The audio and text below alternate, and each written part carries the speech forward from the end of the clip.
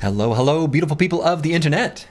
Hello, Choppycat, Foolio, Curseword, The Chaucer, Mana, Just Nom, Cool Doge, Squigs, Corvus Korak, Human Going, Vafello 02150, Nara Knight, Plotus, let's see, Van Thorn, Not Delusional. I have not checked out Reforged yet. This is very exciting. Let's see. St. Jigs. Hello, hello. Thank you, Human Going and Mana for the subs, and Mana for the gift sub to Corvus Korak. Seawolf Sam. Hello, hello.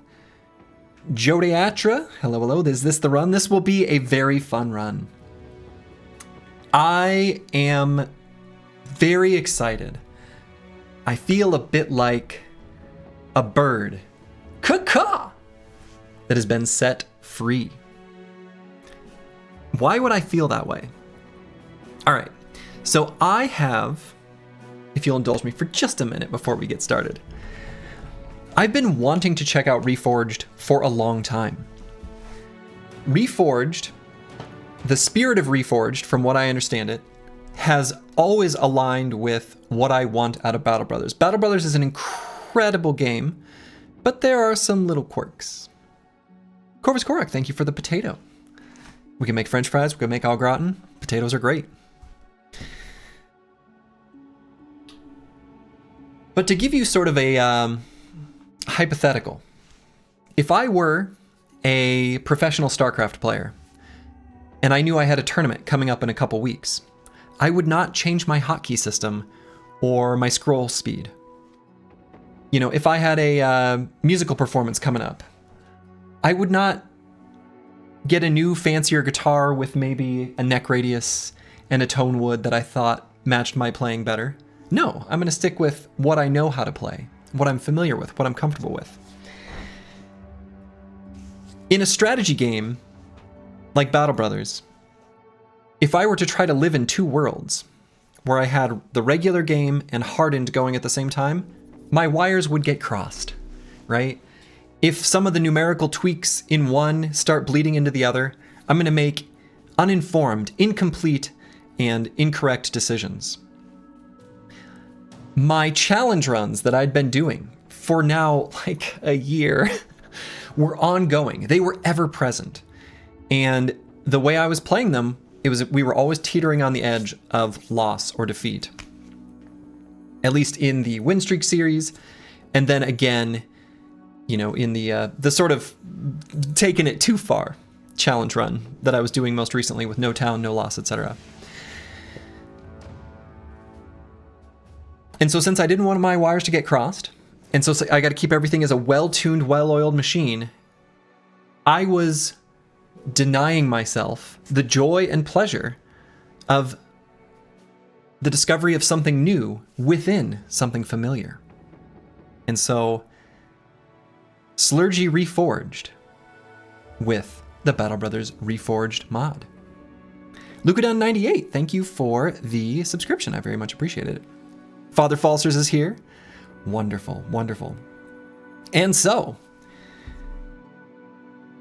I shall open up the meat grinder.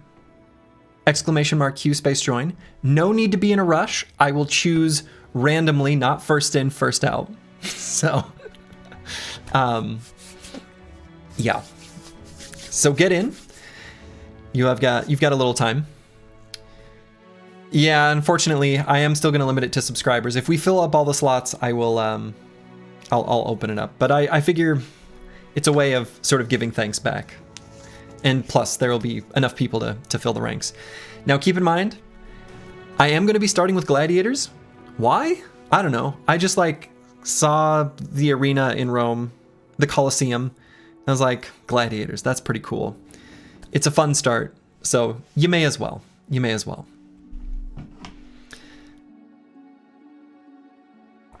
Maybe Gladiators isn't the best way of starting a new campaign for the first time, but whatever. Any plans for a battle brawl anytime soon? Well, my thought with that, Corvus Korak, was what if after a Reforged run. There's new stuff in Reforged. And new stats, I think new enemies, and I don't really know the full depth of what is in it, so leave me unspoiled, at least for the fun stuff. Let me be surprised. But if there's mechanics that I have questions on, you can feel free to talk about those. What was I saying?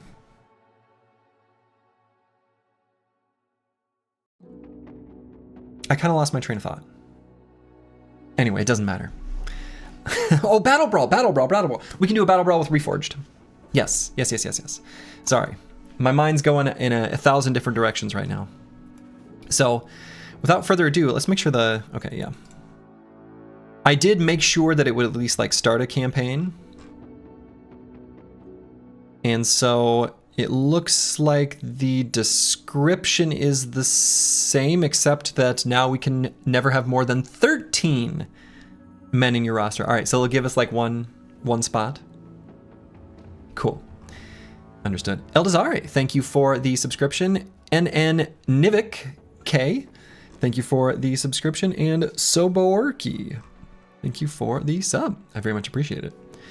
So for those who are asking like why Reforged or curious about Reforged, you know, I've played enough of regular Battle Brothers that I'm excited to try something where the mission statement kind of aligns with what I want out of the game. And so maybe the better question is why Hardened? Why the submod?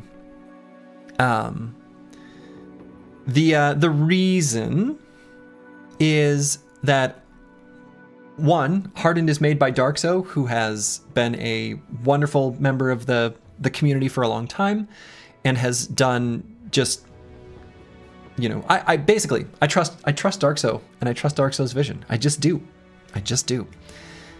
In fact, I can read you the description. Hardened embraces a simpler, more experimental approach. This submod walks back several of Reforged's complex or restrictive design choices, opting for streamlined systems that prioritize fluidity and player freedom. Hardened also takes more risks with creative design choices, innovative quality of life features, and fixes for obscure vanilla bugs or cheese strategies, which can occasionally introduce more bugs or incompatibilities than Reforged. And one of my ideas here is that, having watched a tiny bit of Reforged when it came out, I initially had balance concerns because I felt like there was an incomplete understanding of the base game of Battle Brothers, which is one of the things I was kind of hoping to demonstrate with my win streak series and some of the challenge runs, where people were misunderstanding or underestimating the power of some weapons and strategies and overestimating maybe simpler long-term strategies. And there was a little bit of things were off kilter. So, what do you think about a Battle Brawl format like Protect the King? Every team gets like an ancient priest or champion, and if it doesn't die, the team loses. I like the idea. Corvus Korak. I think that could work. I think the downside of that, of course, is it's pretty easy for the AI to act unpredictably. It adds more of a randomness that maybe is okay. But I think in this case, if there is compatibility between the combat simulator and Reforged, we'll try it. Because I think it will just like it'll shake up the meta dramatically.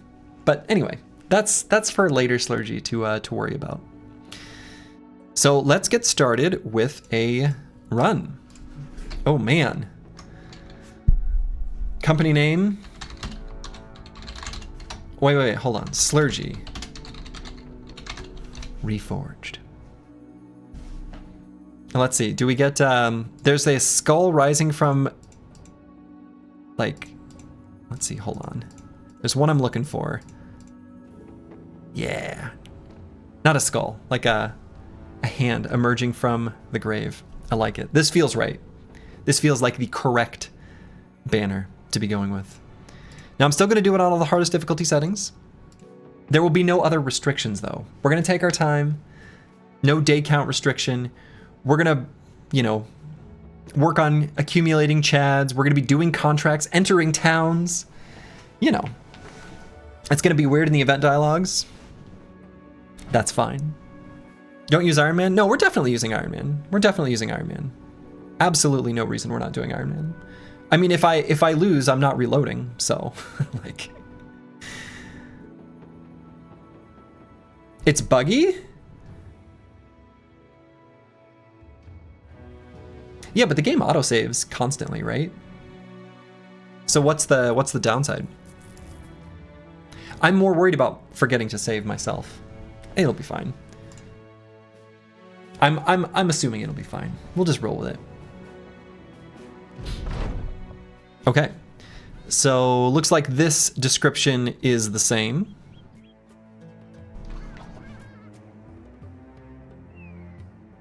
And so our first 3 brothers will be Mana, the lion.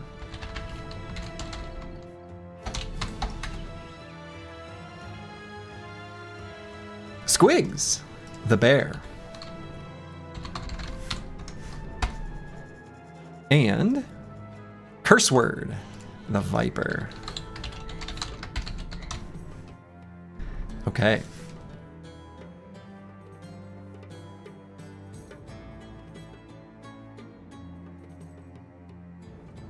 Holy shit, these bros. Oh my god. Oh, naked. Oh, this is a new status effect. Okay. Actually, so first things first. Feel free to drop the link. Okay. Consider it done. Our stat range is the same. It looks like yes. And we are already giving projections.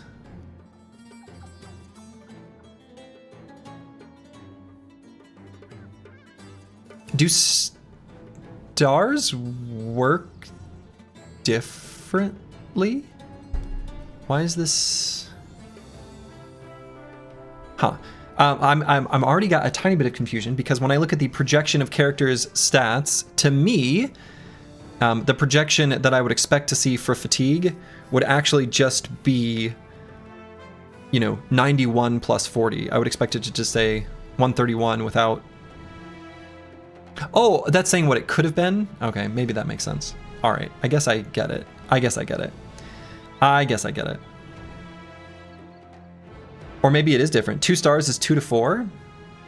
2 stars roll differently now. Or 3 to 5. So 3 to 5 for fatigue. I see.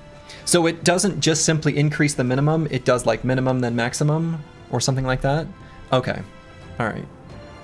You didn't randomize the queue as the first 3? No, I did shuffle pick. Was it really the first 3 who signed up? I clicked shuffle pick. That might just be a crazy coincidence.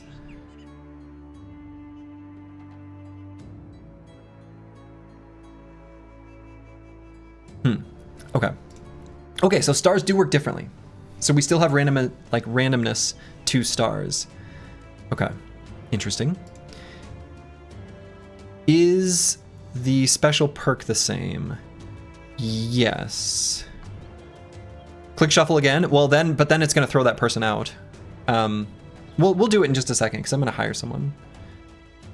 So let's give it just a hot minute.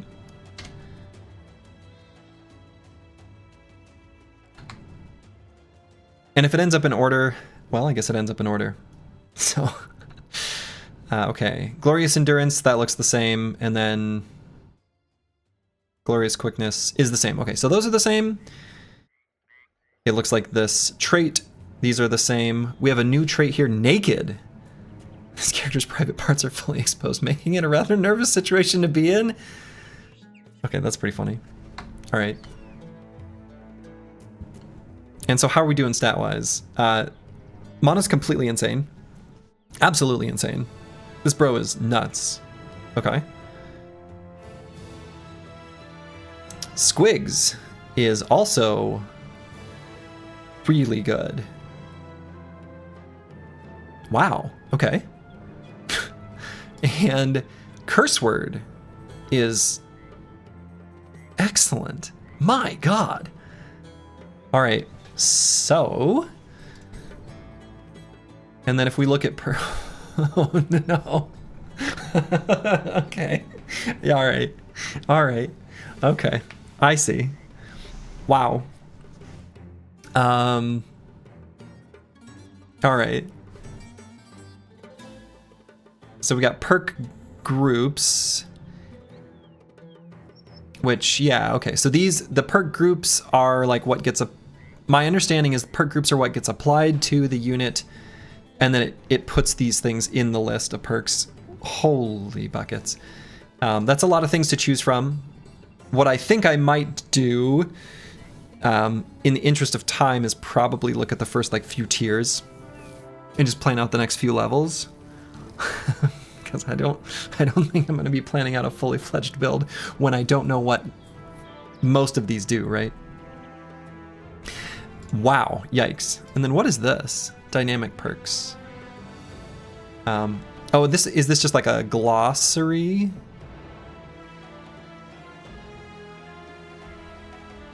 Yeah, it looks like these are just like a glossary of what things could be. Loose perks. Huh. So like if I search spear, okay, right. Okay. Mystic Nemo, thank you for the subscription. I appreciate that. You can search by names. Yeah, so if I do like... Okay, so it won't search within them. But like... Yeah, okay. Marksman perk is neat.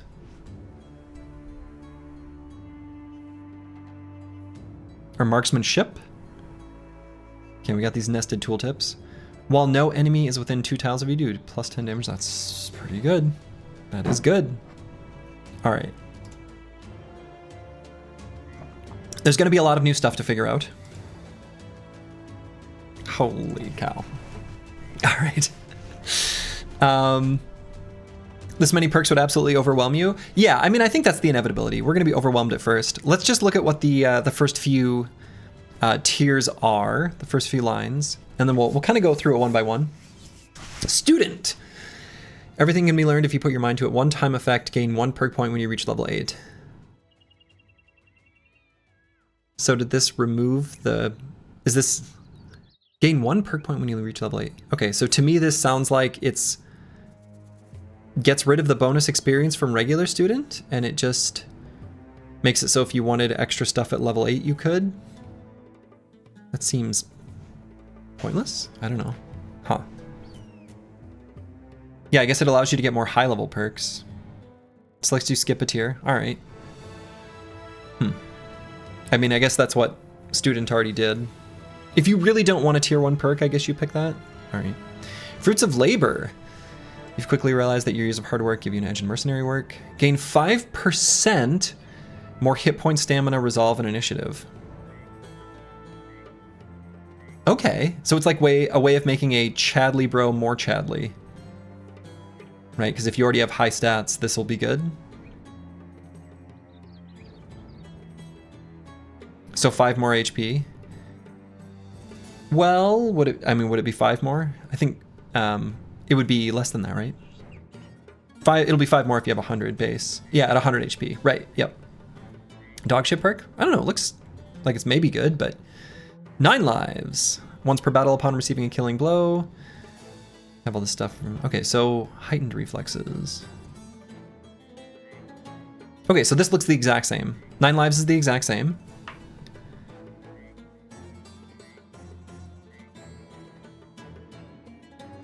Colossus. Gain plus 15 hit points. Oh, okay, so that one's changed.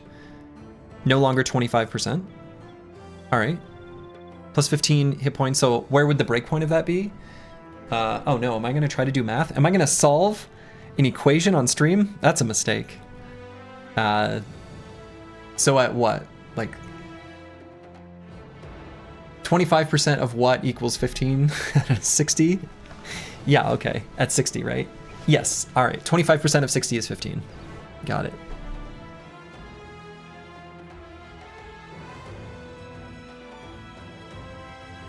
All right, bags and belts. Looks the exact same as regular bags, okay. Fast adaptation.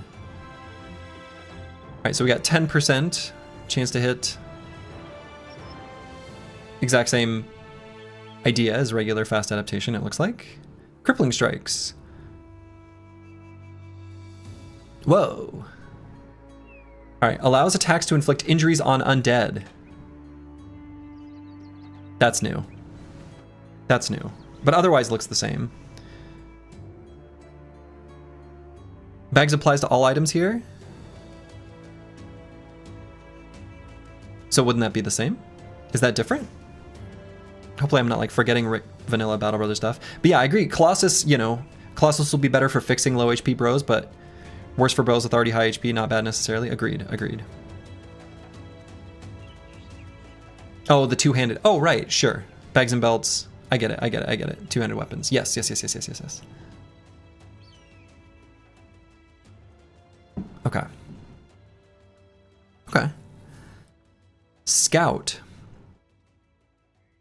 You have +1 vision for every 3 adjacent tiles that are either empty or at least 2 levels below your tile.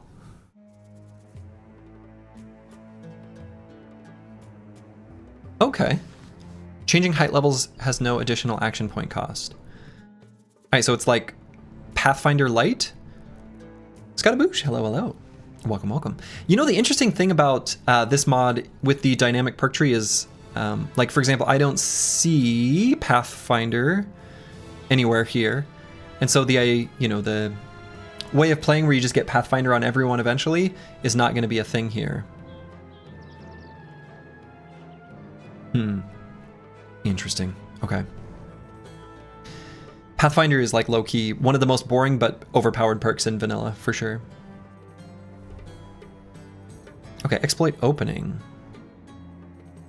Gain a stacking +1 hit chance whenever an opponent misses an attack against you. Bonuses reset upon landing a hit. Oh, okay. So it's a way of making a tanky character. This could be good on like a fatigue neutral type thing, which apparently isn't a thing, though I don't understand exactly why, if we're being honest. And professional. Gain the first 2 perks in a random melee perk group that you have access to. Gain 5% less experience. But this is like a 2-for-1. Oh my.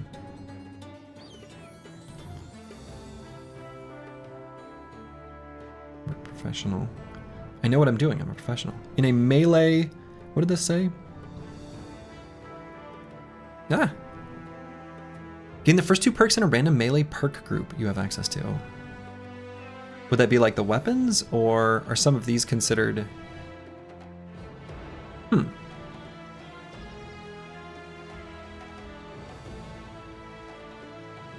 so are they... Oh, okay, each character's the same? Oh boy. Or excuse me, not the same. But it looks like a lot of overlap. Gifted. Okay. Wow. Metawrecker, hello, hello. Yeah, no worries, no worries. Okay. Yowza. So then what do we have? Well, okay. Let's see. So what are the ones that are overlap? What is new and different between these two? This one looked new. Small target. Training against melons of all types is giving you a penchant for hitting heads. All attacks melee or ranged gain plus 10% chance to hit the head. Okay, it's fine. Was this one new? No, this one... These all look the same otherwise, except for gifted. Scataboosh, hello, hello. Thank you for the Prime sub, I very much appreciate it. Gifted. One-time effect, instantly gain a level up with increase maximum rolls, but without talent. Okay, so it's exactly the same. So gifted is the same. Gifted is really strong. And then for curse word here, Viper. This one looks new. Oh, okay. Adrenaline. Unlocks the adrenaline skill, blah, blah, blah. Under the effects of adrenaline, you cannot receive and are not affected by temporary injuries. 1 AP and 15 fatigue. All right, so a bit of an adrenaline buff. Footwork. Looks the same?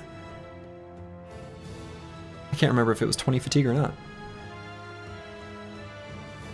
Yeah, it makes adrenaline have a defensive side to it. Right. Seems good. It's just a small buff that seems all right. Between the ribs. Requires a dagger. Okay. For every character surrounding your target, except the first one, deal 10% more damage. Gain fun. Oh, okay. Oh, that's fun. Footwork wasn't 4 AP? I don't think so. Yeah, this looks like a Catal thing for sure, the chest here. That's kind of what I'm thinking. Okay, interesting. I'm curious what happens if I click this professional button. Just gain the first 2 perks in a random melee perk group. Is that these? These other ones don't... Maybe they're limited to just melee characters, like maybe the armor ones? Well, let's click the button and we'll see what happens. It seems like this would be really good value.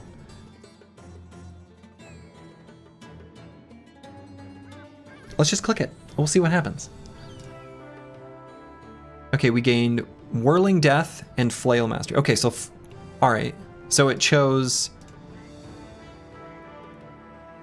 these 2. But it's weird because we unlocked things... Whoa, whoa, whoa. It's good value, especially if you have the Weapon Master perk available. Weapon Master perk. Don't even know where I'd need to look for that. Okay. 3-headed flails are busted. Okay. Keep in mind that this isn't necessarily the exact same as what you might know from regular Reforged. Okay. So we gained... but we don't... Well, we'll have to get a flail. That's right, bustin' makes us feel good. Bustin' make me feel good. Okay. Create a Whirlwind of Death with the spinning head of your flail. Unlocks the Whirling Death skill. Okay. It is a non-attack. Assume a relentless stance, swinging your flail in a deadly arc. Gain increased damage while keeping your enemies at bay. Costs 6 AP to use. And builds up 10 fatigue. Gain the whirling stance effect. Lasts for 3 turns. Alright, so it's like a setup. Oh, reach. Okay, hold up. Reach. Reach. Yeah, I know this exists. Reach is a depiction of how far a character's attack can reach, making melee combat easier against targets with shorter reach. Gain 15% more melee skill when attacking someone with shorter reach. Characters who are stunned, fleeing, or without a viable attack of opportunity skill have no reach.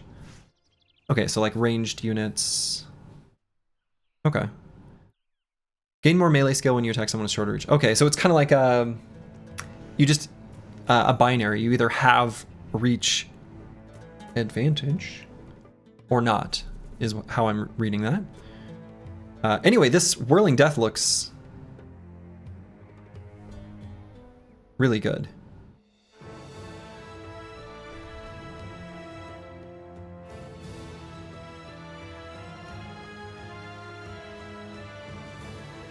Cool. All right. Looks like Reach is reworked and hardened. Oh, apparently so. All right, Flail Mastery. So flail skills build up less fatigue, lash and hail, ignore defensive grid. Okay, that's the same. Pound gains plus 7%.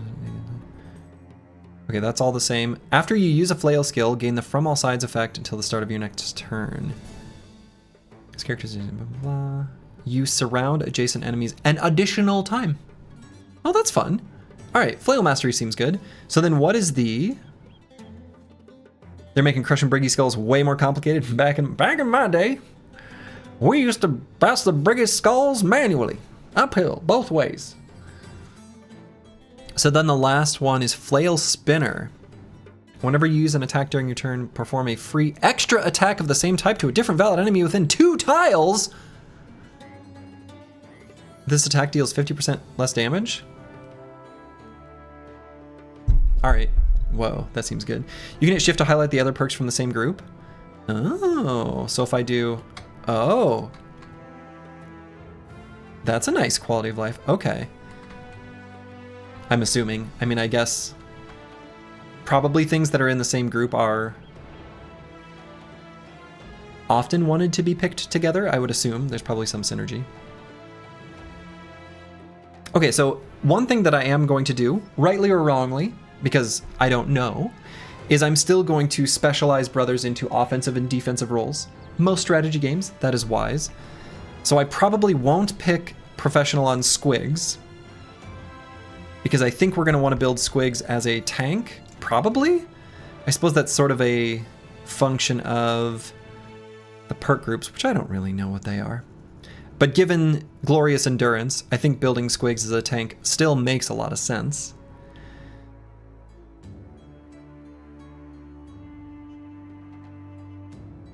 But maybe I'll still choose on Curse Word Professional, right? Let's do that. So we gained Cleaver. All right, so Curse Word's going to be a Cleaver. In fact, maybe I'll just do that. We'll say Cleaver and Flail. Those will be the long-term plans, even though we don't have those weapons right now. So what did we gain here? Mauler. Once per round during your turn, when you move next to an injured enemy, recover 3 action points.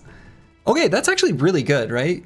I mean, Cleavers, because they have Decapitate, you often want to finish off an enemy who was injured, by definition, took damage. Because they took damage, you want to get next to them. Because you got next to them, you gain more action points. Because you gain more action points, you get to do an attack. Because you do an attack, you get to decapitate. That seems good. I like it. Cleaver Mastery. So, looks like that's where we're putting all of the skills dealing or costing less fatigue. Disarm gains extra hit. Okay, that's the same as with whips. And deals plus 50% critical damage when hitting the body of someone who is disarmed or who doesn't wield a weapon. When hitting the body of someone who is disarmed. Interesting. So it basically turns body shots into headshots. Kind of. If they don't have Steel Brow. Okay, that's really good. And do weapons have the same stats? I should look at that. Yes, these look the exact same as vanilla, I think. Oh, stab is 3 AP. Without mastery, so that's changed. Stab got better. Wow, okay. Was that necessary? So then I still get to choose another perk. Let's look at the tier 2 ones here. And then we'll figure out Squigs. If I make mistakes, that's okay. The bros don't have to be perfect. Kind of counterintuitive to be hitting disarmed dudes. Fair enough. Yeah, maybe that comes up less often. Do beasts count as not wielding a weapon? That is a great question. Slurgi, if that was necessary, then that means the enemies must be harder? No? I would assume so. I assume the enemies are harder. So. Okay. And for all we know, there could be other ways of disarming enemies, right? In vanilla, obviously whips do it, but I could see other things doing it. We'll just have to see. Okay. Angler. So there's a whole tree here. This requires a throwing net. Throw net applies staggered. Okay, seems good. So the net effect, less melee and ranged. Oh, okay. So the default ability of a net looks like it was nerfed because nets in vanilla, lower initiative. And it looks like staggered will do the same thing. Yeah, okay. Any of us got Pocket Sand? Did our bros learn to master it yet? I'm gonna guess Pocket Sand is gonna be in one of these perks. People want Pocket Sand. Pocket Sand. How could you not? Okay, Throw Net, which 4 AP, 25 fatigue. Okay. The range of Throw Net is increased by 1 tile. Unlocks the net pull skill. Use your net to pull a target close and ensnare them. Cost 6 AP and use 30 fatigue. Target will lose shield wall, spear wall, and riposte. Will expend the currently held net. And pull them close. Range of 3 tiles. I assume it also pulls them into melee. Interesting. Okay, that's really good. Okay.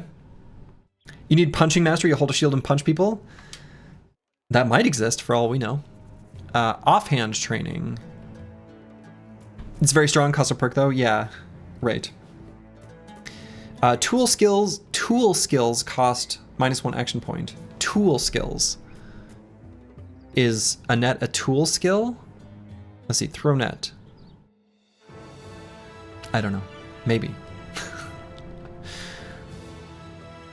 You don't want to spoil stuff for Slurgi, but Orc Berserkers with 200 weapons are a lot more dangerous due to certain perk. Can't wait for them to see them. Good. Good. Don't spoil it. Let me figure it out. I'm assuming, like, you know, things like this, the net pull, an enemy's going to do this to me, and I'm going to be like, oh, shit. Oh, shit. Okay. Wielding a tool in your... I'm guessing nets are just a tool, and there's probably other things. Does not disable double grip. Ah, okay. While wielding a tool in your offhand, your first successful attack each turn will stagger your target.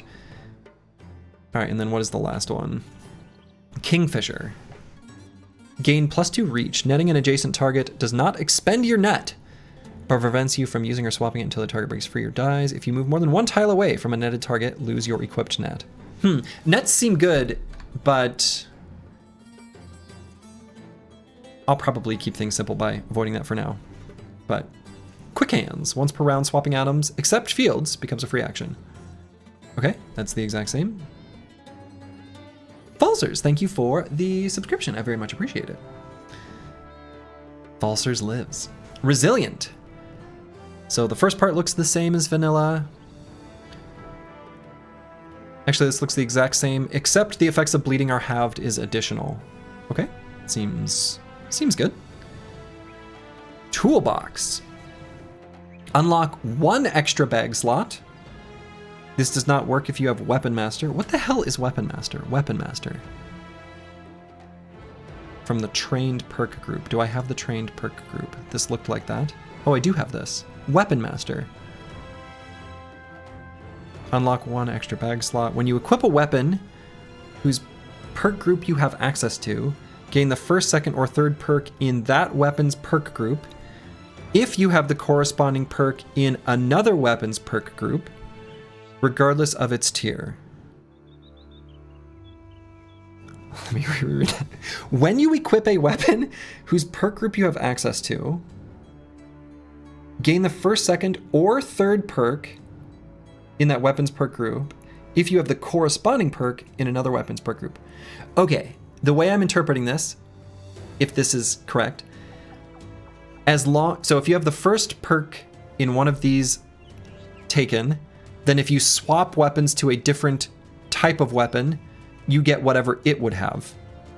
Same with the second, same with the third. Wait, where the hell? Oh, it was here. Here. One-time effect, unlock a new random weapon perk group.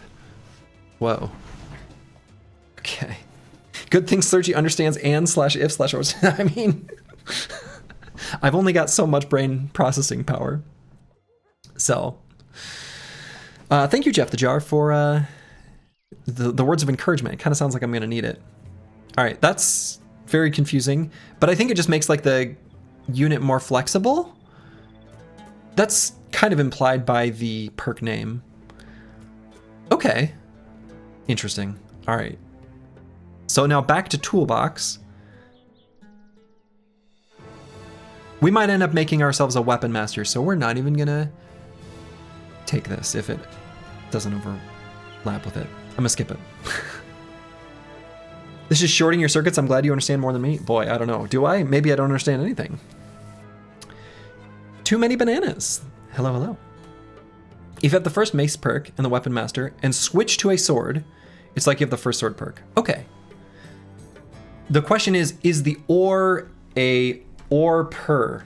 So in other words, if I have the first, second, and third of a flail, and I swap from flail to sword, do I get the first, second, and third?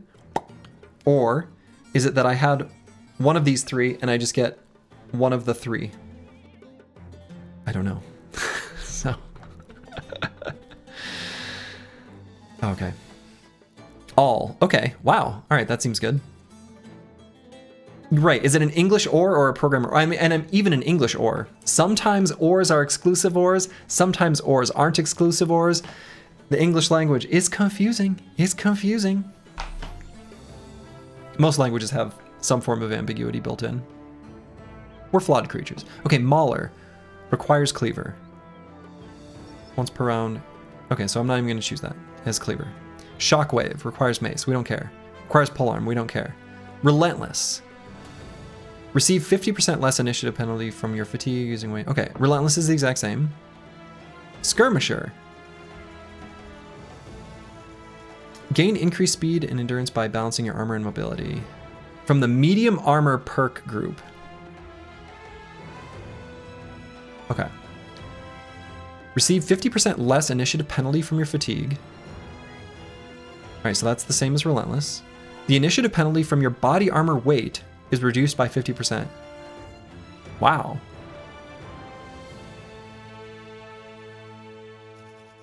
Which comes with dodge. For each empty adjacent tile, gain bonus to weapon. Oh, wow. Okay. So it's different from regular dodge. Has 5% of your current initiative as a bonus for each adjacent tile. Empty adjacent tile. Okay. Honkino, thank you for the subscription. This is like Brawny++.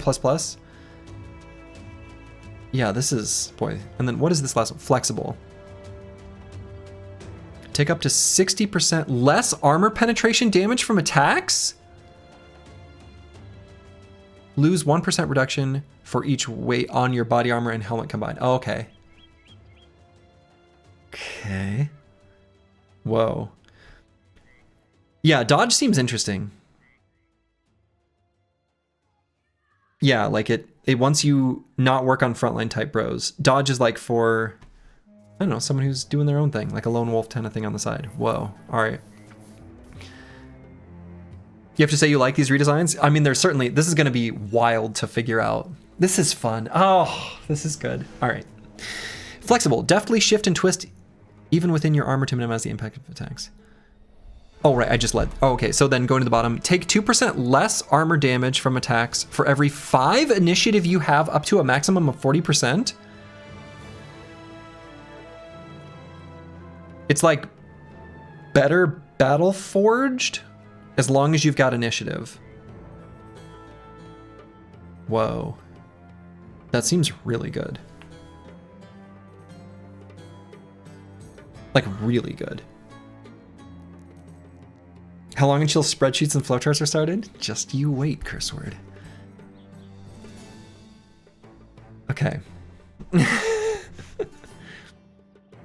have a sneaking suspicion you're gonna show up in the next stream with another PowerPoint. Anything's possible. Okay, elusive, you are impossible to pin down. Action point cost for movement on all terrain is reduced by 1 to a minimum of 2 action points per tile. This does not stack with Pathfinder. Okay, so this is Pathfinder Light. Oh yeah, and let's see what Pathfinder does. Pathfinder is the same. Okay. After moving 2 tiles, become immune to rooted effects until the start of your next turn.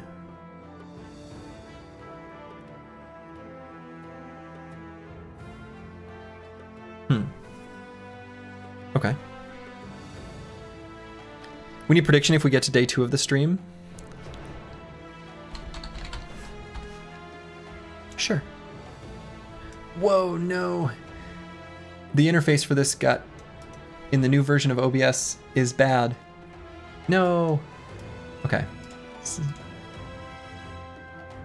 Okay, yeah. Not delusion or squiz. Whoa, what did I just do? What is this? What happened to my... What is going on?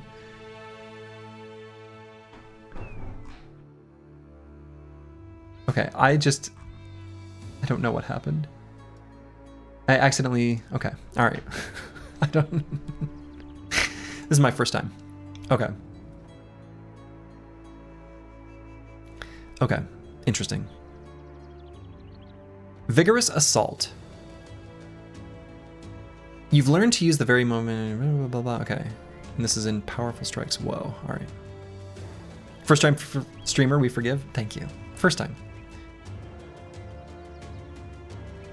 For every 2 tiles moved during your turn, your next attack costs -1 action point.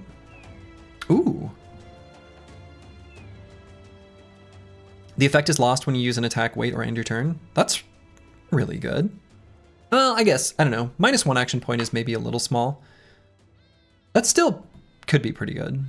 What's today's drink of choice? Hyunmi Nokcha, a Korean brown rice green tea, which is almost empty. So I'm gonna have to crack open one of these sparkling waters here in just a moment. Entrenched. From an advantageous position, you control the battlefield. Gain +5 resolve per adjacent ally. Gain +5 range defense per adjacent obstacle. Gain 50% more ranged skill, while at least 3 tiles are occupied by allies or obstacles. From ranged combat, okay. Phalanx. Learn the ancient art of fighting in a shielded formation. Gain +1 reach per adjacent ally equipped with a shield. Shield wall does not expire at the end of the start of your turn if an adjacent ally is also using shield wall? Whoa. Whoa. Oh no, ancient skeletons with phalanx? Yeah, right? Whoa. Okay, so the second perk I take, looking at that full list,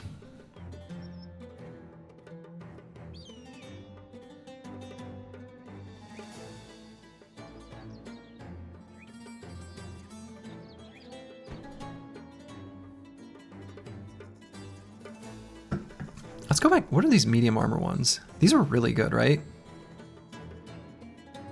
This is maybe good, but not good later. These medium armor ones were insane. Actually, so real quick, why don't I look at let's look at these. Okay, I'm gonna look at the armor ones because I think we want to plan if we're gonna be light or medium or heavy. Hey Slurgi, I'm so happy you've started dwelling into modded BB. Looking forward to it. Hey, glad you're here to enjoy Elna thanking. All right, so bags and belts. All right, so that one was from light. Relentless. Okay, nimble. So it takes 60% less hit point damage from attacks. So that's like full nimble, like 15 or less fatigue already by default. It's weird of saying 60% less instead of 40%, but okay. Take more armor damage equal to the combined weight of your body armor and helmet as a percentage. Whoa, okay. Take more armor damage equal to the combined weight of your... Okay, whoa, all right. Huh. 45 minutes in and picking the second perk, I think I'm gonna slow down a bit. It'll speed up once I get some things figured out. Holy shit, 400 nimble? Except that you take more armor damage, so it's probably not actually good. So I think we looked at the medium armor ones, which were good. This flexible seems insane, just completely insane. This seems really good. Especially if it can be combined. All right, so Brawny's here, and that is the exact same. Bulwark. Gain 5% of your current combined head and body armor condition as resolve. Whoa, okay. So if you have 300 armor on, or like, let's make it, yeah, so if you have 600 armor, 5% of 600 is 30. 30 bonus resolve. That's pretty good. That's pretty good. That's really good, actually. Of course, going down as you get hit. That's pretty good. I think this is pretty good.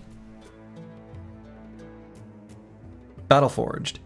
Take 1% less armor damage from attacks for every 20 current combined body armor and helmet condition. So is that the same as regular Reforged? So at 2000, you would take 0 damage, which might be the same. This might be the same. Aren't flexible and nimble mutually exclusive? Are they? Why would they be? Unless there's something I don't understand about this. Only in base Reforged? Okay. It seems to me that flexible plus nimble or flexible plus Battleforged are insane. Right? I mean, I feel like that's just true. Taking 60% less armor penetration damage from attacks, even if you lose that 1% reduction for each weight on your body armor and helmet combined, even if you get like, let's say 10% less armor penetration damage, that's really good. So I'm kind of inclined to say like, if we take like Battleforged plus flexible, that's insane. We're gonna try to do that. And that will only make, maybe that'll be bad, but then I built a bad character. So we're gonna go for that. I'm maybe going to go with either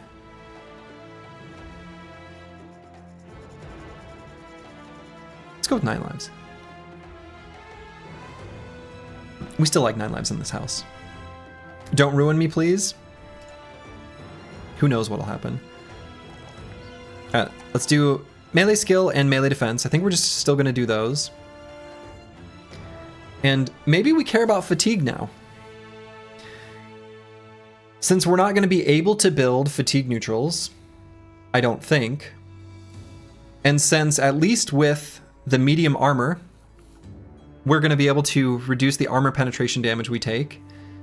Eventually, we can make it so that hit points matters less to us. Maybe. I don't know. Fatigue is pretty good on flail bros anyway, right? So let's just grab this fatigue. Maybe I should grab the 4 resolve, but yeah. Who knows? I don't know what I'm doing. All right, so that's mana. Now we're gonna go to Curse Word because we already started working on him. And so what's new? This one's new. Exude Confidence. At the start of your turn, if you have at least steady morale, improve the morale state of your adjacent allies by 1, as long as their morale state is lower than yours. Ah, so if you become confident, you can actually make your allies next to you confident. All right. Okay. That seems pretty good. Nice banner perk? Yeah, nice banner perk, for sure. Agreed.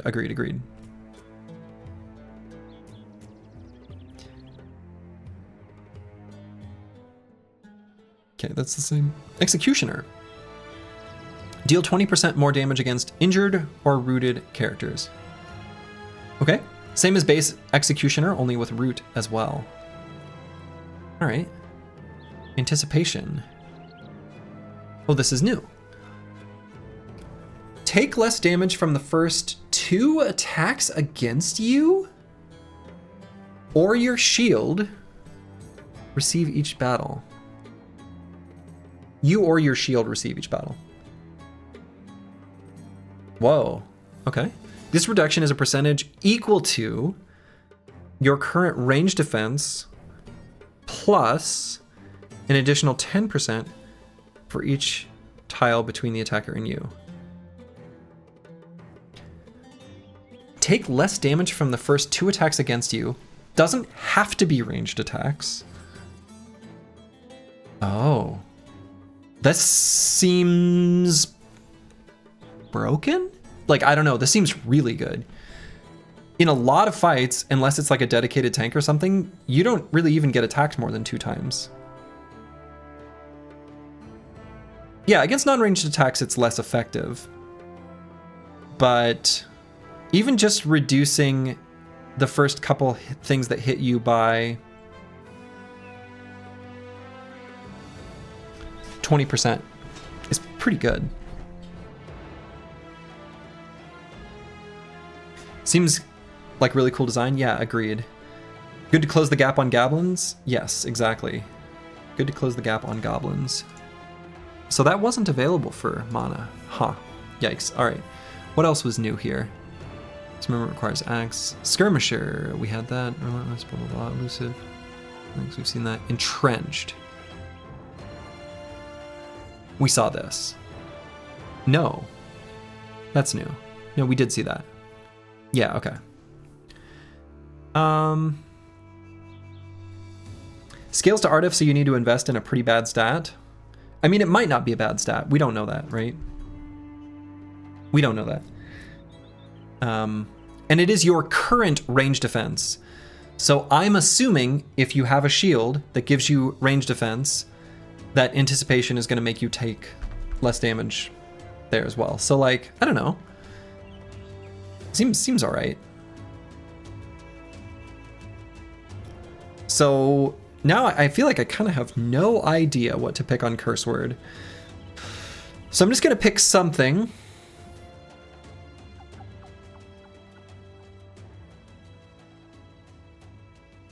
Keeping in mind that we have Glorious Quickness, so we want to build this character as like a damage dealer.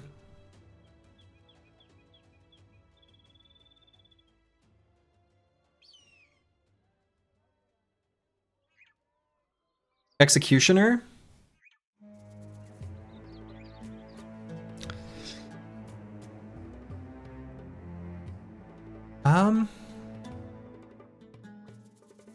I don't know. Maybe.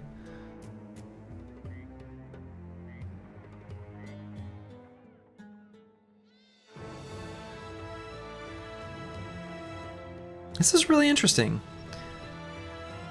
I'm curious about this anticipation.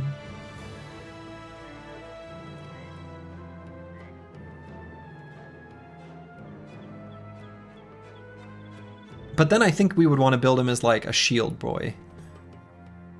Cleaver plus shield, could that ever be good? Hold on, do we get Duelist? Let's look. Duelist. Is Duelist the same? No. While adjacent to at most one enemy, gain +2 reach and plus 30% armor penetration. While adjacent to exactly 2 enemies, gain +1 reach and plus 15% armor penetration. Okay, so Duelist is like literally you want to duel an enemy.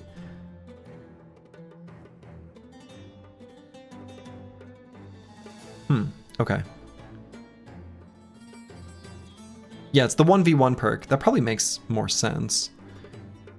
Yeah, says it right on the tin. Hard to argue with that. Battle flow. Okay. We'll be getting that. You know what? Let's do the old tried and true. I don't know what to pick. Ha ha ha! Problem solved.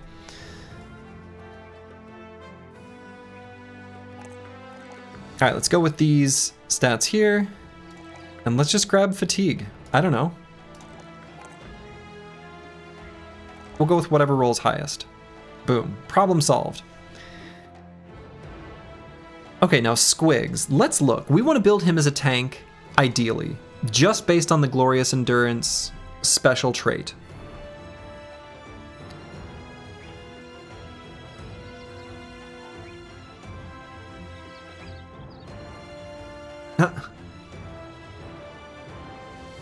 Back to basics. Captain told you to focus on the basics, try and feign stuff.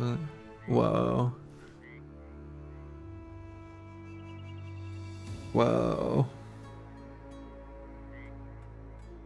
Okay.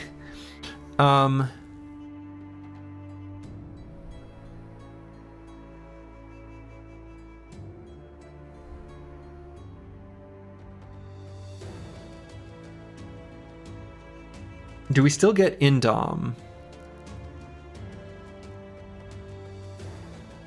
Where would I find Indom? Hold on. Is Indom still in the game?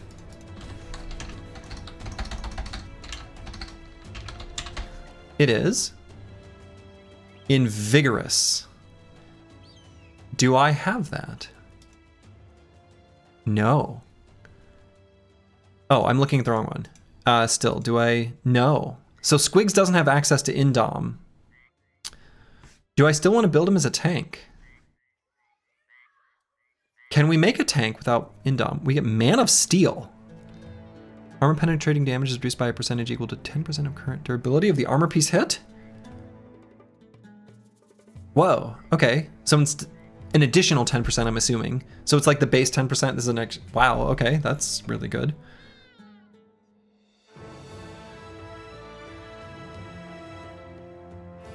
Yeah, doubled armor, like protection to hit points. Yeah, S is the symbol for hope.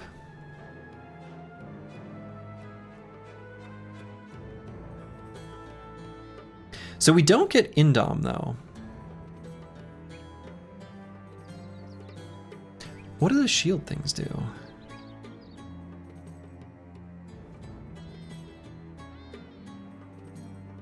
Enemies will never have reach advantage against you. Oh, wow, okay.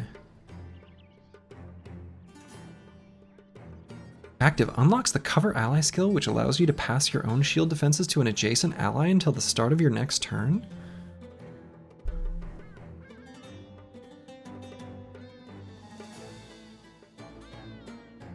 Oh my god.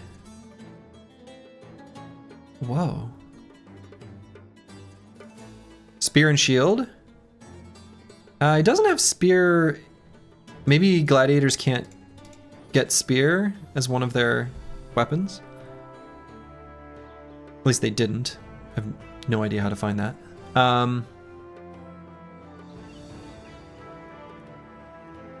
Let's see. And the cover ally skill was 4 AP and 20. I mean, maybe that's just better. Maybe we build him as like an inline tank. Whoa.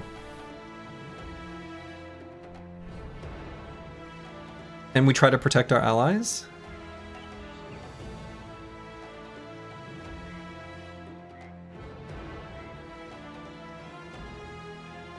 This is wild. Okay, so we're still going to do that. I'm still going to build him defensively and put him in the dangerous positions. So let's choose still the defensive stuff. So let's do like this. We're going to choose a 1 in melee defense.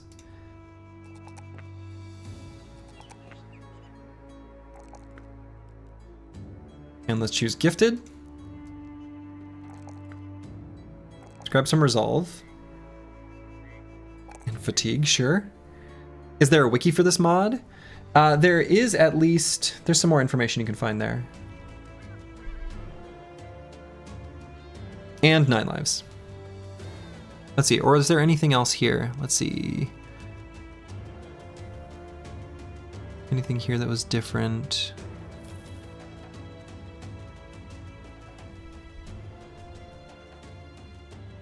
Thanks for the reply so far, learning as we go along. Oh yeah, I don't have any idea what's going on.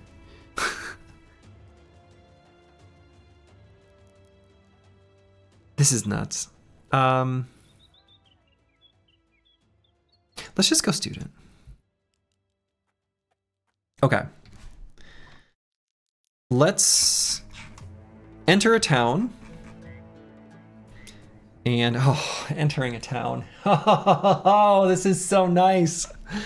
Okay. And look at our contracts. Hire a couple bros. All right, so are these going to be the same? That's the real question. Escort Caravan. That looks about the same. So did clicking on the town scare you a little? It brought me like a little like, you know that feeling when you go over a roller coaster? It's exciting. Hunt down what terrorizes. Okay. Run rules broken? Haha, joke's on you. No run rules at all. We can buy stuff. And we still have compatibility with the other mods. So we've got like the named item ranges. Of course. Famed items in the starting town. Potions look the same. Okay, okay.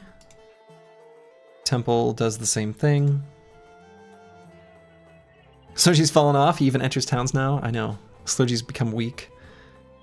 Any new items or things like that? Doesn't look like it.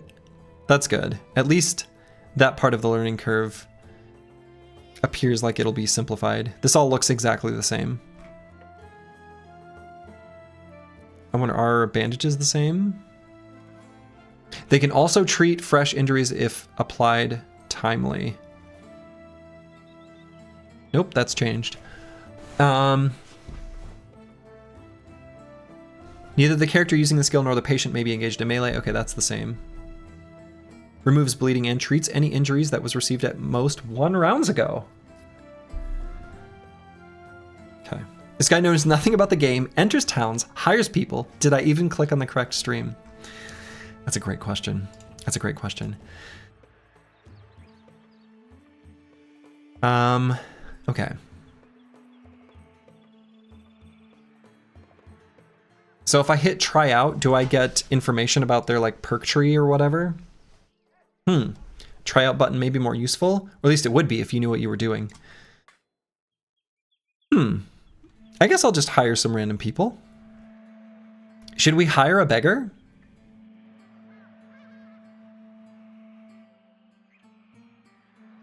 A beggar, a cripple, a gambler? I mean, we just need bodies, right? At least for now. 30 gold, what a ripoff. Right. Let's hire a beggar. And a gambler. And a cripple. Well, well, well.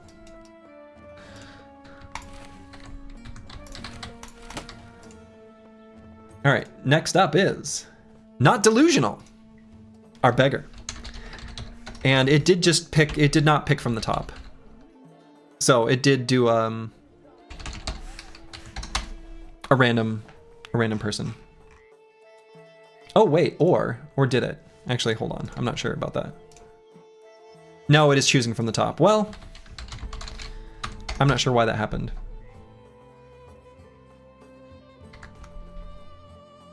And then Corvus Korak. Oh my goodness. Oh, I knocked my mic over. Whoa. Fixed.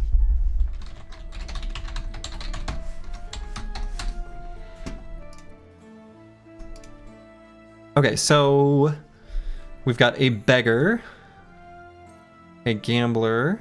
Let's see, are these going to be the same? So let's first look here. Attributes look the same.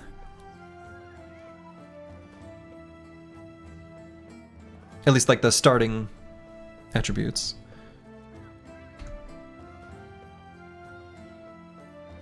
Whoa. 36 hit points. Whoa. And what perks do they have? Much smaller list. Much smaller list. Okay. All right, so let's see what we've got for fights in the arena. Okay, 3 webnecks. We can do that. Sweet. All right, I'm gonna use the restroom real quick and then we're gonna fight 3 little spooters. Be back in just a moment. I've returned. Okay. Yeah, it's the new naked effects, but don't worry, we're gonna put things on people. So we don't have a flail or cleaver yet, but that's okay. We've still got bros that can equip stuff. So we'll go ahead and put these things on Squigs. And I don't think we're gonna need the net. We'll leave it in the backpacks though.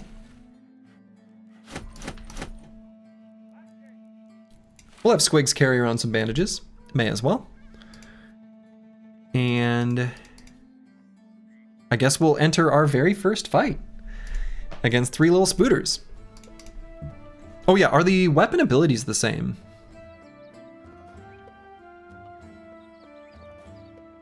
Yes, okay. It's giving the double grip damage in the tooltip. Did it always do that? Maybe it did. Looks the same. Gash is the same, except it also applies bleeding. 3 stacks of bleeding. Receive 1 damage per turn. Okay, bleeding is no longer just a... Oh, okay, whoa. All right. Okay, whoa. This... All right. Okay, hold on. So a stack of bleeding gives 1 damage per turn. Initiative and resolve are reduced per stack up to a maximum of 50%. Okay. The reduction per stack is more for characters with lower hit points.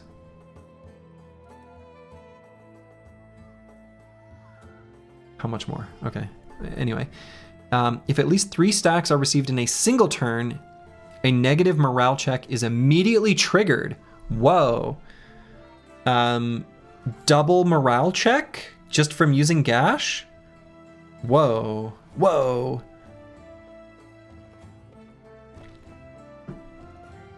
Oh yeah, and everybody gets recover.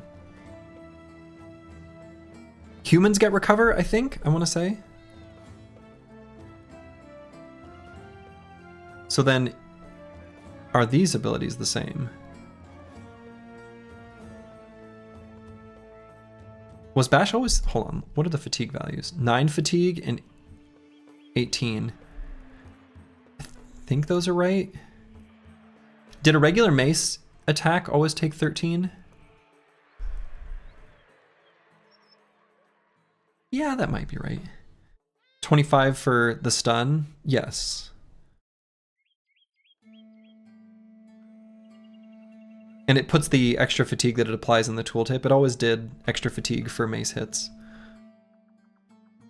It just didn't say it. 75% chance to stun 9 hit. Okay, that's the same. And then... Stab is now 3 AP instead of 4. Has 25% more injury threshold. More injury threshold. So it's less likely to injure them. Okay. And then Death Blow is 4 AP. Which I think is the same. Now I'm doubting myself, but I think it's the same. Okay.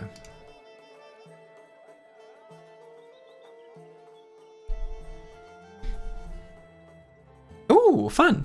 We get like a list of people. Oh, and you can hit I'll have to think it over and not... All right, this is a nice quality of life. In case you screwed up here, you can hit I'll think it over. I don't think you used to be able to do that on this screen. Okay, the combat log looks different. It's bigger, it's wider. And whoa.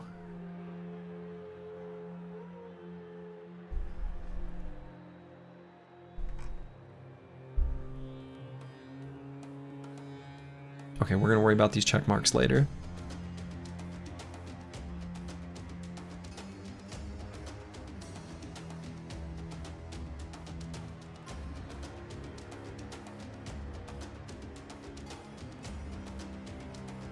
Okay, this will be fine. I'll still play it 1.5 combat. Not super fast, but... Okay, so we can learn a lot about the Webneck already. It has 1 reach, and we have... Is that this? 1 reach. So we're tied in this case. Okay. Effect, strengthen numbers. Okay, so it gains stats when it's next to its allies. It's a spider.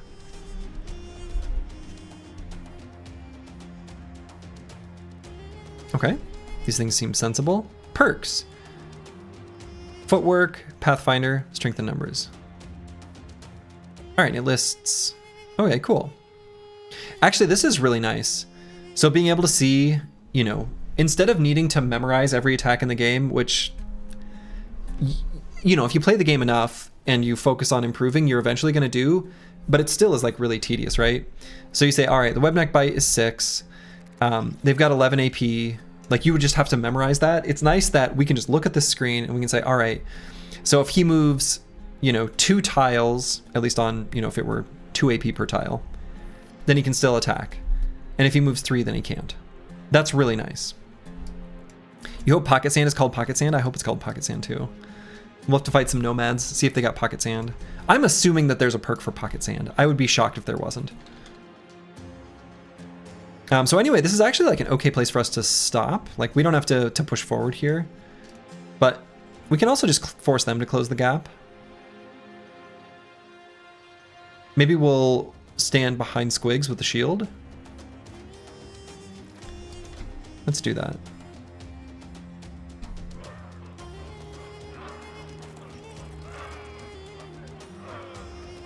Alright, so let's wait on curse word. We'll do the gash, because I think we got plenty of fatigue here on mana. That did 0 damage to his armor. Did we expect that?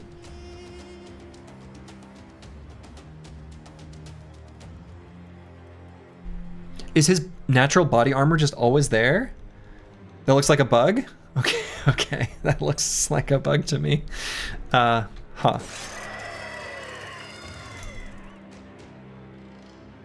And I'll go for a stun.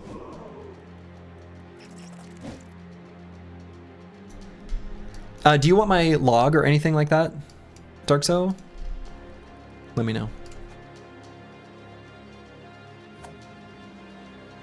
Log, please. 3 bugs to be precise. Yeah, let me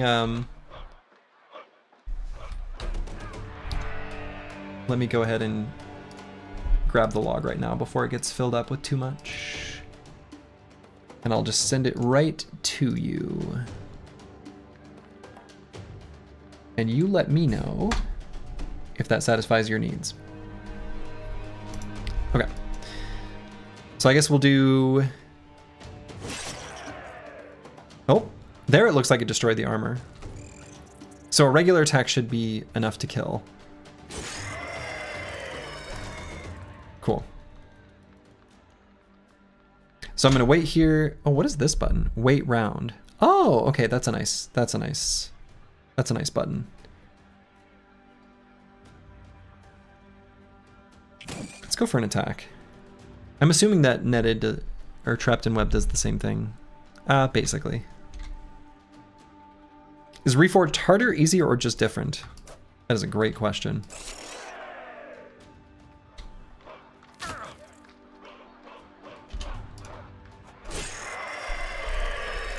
Love the UX improvements in Hardened? Yeah.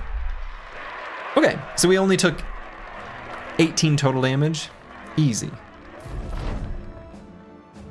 You gain 25 renown. And some gold. It just didn't tell us that. But that was just for the contract. Oh, I like these little... I just realized. I didn't even look up here. In parentheses... Here by food, it's the number of days that our provisions will last. And then up here, next to tools, it's the number of hours to repair our stuff. Cool. That's really nice.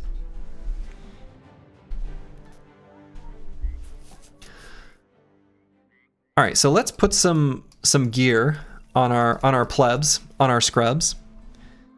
I don't know if they're any good or not. I'm not even going to look at the perks that they have available to them yet, because I don't want to totally overwhelm myself. We're going to give them maybe some butter knives.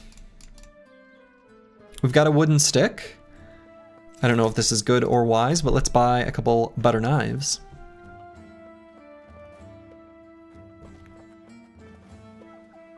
We can maybe buy 1 set of tools just to have it available to us. Let's give the stick to Corvus Korak because he's got more fatigue. And then we'll give the knives to Falsers and Not Delusional. Oh, and what I should do... Hold up.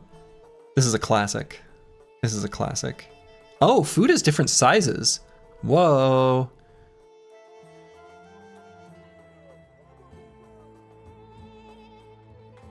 We're going to sell the wine and the dried lamb and replace it with rice.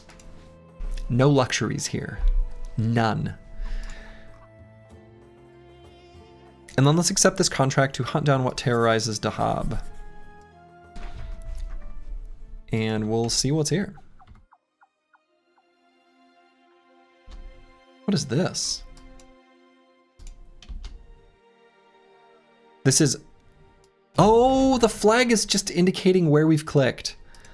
All right. The flag is like the current destination. Hyenas, 4 to 6. Okay. Apples and fruits, thank you for the prime sub. Love this Slay the Spider gameplay. You know, I played a game. I played Slay the Spire this morning. I played a Ironclad run, and I won. So we're off to a good start. The day has started well. All right, so Hyena's initiative appears to be between 80 and 96.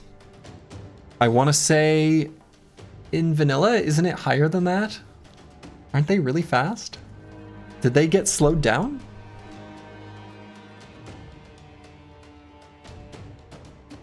Okay.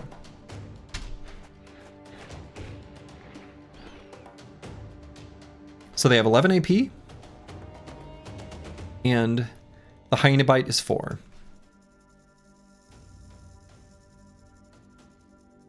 Okay.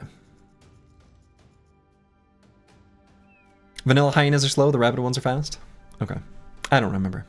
Panic G, level out.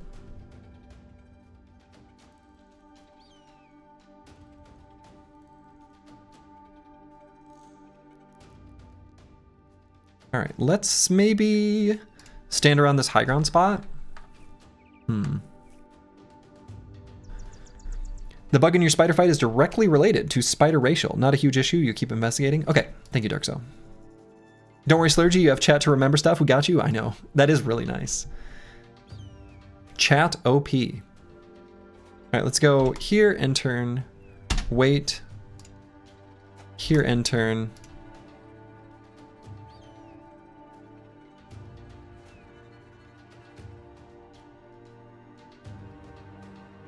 Maybe just to here? Okay. We're gonna make it so all the surface area is on squigs. Are there any things I need to remember with the perks that I've chosen so far? I guess not. Other than that, I need to find a flail and a cleaver. Alright, so we waited on everyone. Is it too brave to move falsers here? Do we think we can kill this hyena before he gets a chance to attack? And certainly kill falsers if he doesn't die. I believe that falsers knows how to live. I'm prepared, sire. Are you prepared to go all the way with this, Alexei? Yes, I am prepared to go all the way, my good admiral.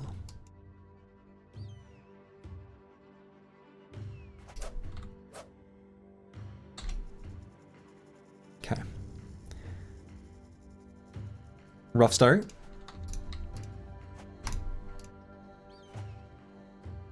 And maybe shield wall?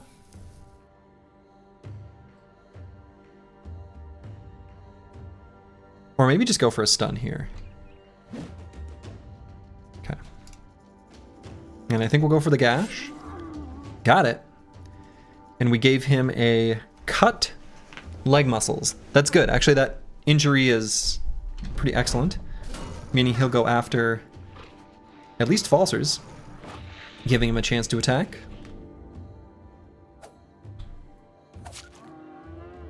Ruh-roh. Okay. Might be enough. We'll have to see. Could go for another resolve check on him. He is currently breaking, so this might do the trick. It didn't. We'll wait there. Okay.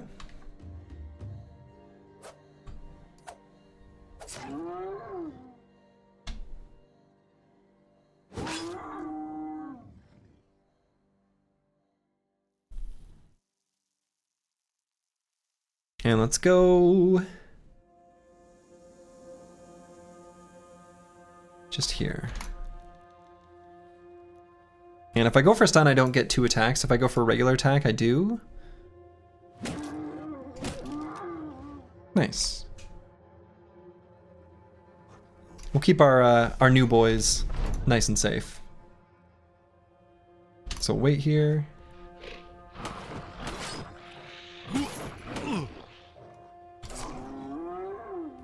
Lovely. And let's just go for attacks, I guess. Try to get a stun. Fail.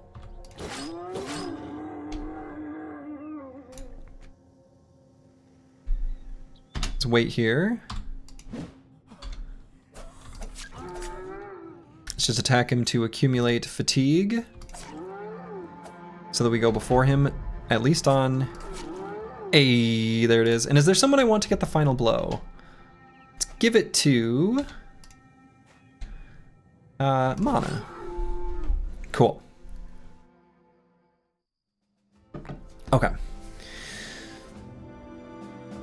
So you mean that it gets too easy by the late game power creep? So you guys are talking about sorry, I've been not ignoring chat, but I've missed a whole bunch. It was too fast. Okay, in vanilla Battle Brothers, the player's power curve is fairly steep in the beginning. Early game is harder.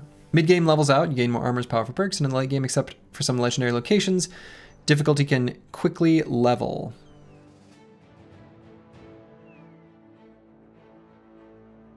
Yeah, so players become way too powerful in vanilla, which I think is actually not such a bad thing, necessarily. So in essence, it means it gets a bit boring unless you do challenges like entering cities, blah, blah, blah. This is more pronounced. The deeper and better you know the mechanics and combinations of the perk, like daggering down enemies, etc., etc. Yeah, for sure, for sure. You always get bored of the late game. I agree. I understand that, for sure. Okay, and we got the Raging Hyena Fur. Cool, cool. Let's be done with this. We have crowns to collect.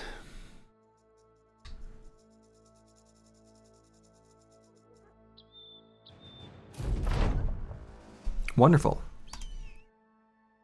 We gain... All right, so this is actually just like telling us the things that were happening anyway.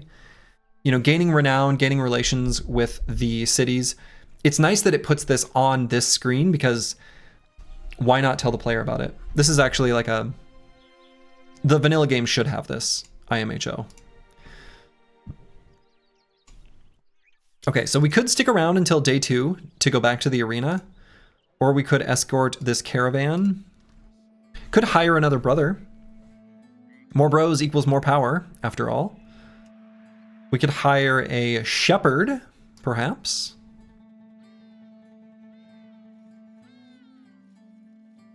Why not? At least in vanilla, this would be a wise choice. So, let's do it. Hire. A dastard? All right. Fulio. Fulio the Shepherd. A dastard, wavering at the start of combat. Boo. Does have bow. Pretty good base ranged attack. Honestly, kind of rolled stats like pretty well overall, I guess. Yeah, mostly. Hiring seems inferior to waiting on a wintry road and assuming someone will come by. True.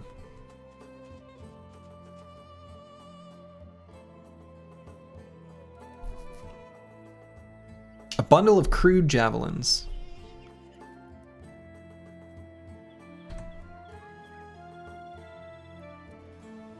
Only the fat is low, everything else seems pretty good for a shepherd. Sure, for sure. Let's get some jabs. Why not? Oh, a stack of 4.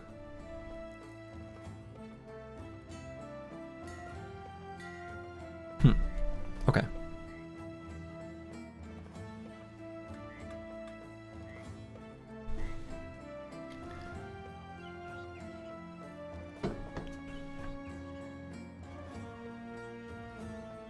Okay, so let's accept this contract to escort a caravan, I guess.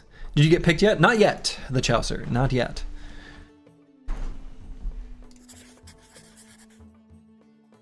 And I assume this will be, yeah, the same as a regular contract mission.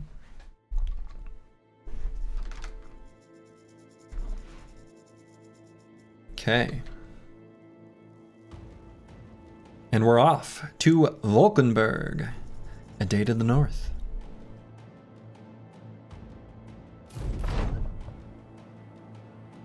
Oh. Oh, they get fun little icons. So these are the same. So ambitions look the same as vanilla, only we get fun, cute little icons. You love it. I suppose We Need Allies is probably the play. That's usually the first one for most campaigns that we accomplish, at least in vanilla. So we'll choose it. Get ourselves some renown. Oh, that's a nice thing of the tooltip too. Hovering over a structure tells you what it does.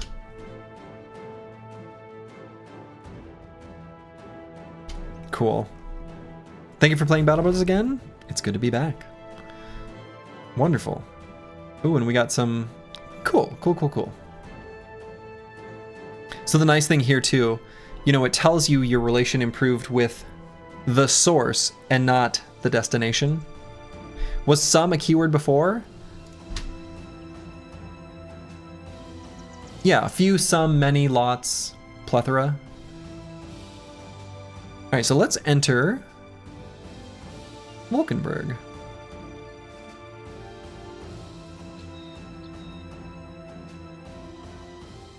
See what's here. Well supplied.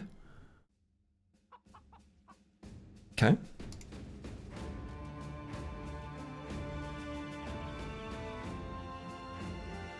Enter the armorer. Whoa, this is new. Okay, new helmets, new helmets.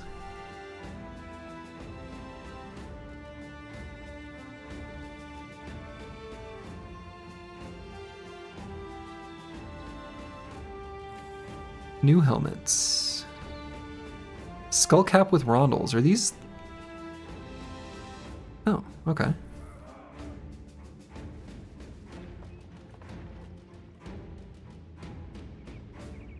The man, the myth, the legend. Hey, hello, Cracklack. Happy to see you back, Slurgi. Well, glad to be back. Bjorn to kill. Fair warning, Hardened changes helmets and armor fatigue values quite a bit. Yes, that does. Oh, yeah. Oh, wow. Yeah, lots of things are different. I didn't even look. Now, hold on. Are these the same? Yes, and I don't remember. This is the same. This is the same. I don't remember the original Gladiator helmet's weight. 100%? What's the command for name on a bro list? Exclamation mark Q space join. Vision -4 seems like a lot. Yeah, the base game, it capped at -3.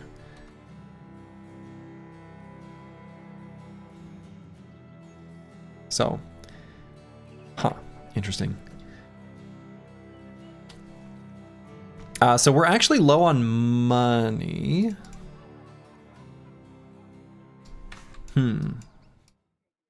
So maybe return to Dah Hab for some arena combat? Yikes. I guess that's the play.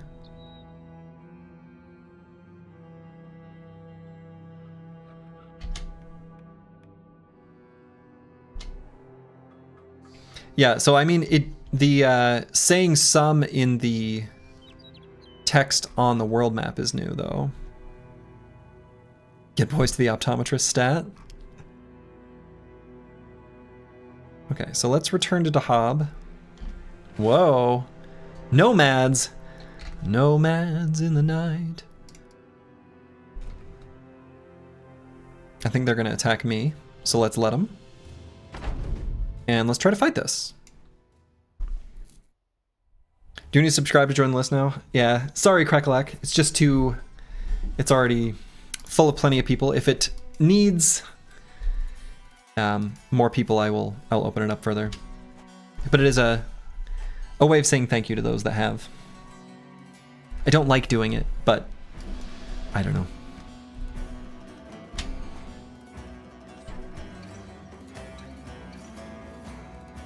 No, thanks for understanding. I don't like doing it, but I don't know. So you can set in the mod options if you want the sum or numbers in the mod options. Sum is fine, I think. I think it's totally fine. I'm okay with the word sum there. All right, so instead of throwing at this shield, let's move here and then throw at this cutthroat.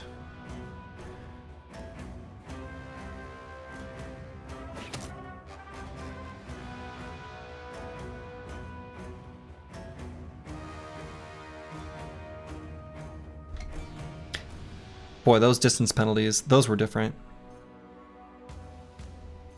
All right, so let's get Squigs here, Mana here.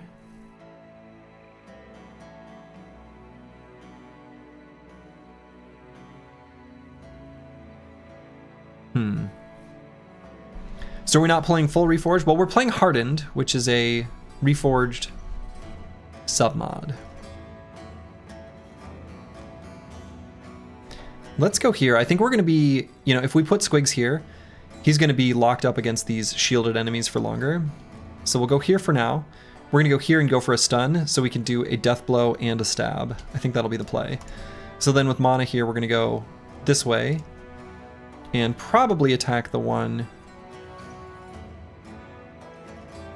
See, 63% chance, 76. Yeah, we'll just attack here. And we'll go with the, with Gash. Nice.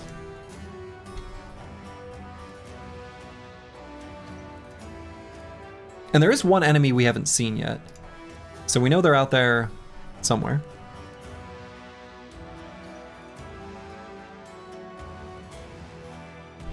Aha.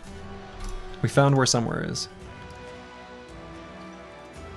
So I could go for a shield wall here, but let's try to get a stun here.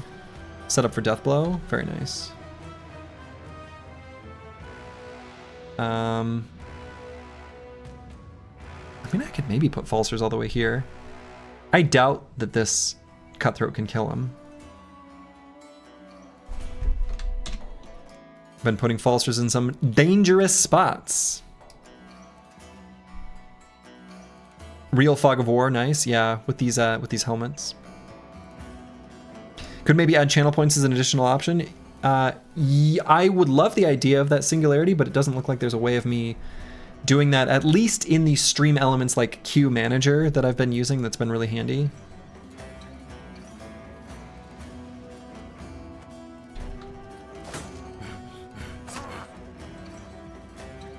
Your faith shall see you through? Absolutely.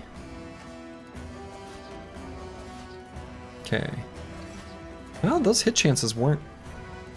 They were higher than I would have wanted. All right, so let's go here and throw out this cutthroat. Okay.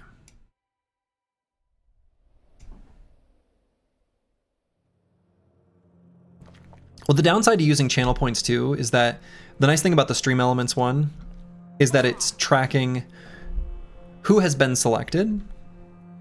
And so it's a nice way of, you know, there's too many people for me to manage it and limit it to just like one per person. And this always does that. So I do like a system that manages it for me, sort of to help make sure I'm able to keep it fair, basically. Okay, got him. Boy, putting not delusional here seems a little sketch, but maybe it's not so bad.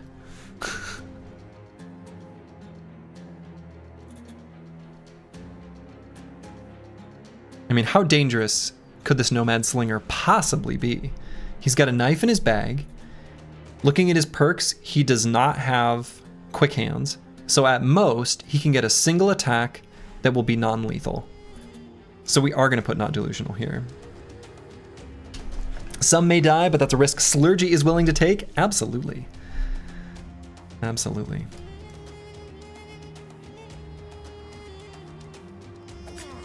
That's true. The complexity of the selection algorithm is big O of 1. We like keeping things simple. So let's go here. And let's go for the high hit chance. Nice. Great.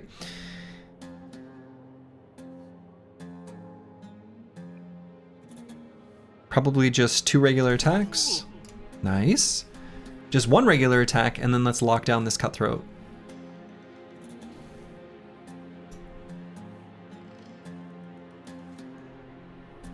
Maybe.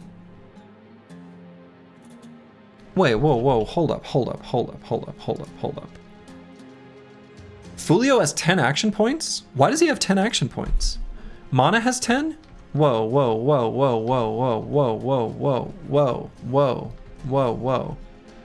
People have more than 9 action points. Why do we have more than 9 action points? I didn't notice this before. That changes everything. I don't know why, I don't know how. That's a bug you're trying to fix, just a visual bug? Oh, the action point thing. Boy, that seems like a serious bug, actually. That's... Okay.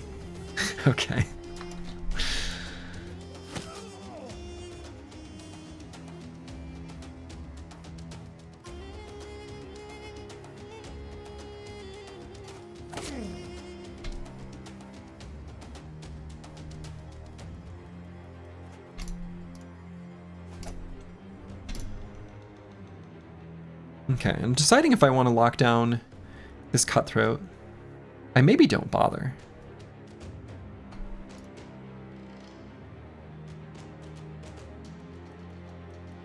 Yeah, it's just sort of a good way to ensure the bros are named after people who are regulars and invested, if I remember correctly. Yes. I mean, as soon as basically, there were some runs where people who were like long-time viewers were being overwhelmed by the other requests by other people. And it seemed to me like the people who are going to stick around to see how their brother performs are the ones who it makes sense to ensure they're able to get in the queue. So that'd be why. That's the primary motivation.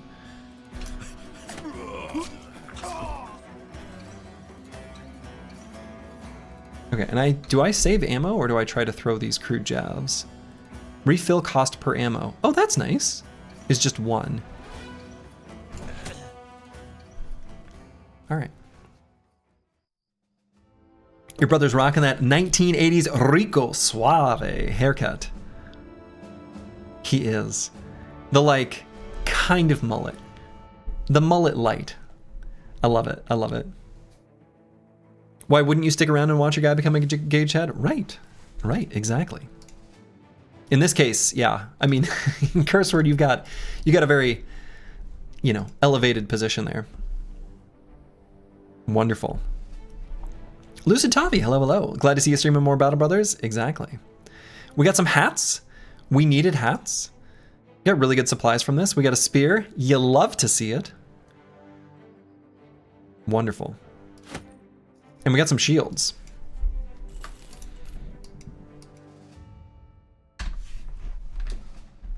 Okay. They get +1 AP while fleeing/retreating. This bug is likely related to that. If you knew when exactly they get the +1 AP, it'd be a big step closer in fixing it. Would it be useful for me to send you my log again? Just let me know. Happy to send it to you again if you think that would be useful. No? Okay.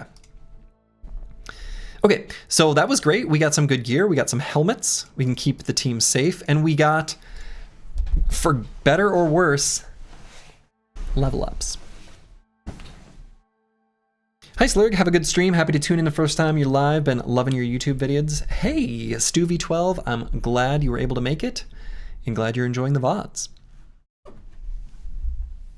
So we've got a simplified list. This is nice. Student we know, footwork we know, 9 lives we know, small target. All attacks melee or ranged gain +10% chance to hit the head. That is kind of a... This perk could be good. And actually, now that I think about it, does mana have that? Let's see, what does it look like? It's like a little dude bonking someone on the head. No, okay.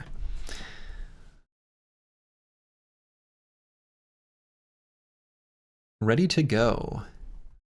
Your crossbow and firearms start each battle loaded, including those carried in a bag, if you have the correct ammunition equipped. Including those carried in the bag. Bags and belts. 5 handguns. 1 in the hand, 4 on the belt. Ready to go. Okay. Guns, guns, guns. Exactly. Okay, fast adaptation, we know that one. And crippling strikes. Well, luckily this is easy. This is the House of 9 Lives. And I think we build this as like an offensive brother. Pretty decent resolve. Is there anything we can do with initiative? We could take anticipation, and we are unable to bait the AI into attacking a specific unit with ranged defense. However, we could still make this like we could make Falsers sort of a, I won't say pseudo tank, but tank-ish. We're not gonna have access to dodge. We will get Pathfinder. Let's see. Has he looked at parry yet? No. Parry. Requires one-handed melee weapon. With your quick reflexes, you deflect weapon strikes with ease. Gain melee defense equal to your based range defense against weapon attacks.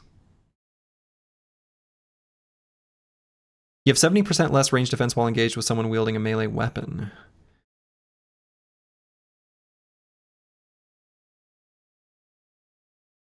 Okay. So good against reach weapons, too. Okay, does not work with shields, does not work while disarmed, stunned, or fleeing. Do we have that? It was in the swift strikes. Fast? Where was that? It is here. Okay. Gain melee defense equal to... Okay, that seems really good. Let's build range defense. And otherwise we'll make this like an offensive brother with range defense. I guess? I don't know. These bros are a mess, but we're going to make this mess a beautiful mess if we can.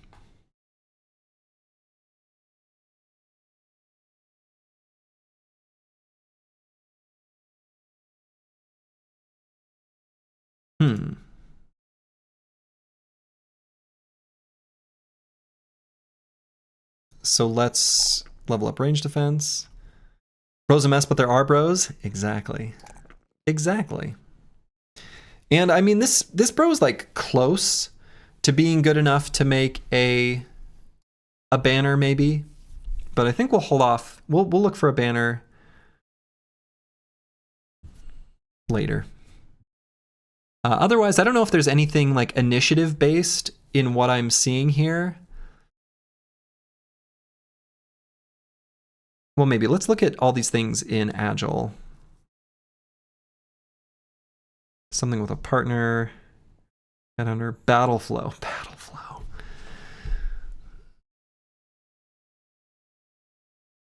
Battle flow.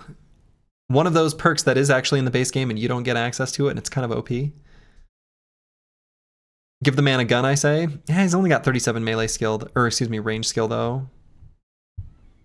Medium armor perks are initiative based. Yeah, that's true. That's true, the medium armor perks, but we only have access to heavy armor. I see. I guess, you know, we're probably not going to make good use of the initiative based on the perks that are available to us. I was just looking at that because the stat is high.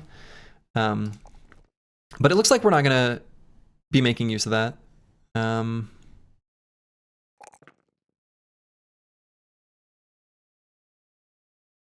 I don't know. I just click some buttons. Overwhelm could be initiative based. Yeah, but do we have Overwhelm? We do. We do have Overwhelm. That's true. That's true. And what is... Okay, so fast. 9 lives. Quick hands. Wear them down. Apply worn down. Oh. Oh. Okay.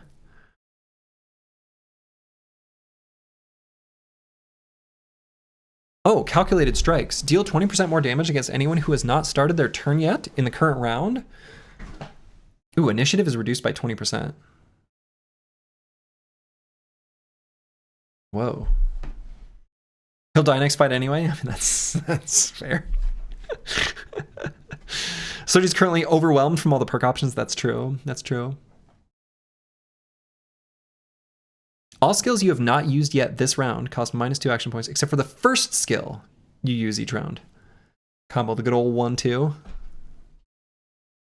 Puncture stab. Okay. Well, in any case, I think we leveled up Falsers. We did a thing. All right, what do we have here on Corvus Corac? What are our perk groups? Okay. Starting to recognize some of these and figure them out at least a little bit. Are the retinue different? Oh God, probably. Probably. I would guess so. Simple choice. This is the House of 9 Lives. And otherwise, we're just going to build standard stuff.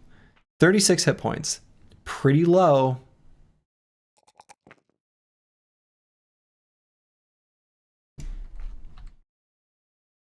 And not delusional, who does not have access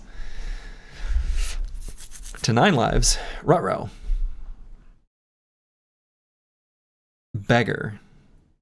Pauper. Promised potential. The captain said he'd take a gamble on you, but you'd better not disappoint. One-time effect. Upon reaching level 11, this perk has a 50% chance of being replaced with realized potential. Realized potential. From bones to brawn. This character has truly come a long way. Who was once a drag of society is now a full-fledged mercenary. Passive. Require 100% daily or daily wage. Refund all perk points. Gain +1 perk point. Gain 1 random shit. Oh, all attributes are replaced. Okay. Okay. I see. I see. I see. I see. I see.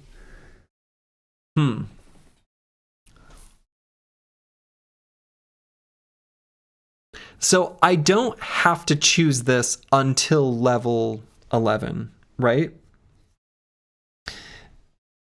If I don't have to choose this until level 11, we wait on this. But Not Delusional could end up being a big champion hero. You can only choose it at level 1. Oh, does it say that anywhere on it? I wish it would. If you can only choose this at level 1, red text. This perk cannot be picked after you spend a perk point. That's why. Okay. I just don't know how to read. I just don't know how to read. Okay. Well, this is obviously our selection. Future hero. But for now, he sucks. But that's fine. He'll be a hero in the future. And then what happens? Okay, let's go back to this. Realize potential. Refund all perk points. All right.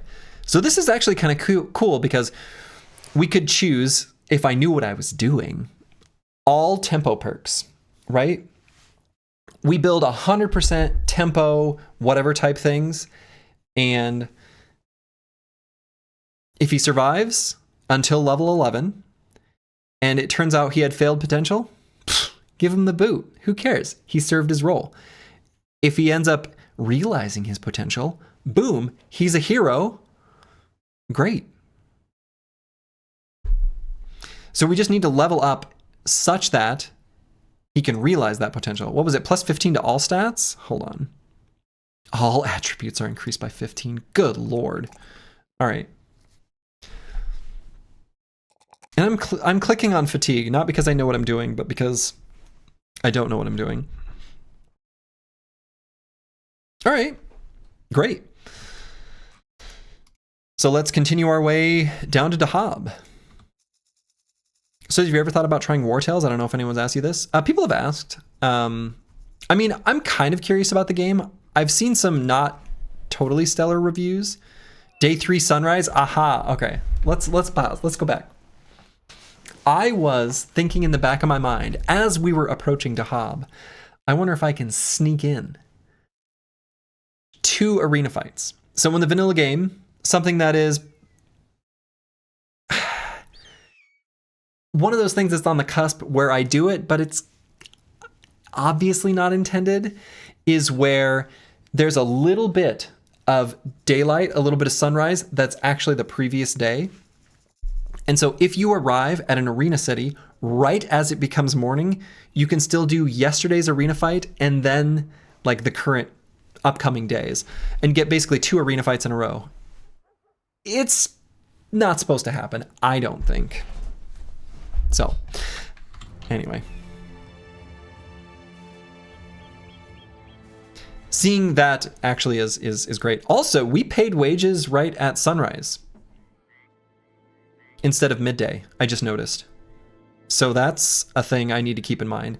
I was sort of planning or thinking that I would only be paying it at midday. All right, so this is going to be good for us. We get 420, nice. Crowns upon completion. We need more money. We're kind of, we're a bit broke. So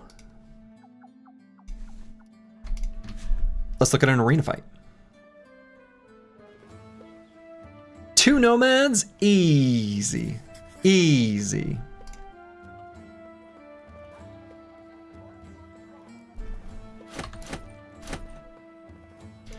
And we'll bring the nets. Do we want to bring pocket shields? We may as well bring pocket shields. Pocket shields are, I assume, still a good idea. We're going to leave Squig's shield out and try to get him standing in the more dangerous hex. Whereas the other 2, we're just going to pull out a pocket shield as necessary. We haven't equipped armor or weapons yet. Yeah, not on the other bros. Not on the other bros. We're gonna hold on that for just a hot minute. No need to rush to it. All right. Okay, so we got a guy with a whip. Pocket sand. Throw pocket sand. Great. Effects. Hybridization.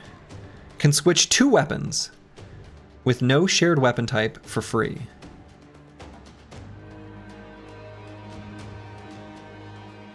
Okay. With no shared weapon type. Interesting. Okay, it's like a weird quick hands. And dodge. Oof.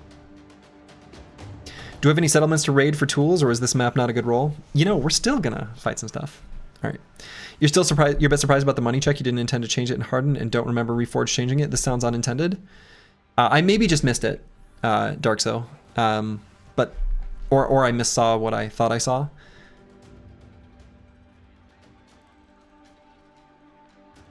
Okay, so he's got like dodge, rotation, blah blah blah. All right. So I'm not too worried about that guy. Truly, as long as we control the damage output of this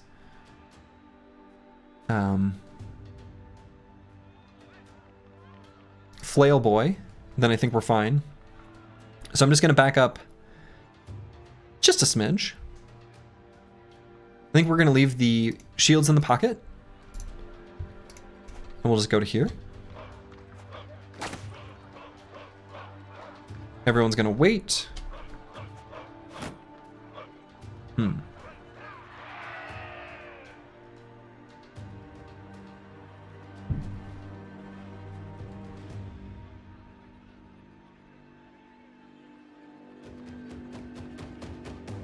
right, let's get in there. We're just gonna put it, or make it so that Squigs is the only one that's at least partially surrounded. Didn't get our stun. Disarmed. Rude. Punch him. Try to go for a stun. Got it. Makes him put his shield down. Missed our death blows. And let's wait on mana to see if we even need to to attack with him.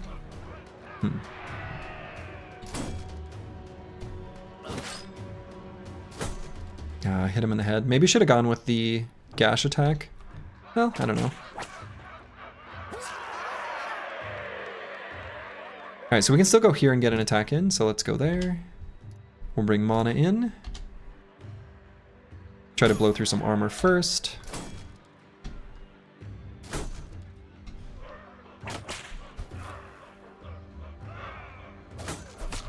Yeah, and he's not gonna do much damage, so we're just gonna... Alright, very nice. Very nice. So, Mana got hit a bit. Luckily, mostly just by the whip, and everybody leveled up. You love to see it. Broad Metal Luck 2. Good to see you. Glad you're here, and thank you for the subscription. I very much appreciate it. Shmal 4. That's right, let's go. Did you watch Grubby get destroyed by this game? I watched him a little bit. I watched him struggle bus a bit, and I would have stuck around to watch more, but it didn't look like he was having that much fun, which is totally fine. Not all games are for everyone. And at some point, I was like not as interested because he didn't seem that interested, and maybe I was misreading. But it is one of those games that takes some time to develop an appreciation for, like a fine wine. We are all of us here, we are like, oof, I don't know, whatever superiority complex you need to have, we have rarefied tastes. We are a special breed. Battle Brothers is a beautiful game, and not everyone can see the beauty. Give Grubby time, he's a smart boy. We're alcoholics, that's another way of looking at it. Grubby said he thought it was a 6 or 7 out of 10. Grubby just doesn't realize. And that's okay. I have hung out with Grubby IRL at least I spent like 2 hours. He and I had like 2 hours of ZVP conversation at MLG Columbus, maybe. That was like really good conversations in the StarCraft 2 days. How are we liking Reforged so far? This is really fun. This is really fun. Glad to get a lot of perks. I know it's kind of overwhelming. All right, so we got a whole new list or a whole new row. So let's take a look. Okay, rotation looks basically the same. Could be good on some people, but not here. Not on our main boys. Wear them down. Okay, cool. So we build additional fatigue on enemies. Seems good. A whole new world, that's right. A dazzling place we never knew. Taunt. Ooh, okay, hold up. All right, so taunt, right, okay. So still 15 fatigue. When used on an adjacent target, reduces their melee defense and range defense by 20% of the user's resolve. That's cool. That's cool. That is cool. Look at this Philly Fiddler. So this actually seems like a potential banner perk. That's cool. I like that. I like that a lot. I like that. Especially if you've got like a tanky banner. Cool. We're not going to take it. Not on this brother, but I like it. Okay, something requires a sword. We're going to ignore it. Dodge, we looked at that earlier. Seems cool, but in my mind, the long-term play seems clearly to be a mix of the medium and heavy armor perks. If we're going for maximum late game power, which I think we're going to do on our gladiators, we're gonna not do tempo stuff because I don't know what I'm doing and I don't know what's good in tempo. Brawny, we know what that does. Hybridization. Okay, once per round, swapping 2 weapons with no shared weapon type becomes a free action. Receive melee defense if you have range skill. Receive range defense if you have melee skill. Oh.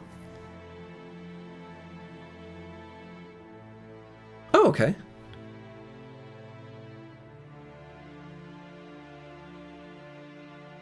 Huh.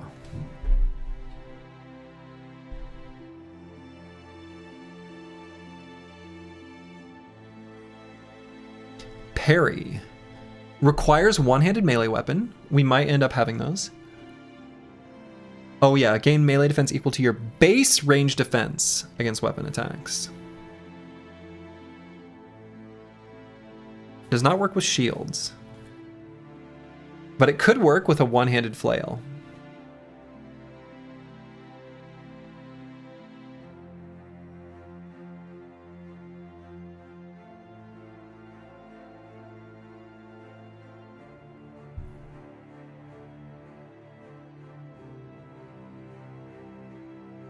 Huh, okay. This actually seems like it could be really good. And then shield expert.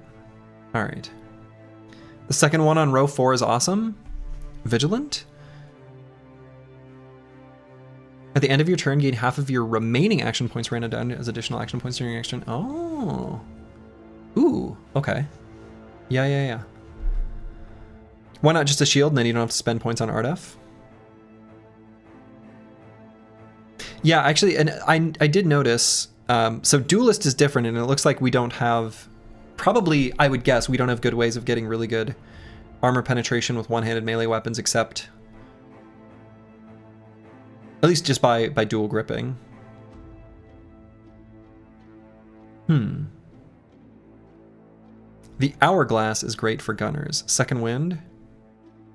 When you use weight, recover action points until you have 4 action points. Whoa! That's good for everyone. Sensor Bro? Oh yeah, I suppose that probably still exists, right? Huh. Probably Sensor Bro. None of these stand out to me as obviously being the right choice. The perk 2 to the left of Second Wind is also very good. What was Second Wind? I don't know.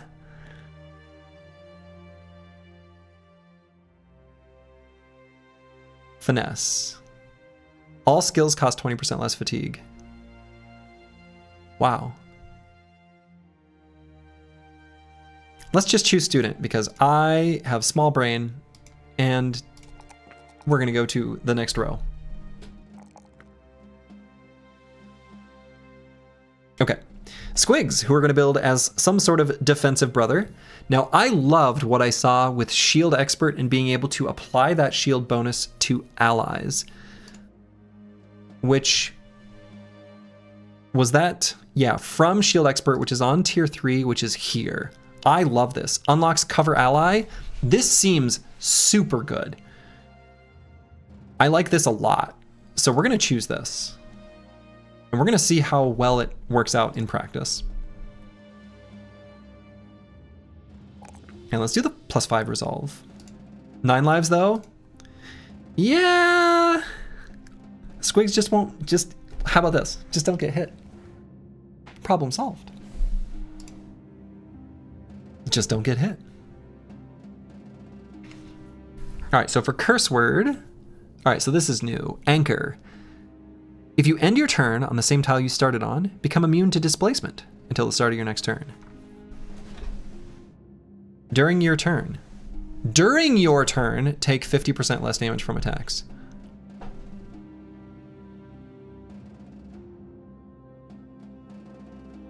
That'd be nice for Squigs, actually. Do we have that?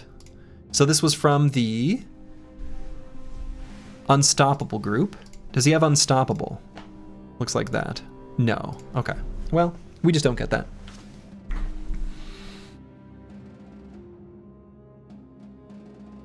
Okay, we have Pathfinder as an option for curse word. Might not be a bad choice. Pathfinder is pretty ding-dang good. Especially if we're going to be moving around a lot with Mauler and trying to get to enemies to recover action points to cleave. Seems really good. So Pathfinder seems like a pretty good choice. I also like the idea of maybe taking Duelist and doing one-handed cleaver shenanigans, which means we don't have to dual grip. But let's grab Pathfinder. I like that. Seems good. And otherwise we're gonna do offensive stats. And because I drank all of this sparkling water, guava berry, very delicious, I'm gonna go to the bathroom again real quick. Be back in 1 second. Okay, I am back. And I noticed, just from looking at my phone while I was using the restroom, something that window I had minimized because I had the queue up. A nun I must remain 20 minutes ago. Thank you for the extremely generous tip. I'm glad that my hours watching my gameplay and explanation for Battle Brothers was valuable to you. I very much appreciate it. Thank you. Yeah, Slurgi chose the most overwhelming starting scenario. So I did. Good Boy George 1, hello, hello. I am indeed back at Battle Brothers. Yeah, it looks like I chose the most overwhelming starting scenario. Whoops. Let's check our relations. How close are we to friendly? I don't know. Gladiators are the most fun though. I mean, exactly. All right, so let's drive off nomads at the Freeman tents.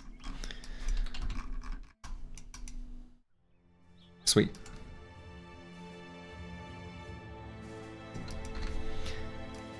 We're going to equip some of this new gear that we have acquired. At least some helmets.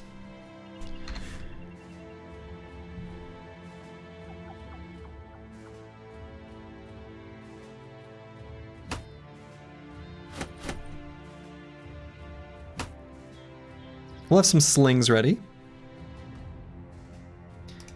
And exclamation mark Q space join. You've got it right. You've just got the words inverted.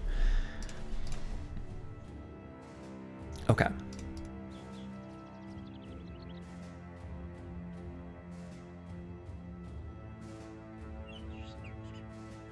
Let's do like a spear on the side here. Is it a random pull like before? Yes, though for a while it was only pulling the most recent. It did that like 4 times in a row, which is crazy. Or like it was like a FIFO queue, but I pressed the exact same button and it behaved itself. So at least like 5 times. Yeah, maybe it was that much. It was a lot.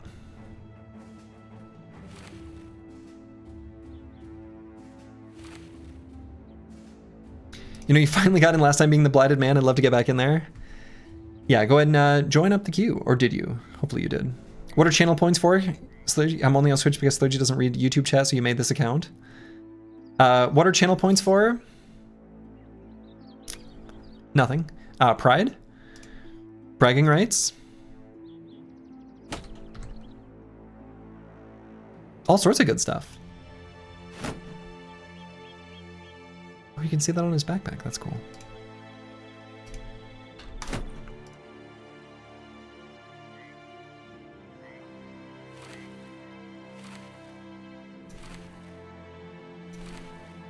Okay, we're gonna equip some better stuff.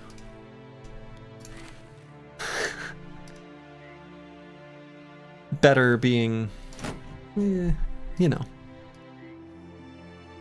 technically true. The best kind of true. Yeah, bets during battle brawls, pretty much. How's our tools situation? Looks okay. I wonder if I should purchase more tools. Probably should. Feel like I should. We may end up taking some damage from this upcoming battle. Want to make sure we're not falling behind on our repairs.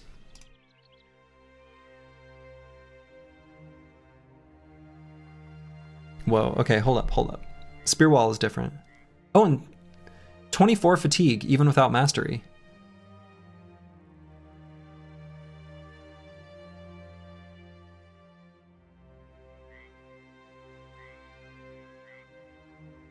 Attacks do not suffer from crowded when it is not your turn.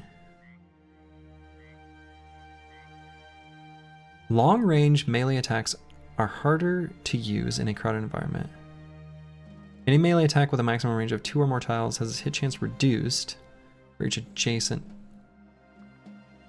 Sorry, what?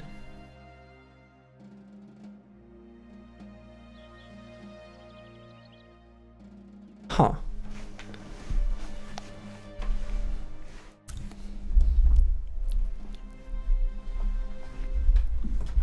Whoa. I'm trying to push my chair back and I push my desk.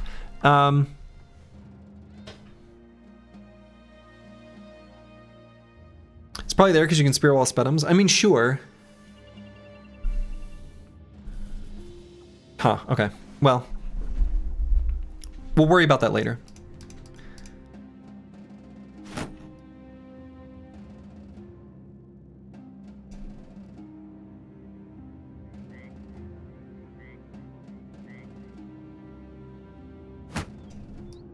Let's give Mana the pocket shield.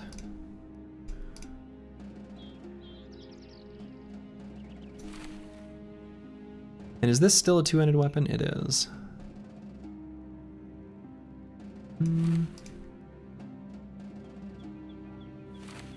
Okay. So we've got all our tools equipped. Let's head over here. Slurgi's shaking us up. There it is.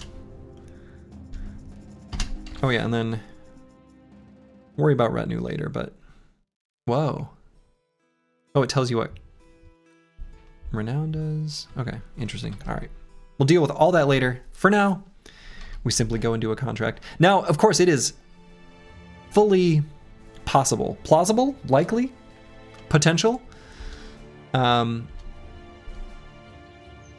we run into some a fight with a new mechanic or a new enemy Slurgi doesn't understand, and we nearly get wiped and have to rebuild. Such a thing is possible.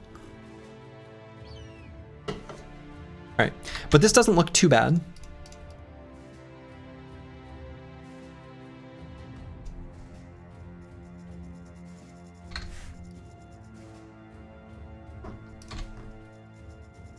So we'll make our way. What am I sipping on? Got myself a guava berry Waterloo.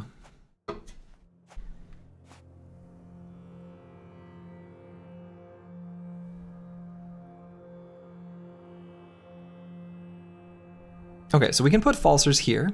This is a pretty safe spot. Start contributing to surround bonus. Given that we're fast, they are faster than us, but we might slow them down with our attacks. So we'll go here and just attack and end turn. And we'll do 2 throws here. So we lose a ton of hit chance per tile of distance.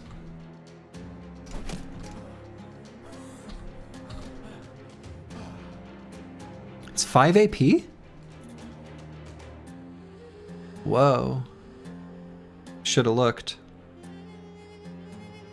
Shoulda looked. Didn't realize.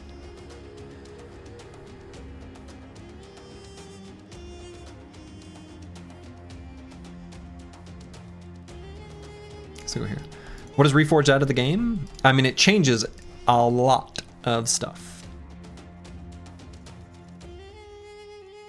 It makes me wonder if Deathblow is even like really worth, or if I'd rather just do 2 stabs and a regular attack with squigs.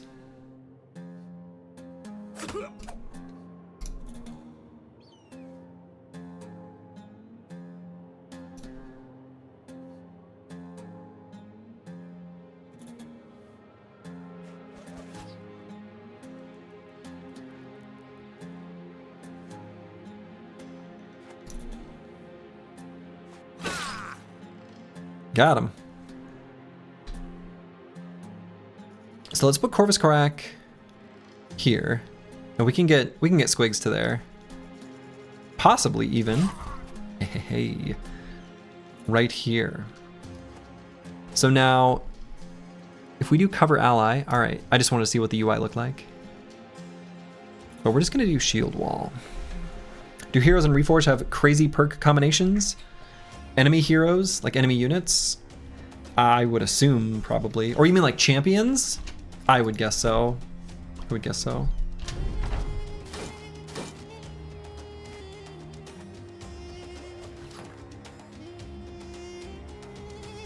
Good night, brothers, and may Davkul bless this run. Looking forward to the VOD. Well, good night, Mana. Davkul will undoubtedly bless this run. I hung the bless this mess sign over my computer, so I knew that Dovcool would notice. All right, let's wait here so that we get the attack of opportunity as that guy moves away. We're gonna move Curse Word to here to help out our boy Not Delusional.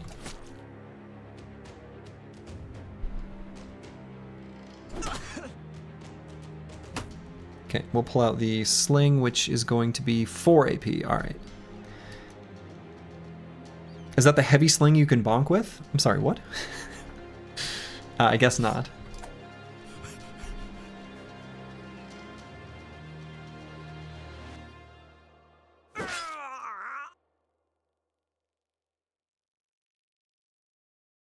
And I guess let's go here and intern.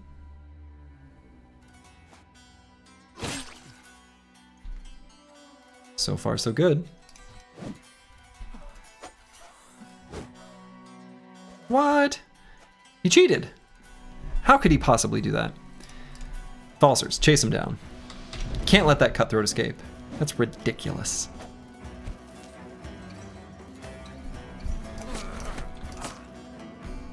Regular stab being 3 AP is kind of insane.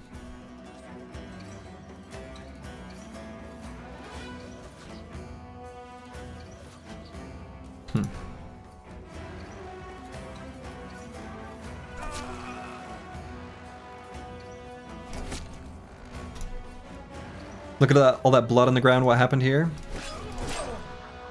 Just a meeting of the minds. All right, we're gonna wait with Falsers. See if we need to chase that cutthroat down. We're gonna wait here. And here as well. There we go.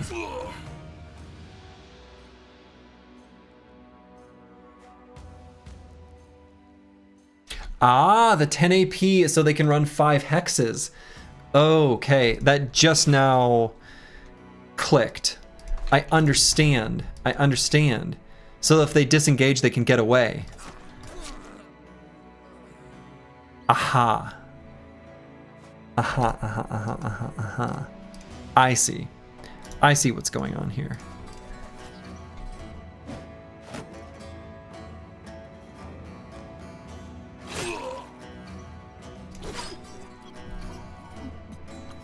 So maybe I should attack him. Okay. That way I don't risk, if he were to successfully get away through my zone of control attack, then he actually gets away, because he gets to move 5 tiles, and then I move 4. Okay, okay. Makes sense. All right, that was a pretty smooth win. We didn't get hit at all. Literally 0. Easy game. Never worried. We've got a few hyenas over there we could maybe try to chase after. All right. So Fulio, what do we got here? What perks here? We've got Fruits of Labor. We've seen this one, 5% more to the non-combat stats. Footwork is the same, we know that. Small target, kind of interesting, especially if we were to go with ranged attacks. A plus 10% chance to hit the head is like not bad. We have Bow Mastery, which maybe we want to consider trying. Same with Throwing Mastery.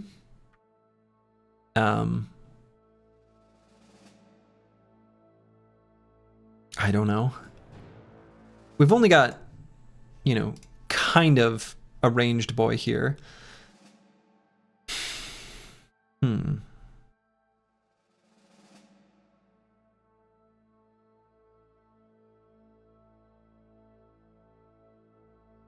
Plus 10 head to hit chance stacks nicely with Headhunter. Yeah. Seems like it would.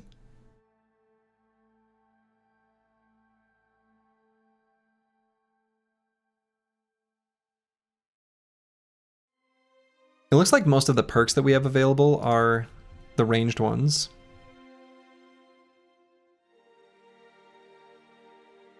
Headhunter looks to be the same as in vanilla. Perhaps a hybrid, yeah. Seems like he could be a hybrid. I don't think we want to make him something else. You like Fruits of Labor? I think I do too. It seems good. It seems good.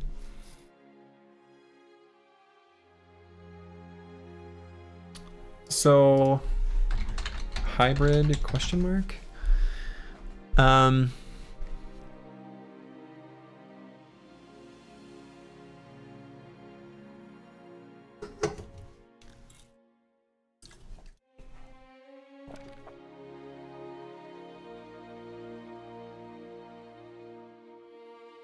Oh, target practice is just bullseye. Basically? Your attacks are 50% less likely to hit cover when you have no clear line of fire on your target. That's... It's bullseye restated and the same at least sometimes? Boy, I didn't think I'd have to use my brain so much. It's better than bullseye?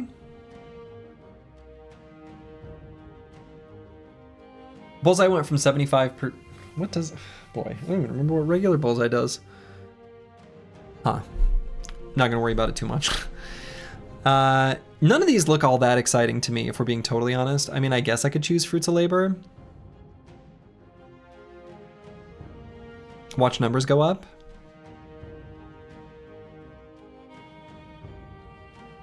This is for shooting non-targets.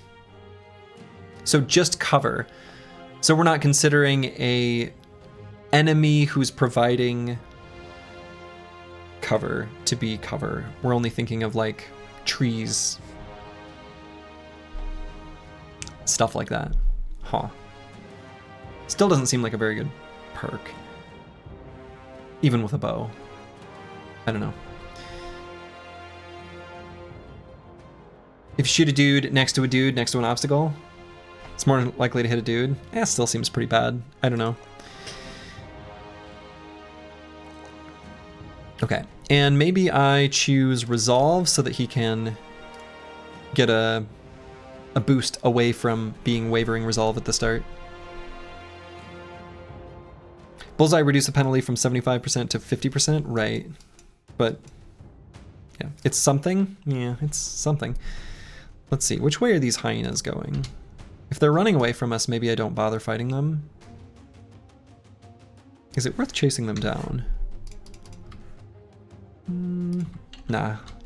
Let's just head back to Dah Hab. Maybe the downside or the upside to chasing those hyenas would be it could be day 4 by the time we return, and thus there's another arena fight. That's something. Okay, we've got more helmets we can equip, so let's go ahead and do that.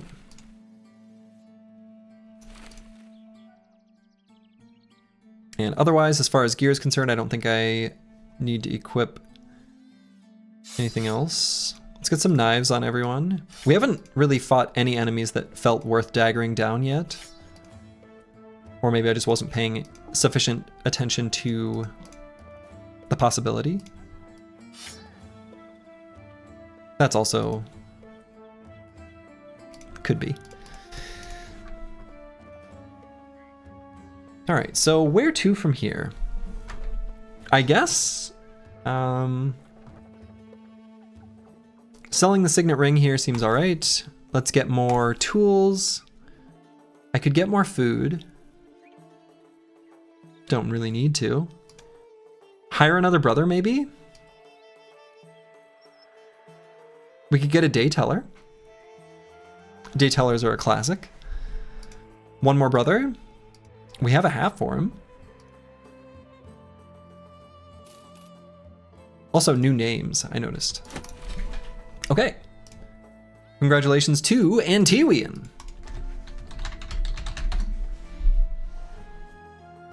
So we're clumsy. However, we have 3 talent stars in melee skill. Pretty good base stats. Honestly, rolled pretty well in all stats except for like melee defense. Interesting. So let's see, let's look at the perk groups quick first. So we got Laborer. We did get Agile with Anticipation, so if we wanted to do another range defense boy, we could. What was the other range defense perk that I was sort of thinking of? It was... gosh. Parry. So will this guy have option for parry? He will. It's going to be in Swift Strikes.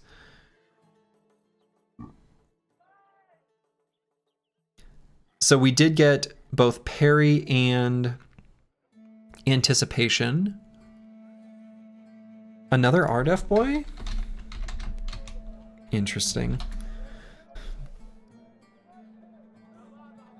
So we got tough. Boy, this second wind seems really good. When you use weight, recover action points, so they have 4 action points. That's really good for like ranged attacks.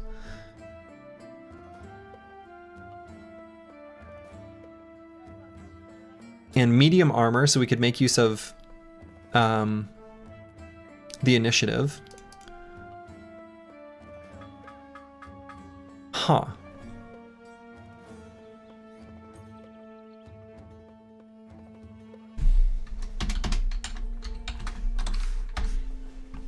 This is wild. I don't know how to build these bros. Like, I have no idea what I'm doing.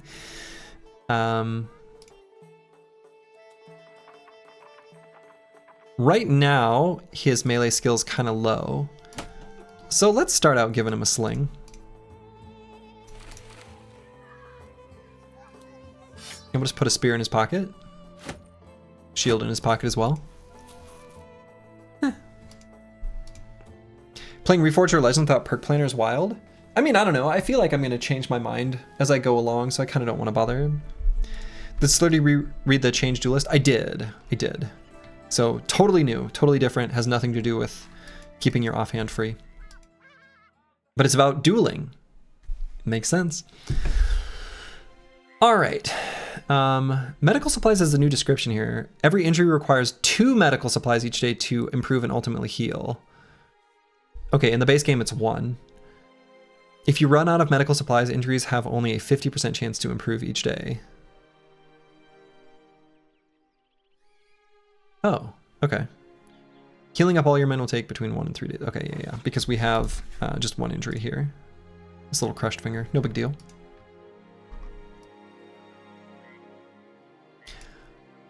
All right, let's travel on this road and just like find a new place to go. Let's just go adventuring. Let's go adventuring. Head out into the wilderness. See what is available to us in this crazy, crazy world of Battle Brothers. So far, we're off to a good start. Now that I say it, it will curse us, but I've noticed it's a clean obituary. Undoubtedly, that will change in the near future. Could chase these footprints. Kind of tempted to. Are Glads super expensive in Reforged? Yeah, it looks like the starting Glads are similarly very expensive. You're gonna cheese by going into towns and clean obituaries, whatever. True. I'm not sure if I should chase these footprints. I mean, random groups of nomads seemed like really good fights. I'm kind of tempted.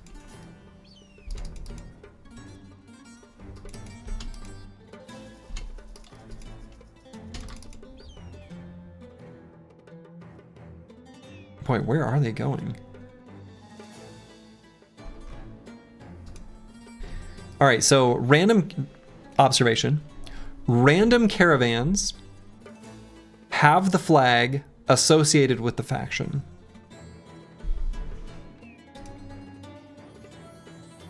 Just something to notice. Oh no, it's disappointing. All right, let's go down to Dah Hab and try to get the day's arena fight.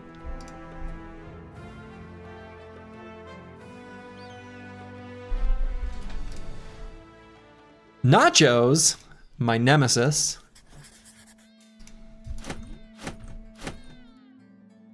We'll be ready to use nets. We're going to be ready to use nets.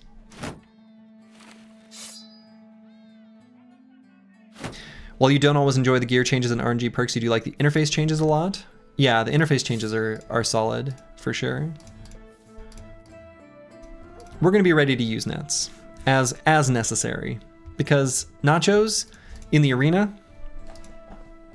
look, I don't know if things have changed, but back in the day, they were my nemesis. This looks pretty, like, no big deal, though.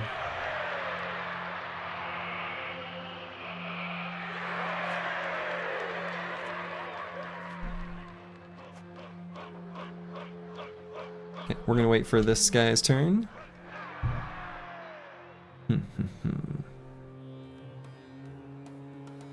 Let's back up 2 hexes.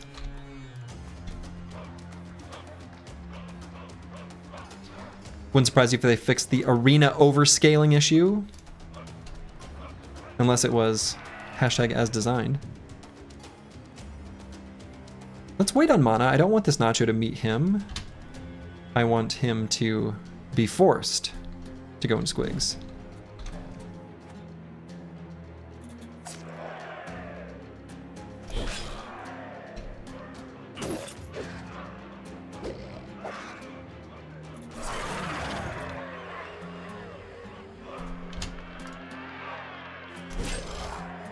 Let's go for a stun.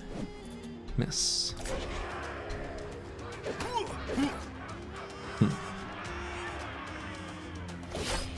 Overscaling feature? Overscaling feature, yeah.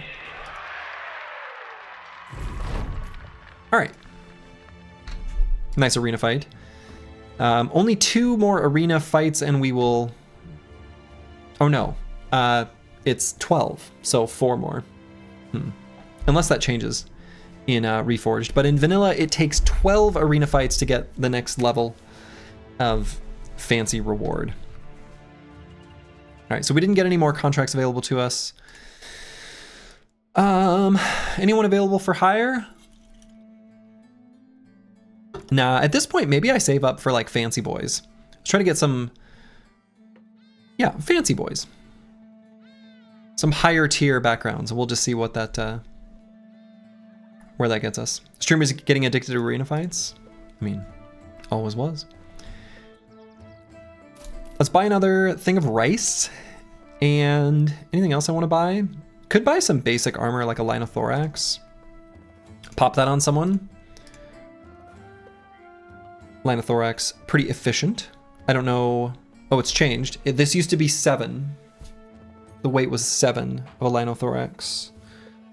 It is now 9. But I remember seeing that the other 80, the leather lamellar, or not leather lamellar, the leather vest thing that used to be 8 weight was now 10. So, promise potential. Oh yeah, promise potential does seem wild. I mean, if there's more, are there more beggars here? Do they all have promise potential? Do indebteds have promise potential or only beggars? Let's see, who was it? Yeah, beggar.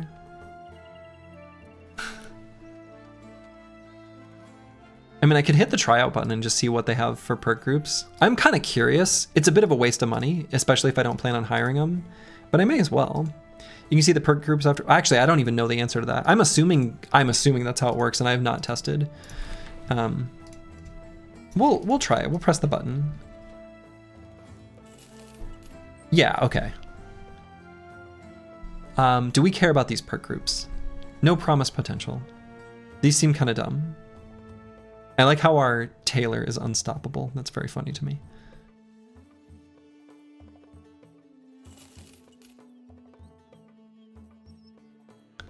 So and I'm curious about an indebted. Militia.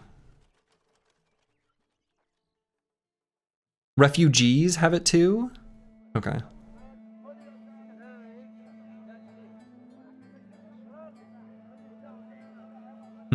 All right, well, that's a bit whatever. Day tellers, what do they get? It would make sense they'd get laborer. So does that, what's my other day tailor have? What does he look like? So similar, huh. I will say the amount you'd have to like keep track of to know the perk groups that are associated with each background is quite a lot of cognitive load, or like things you'd need to commit to memory to play this efficiently with Reforged. I don't know that that's necessarily a good thing, but it is a thing. Trained on indebted? Trained.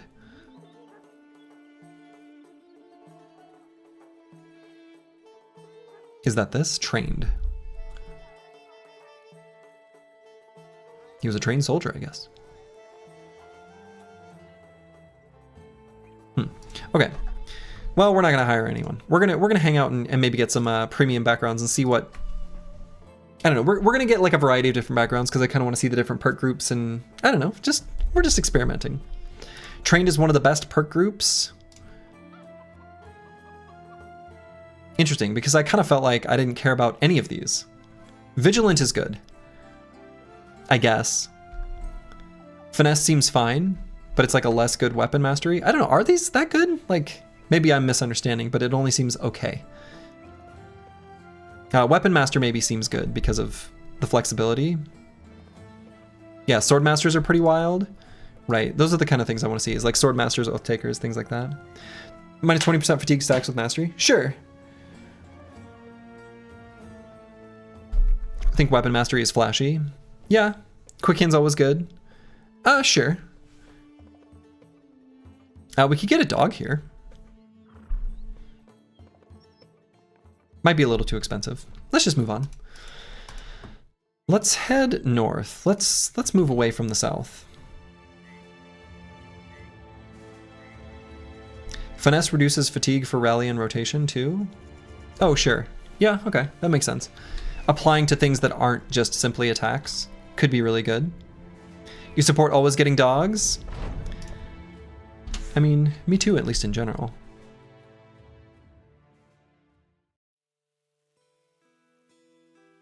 The real question is, are the followers the same? Looks like... Oh, bounty hunter's different.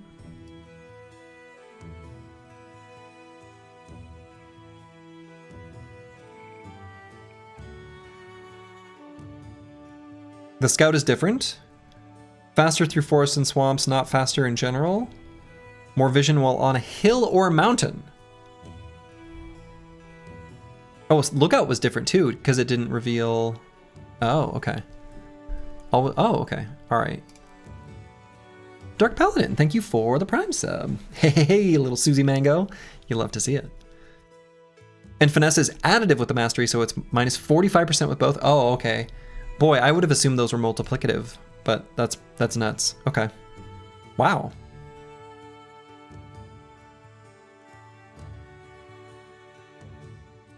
Okay, Blacksmith is different.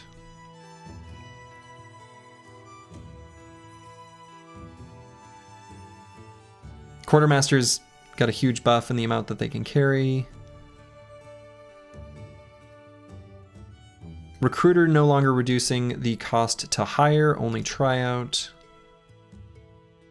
Drill Sergeant looks the same.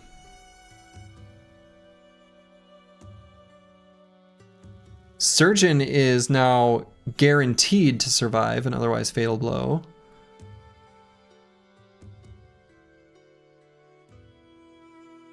The Trader maybe is the same, I don't remember. And the Agent also maybe the same. I don't remember those for sure. Scout seems strong, wow. Scout did seem strong.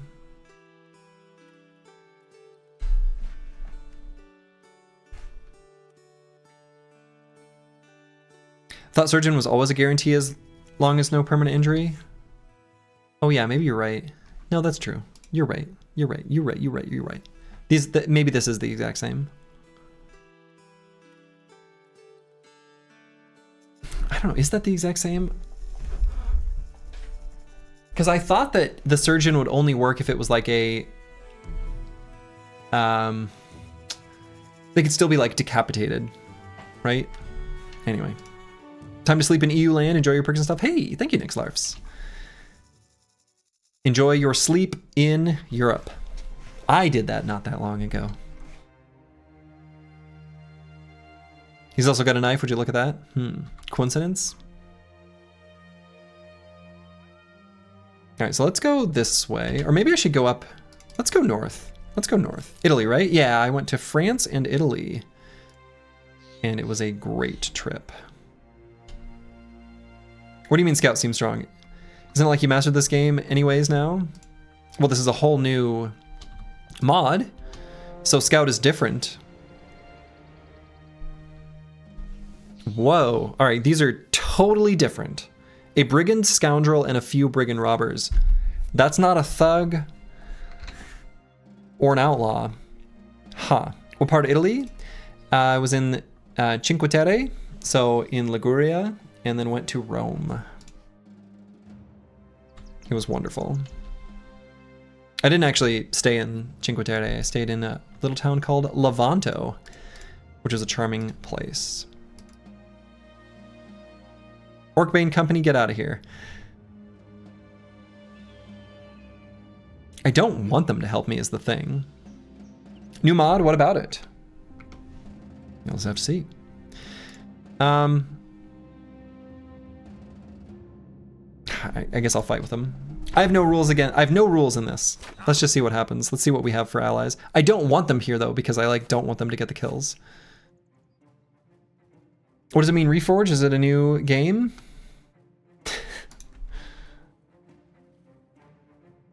Alright, I guess I'll wait and let the enemies come to us.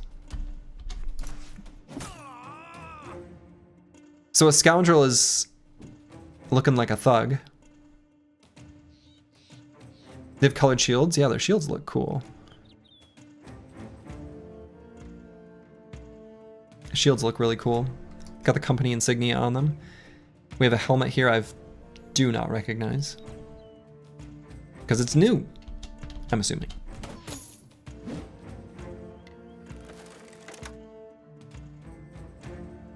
Robbers look cool. This guy looks cool.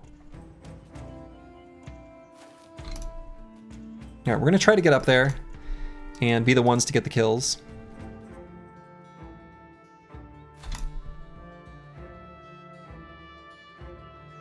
If we get a headshot here, we can get this kill.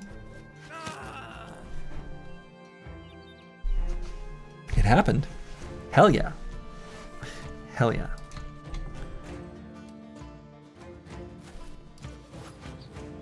Admin check his mods. I know, right?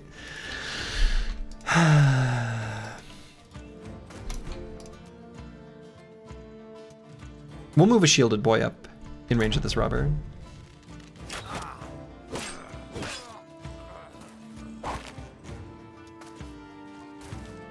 Ooh. Okay. Okay. Hold up. Let's talk about all the things there that shocked me one by one. One, it was a rotation I wanted to have happen. Two, I was so excited for that enemy to be netted and ready for me to take them out and get the kill and thus the experience and weapons and items and stuff. And then three, that crossbowman shot twice. He shot, he reloaded, he shot again. Obviously there's been some AP cost changes. He hit his ally once. I was worried he was going to hit me the second time, and then he hit the enemy, which everything was bad. So there was also a 4 AP two-handed sword. Right, that also happened. That was a long sword that attacked like a warbrand. All right, there's some crazy stuff that happened here. Anyway, we got a bunch of rewards for not really having to do anything, which is why normally I don't do third-party fights in vanilla Battle Brothers. Looks like basically the same sort of abuse can happen here. It's fine. Whatever. Reforged is a mod? Yeah, Reforged is a mod. All right, left or right? I guess we'll go right.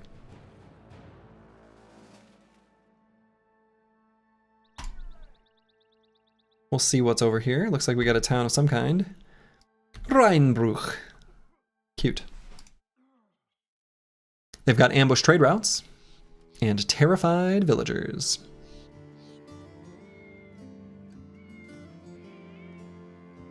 We've got a secluded cemetery we can secure. Secure the secluded cemetery. That's a fun group of S's. Drive off brigands at Forsaken Hut. Cool. What happened? You were AFK for 5 minutes. What was the streamer's luck? I said we can get this kill if we hit him in the head. Then with a low % hit chance, happened to hit him in the head.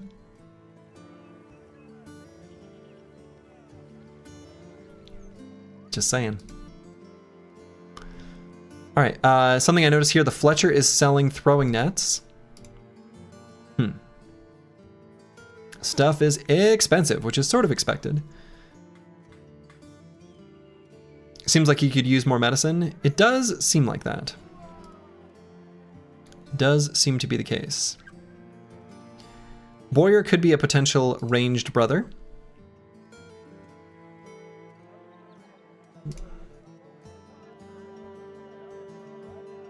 I'm not going to buy the medicine here, at least not until we've resolved the contracts. So let's do this one first, because this will get rid of, I'm assuming, terrified villagers, which will let us sell any spoils of war for an increased cost due to these ambushed trade routes. So we'll go and accept that contract and head over to the secluded cemetery, where presumably we will fight some undead for the first time and see what it is they have to offer. Now, since we'll be fighting undead, I'm a little tempted to put spears on, like, curse word and mana, on the assumption that we'll be fighting against zombos.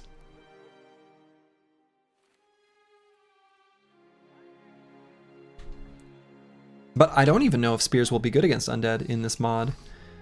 So, seems likely that that would still be the case.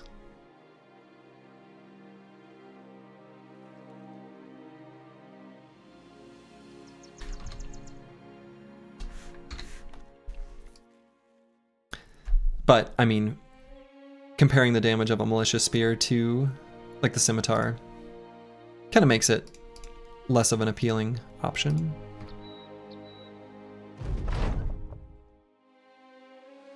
All right, let's fight. Let's see what happens in this battle. Those are not undead. These enemies are alive.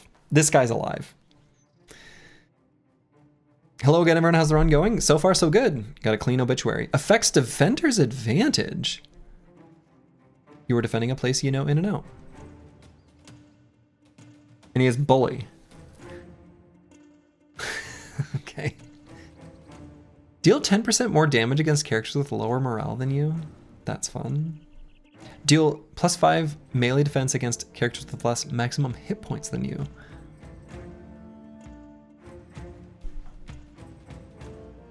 Okay. Well, he ran forward, so yeah, I was gonna say, presumably the other ones will too. Let's do 2 ranged attacks here. Or maybe I'll want to scoot and shoot. I guess we'll wait. We'll let them run to us, see what all they have.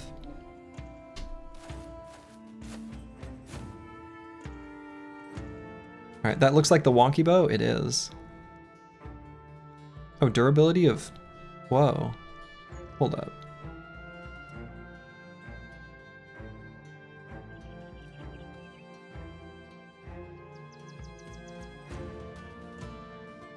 Huh.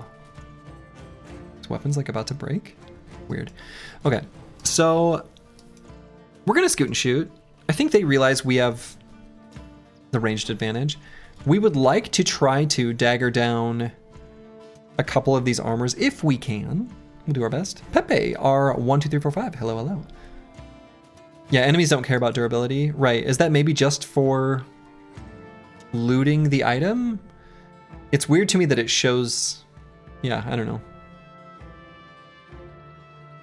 We can see their full stats and everything. The expanded tooltips are cool. And do I want to bother doing a shield other just for the ranged attacks? I don't think so. It's a lot of enemies, though. We can still move to and throw a jav. So let's throw it there.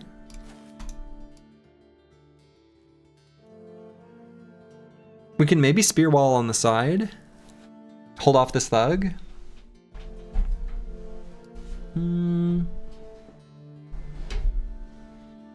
Split man is 5 AP. Okay, so he can still move 2 hexes and attack. All right. Why in your regular runs not use quality of life mods and then enjoy them a lot here? I put on a lot of quality of life mods in the regular runs. They're advantageous here because things are new, right? I would have a lot of the stats just simply memorized in the original, so excuse you that. No. You're not. You're good. You ain't doing nothing wrong. And I wonder if I should pull out the shield here on mana.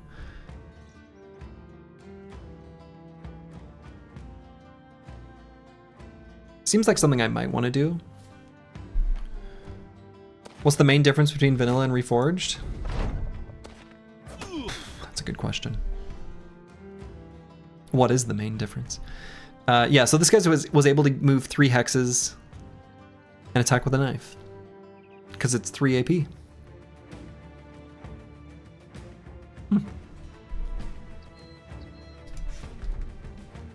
You know when Legends Fatigue is way more valuable? Is it the same here? I don't know. Maybe. Yeah, let's go here for Surround.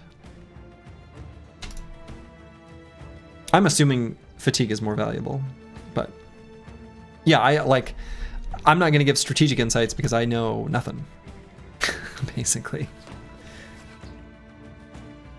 Okay.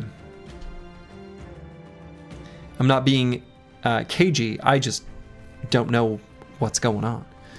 Now I could go like here and then shield wall and prevent their advance. Best skill in Reforged is Ardef, apparently. I mean, there's a lot of good things with Ardef, it seems. Going here and shield walling seems kind of good, honestly. They might just try to go around me, but if they do, that's also fine.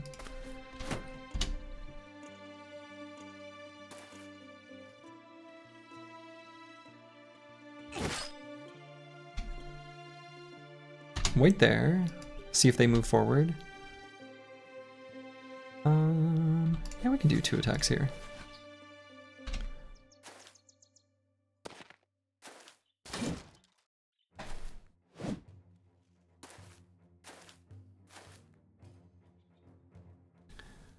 All right, so I'm probably gonna try to spear wall to hold them off on the side there. This is a lot of enemies. Like, we're kind of, I don't know how, I don't know, maybe this could go really poorly, I'm not sure. Let's see if we can get Curse Word to get a kill here. Yup. Sure can.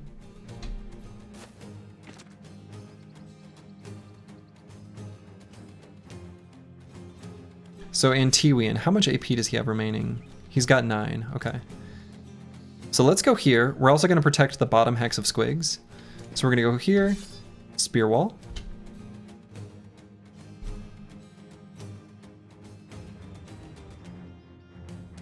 So we can bring Fulio down to here and then throw jabs just right at this guy. Seems probably like the way to go. Nice. And in Tiwian we're gonna move. Now if we put him here, is that okay? It's like okay. Katal is 3 AP. Yeah, so the stab ability is 3 AP even without mastery. And that's true for both daggers and Katal, it seems. 90 hit points. Oh, I didn't even look at what they're called. So these are poachers, and then the thug has 90 hit points.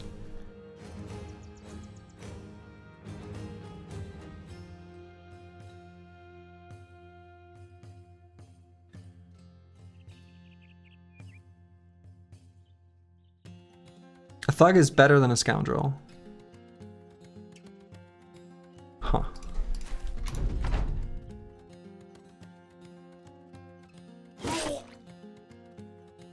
Okay, so this guy's fleeing. We're going to let him try to flee, or maybe, 95% hit chance? No, we'll just go for this. All right.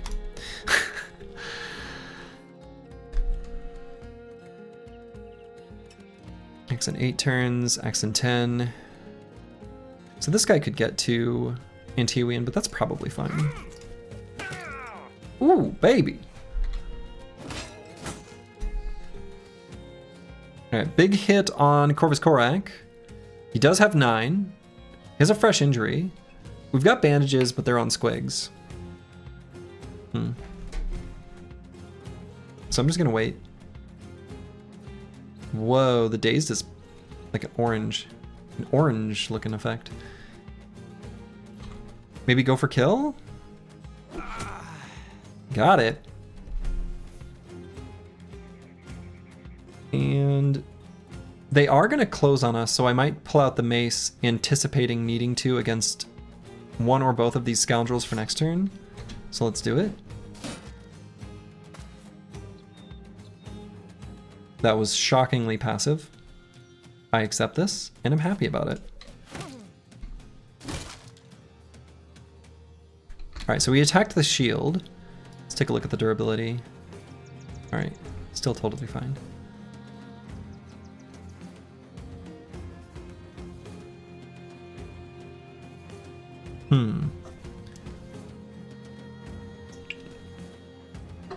Could go here to help with the surround bonus to make sure this scoundrel is like definitively killed as he tries to run away. Falsters does have 9, so I think we'll go there. Oh, part of my UI disappeared. Okay. Corvus Korak, we're probably gonna wait because Curse Word's gonna come in and finish this guy off. So we're receiving 6 damage per turn. When will this go away?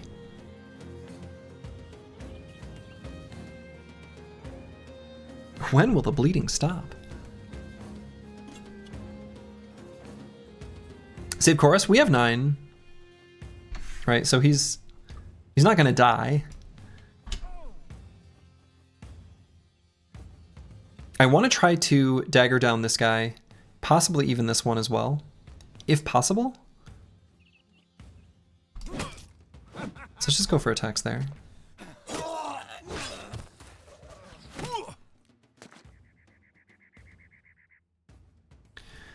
Alright, so I'm glad I pulled out the melee weapon on Curse Word.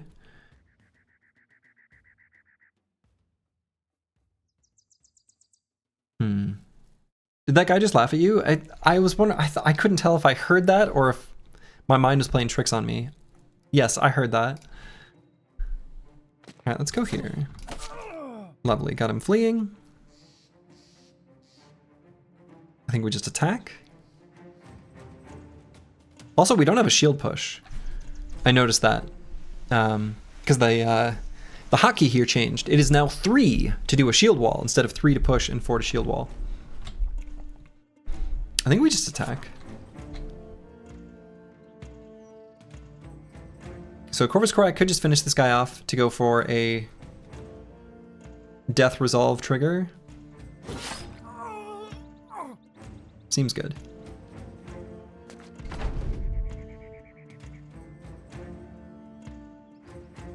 So do I go for stun? Well, I went for it.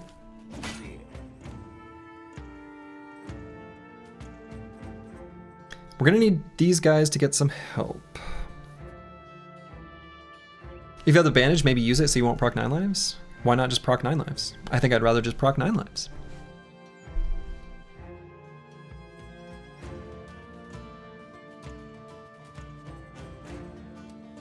We want to make sure we save our future hero. Now, we won't get a shield push.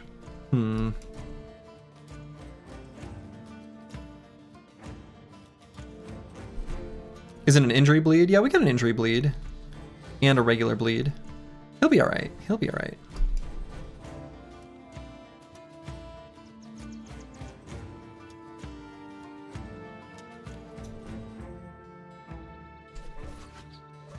We've got bigger concerns right now, I think. So let's get mana here. And we need to save Not Delusional for sure. Not Delusional's most important. So we'll go for an attack there.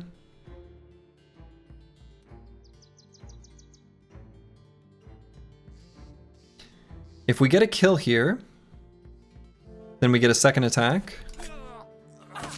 Lovely.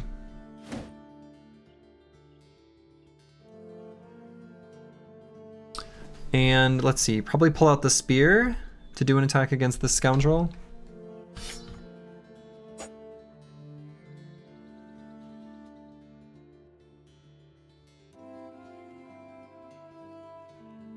And then Falsers will have run here. Try to finish off this guy as soon as we can. So we could shield wall, which is still 20 fatigue, so it'll put us at 54. So we won't be able to move after we do. I kind of want to stop this poacher from doing ranged attacks. So I guess I'll just shield wall, pull out the dagger for a dagger party later. So Corvus Korak, I'm going to have run up here. And if he triggers 9 lives, he triggers 9 lives. If he gets a kill, he gets a kill.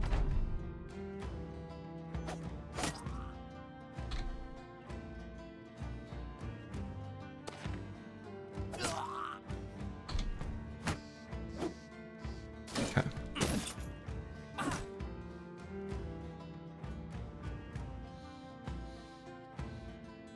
So let's try to finish off this Scoundrel. Got him.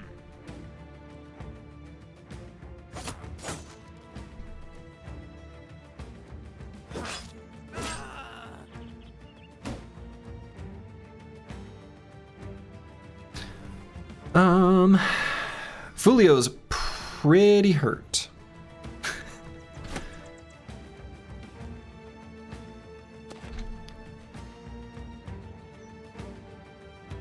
Puncture is 15 fatigue?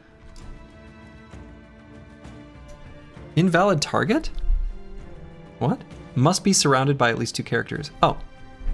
Alright, I guess we'll recover? Oh, I have bandages on Corvus Korak. Corvus Korak has the bandages. Well. He proc 9 lives. Let's see. We can get Falsers here, and I think that's totally fine.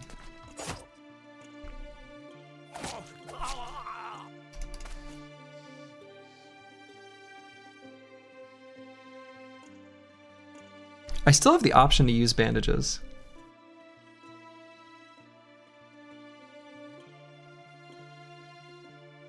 I'm gonna save them because I think it won't do anything.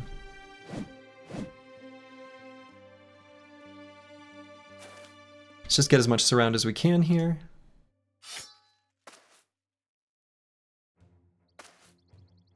It removes the injury altogether. It looked like that is not the case if... There we go. They received the injury more than 1 round ago. That might be different from the base Reforged. Changes it to a lower duration injury. I don't know how any of this works, but according to what I read, it kind of sounded like it would do nothing at that point. So solid fight, yeah, it looked like a solid fight. Something I noticed, that Thug was like out of fatigue. I was curious if the regular attack from the pickaxe was more AP than 4, but it looks like it's still just 4. But we got the blotched Gambus in there at the end, which is nice. Quite nice. Old wooden shield is only 13 defense. Oh, okay. That's different. In vanilla, these are 15 with reduced durability compared to a regular round shield.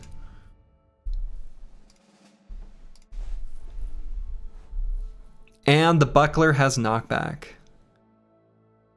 Ah, okay, I'm learning something here too. The Adarga just doesn't get knockback. I see. I see. The Sipar gets knockback, Old Wooden Shield gets knockback, Buckler still has knockback. All right, understood. Understood.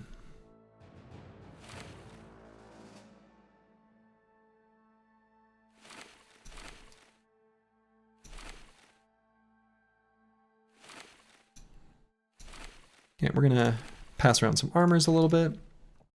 Pocket Buckler's back on the menu. Oh, maybe. All right, so our medical supply situation is gonna be not great. So we're gonna need to acquire some new ones. We can put a pocket dagger on somebody. Put it on Tiwian. right, let's look over at Falsers here, where we're going to be leveling up range defense, question mark?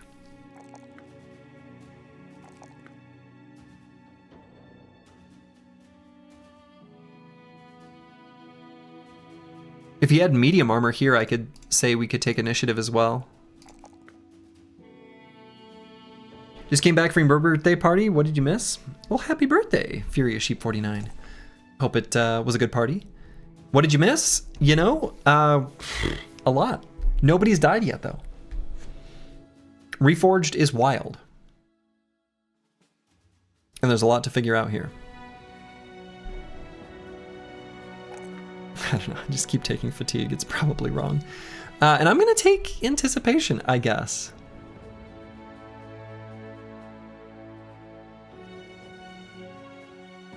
We're going to try it. No deaths, let's go. It won't last very long. But for now... All right, let's return to Rinbrook,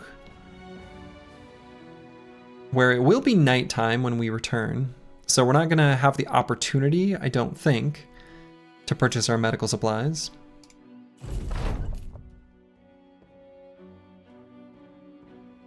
Okay. No longer has terrified villagers. Sweet. How close are we to getting friendly?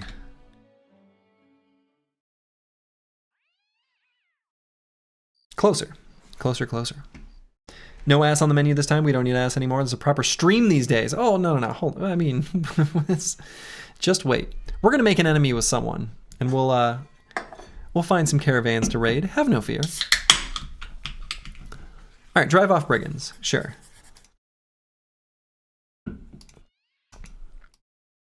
So we're going to be working without medical supplies briefly. I think that's fine.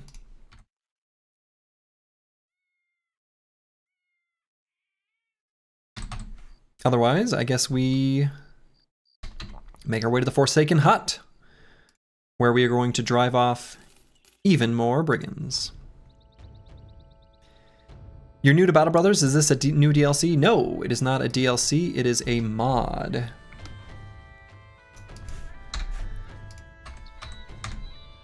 You heard of masses on the menu? That's right. Okay. You know, it's funny. Ooh, we have poachers, scoundrels, and robbers. No thugs, no raiders. The only thing I recognize there is poachers. Mods are interesting in that I feel like there's two camps of people. There are people who grew up playing Skyrim and everyone else. You know? Like, isn't it worth spending some gold for meds? You got one. Oh, we're going to. It was just nighttime. We just couldn't. Cycling.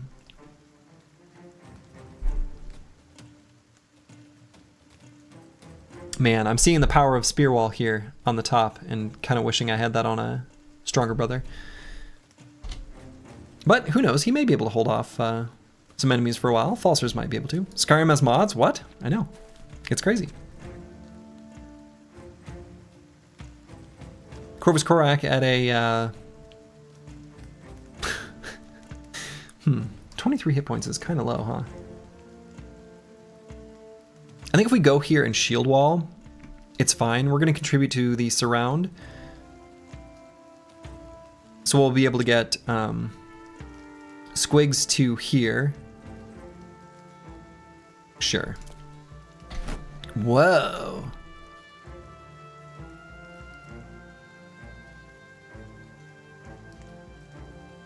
Cool. I really like the way they look now. The things that they did for some of these robbers, it's pretty cool. Neck still bleeding? Yeah. Just a little baby bleed.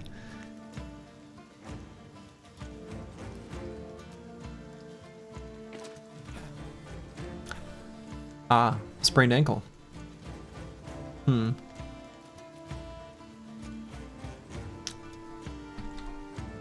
Okay. And do I want a shield wall on squigs? I might.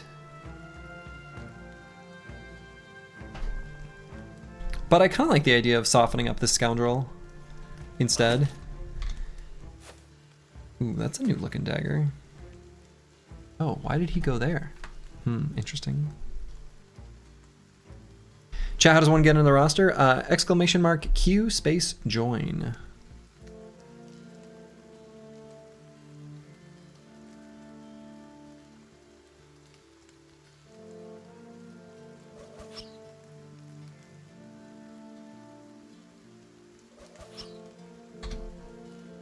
Okay. So I am going to spear wall here.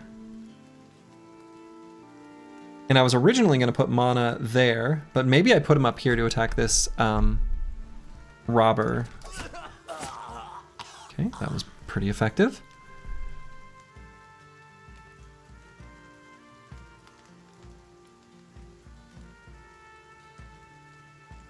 So do I push Curse Word forward? I don't know, I might not. No fast adaptation in this mod? No, they have fast. Fast adaptation exists.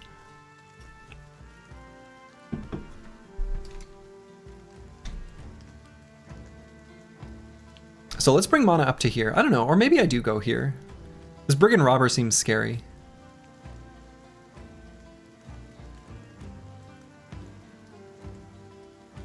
He could one-shot Fulio. Maybe we prevent that.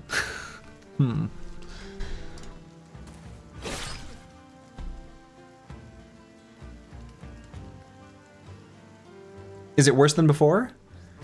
No, it's the same. I think it's the exact same.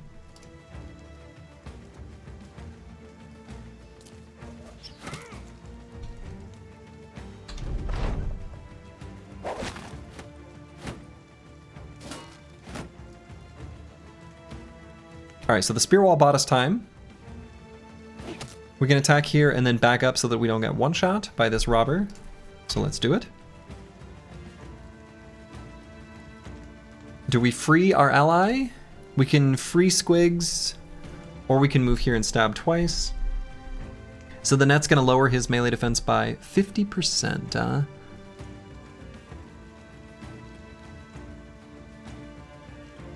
Honestly, given how durable he is, I kind of think maybe best is just move forward and attack.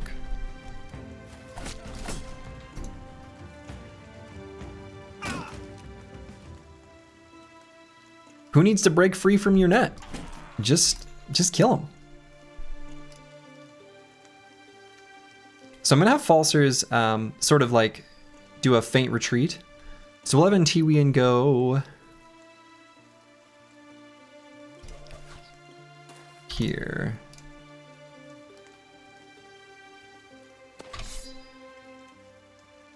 Falsers there.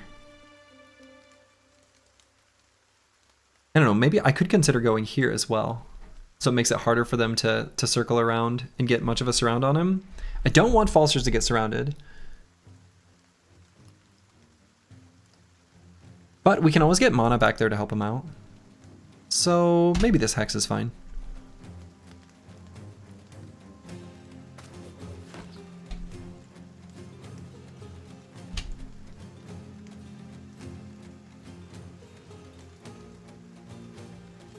I'm gonna wait here. I don't want this Scoundrel to move in range of Corvus Corak.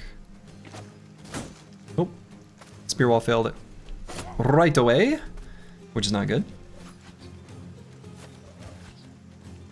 But it still did what we needed it to, of preventing them from doing anything on the top part of the formation there for the first half of that round. So it actually still ended up being really good for us.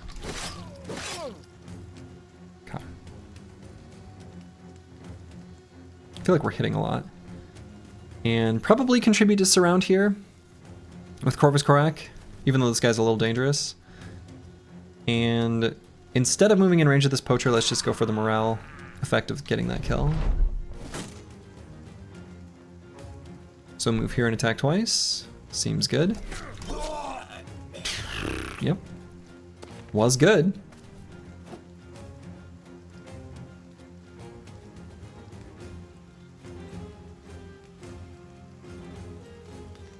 We're going to need that guy to die before we do anything with Fulio, because we're probably going to move here and then throw. But if we throw here now, we'll hit him, which maybe that's fine, because that will let Antiwian get 2 ranged attacks in. Assuming he were to get a kill, which he didn't.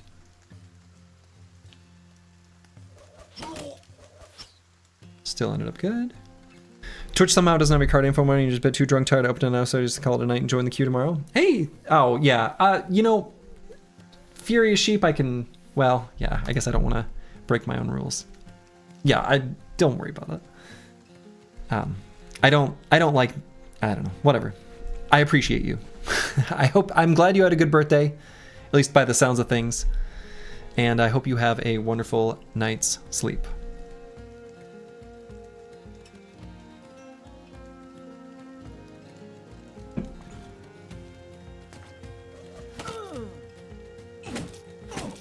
Oof, that was rough. Happy 74th birthday.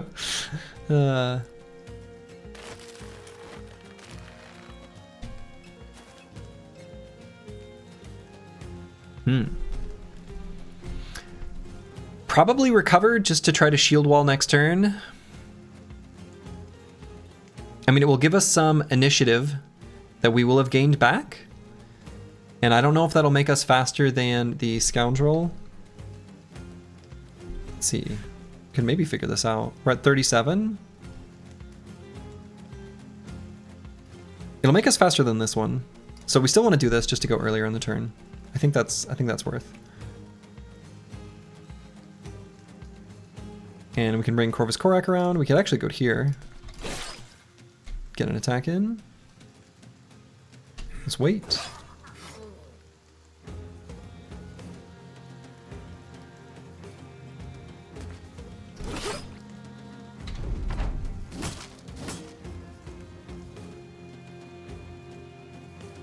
I could do a death blow, but I think a regular attack will still get a kill. Has to hit though.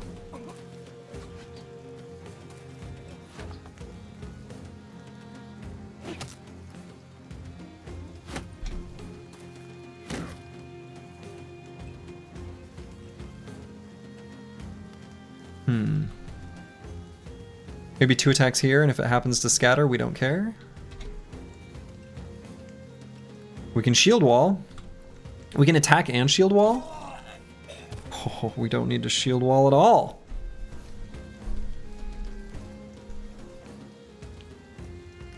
Or do we? No, we don't. We do want to try to dagger these guys down for their armor, though. So we'll just swap to a dagger.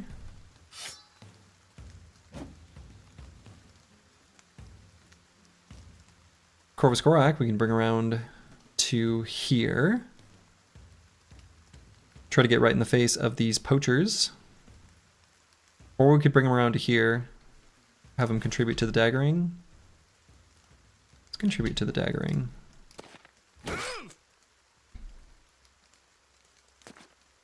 Bring Squigs around for the daggering.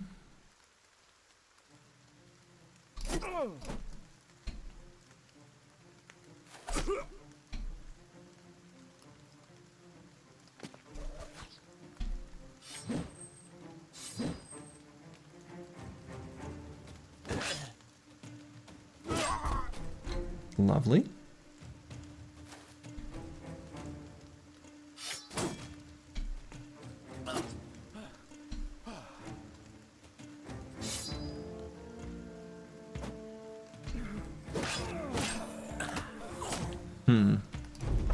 Well, sometimes you do too much damage, and that's just how it is. Okay. That still ended up pretty good. We took a little bit of damage on a couple brothers, but no big deal. We got this hooked blade, which appears to be basically the same as in vanilla, at least from what I can see. I think. It looks pretty much the same, if not exactly the same. And what else? It's kind of the only noteworthy thing. Lots of food. No medical supplies, which is too bad. We're going to need to buy those as soon as we get back to town. We can give someone a reach weapon. I think that sounds kind of interesting. And so who do we give the reach weapon to? Maybe we give that to Corvus Corak, considering his current situation with the cut artery. Seems like that could be a decent idea. Could even give someone the long reach perk. That might be interesting. Does it have 14 fat in vanilla for strike? No. In vanilla, I believe it is 15. Pretty sure. I think. I'm starting to doubt like, just seeing new numbers has thrown off what I think I remember from the vanilla in basically all cases. Okay, so here we have an opportunity to level up both range defense and initiative, which seems absolutely bizarre because we have dodge available as well as like anticipation. I'm sure it's 15. Yeah. Why one less? Yeah, I don't know. Great question.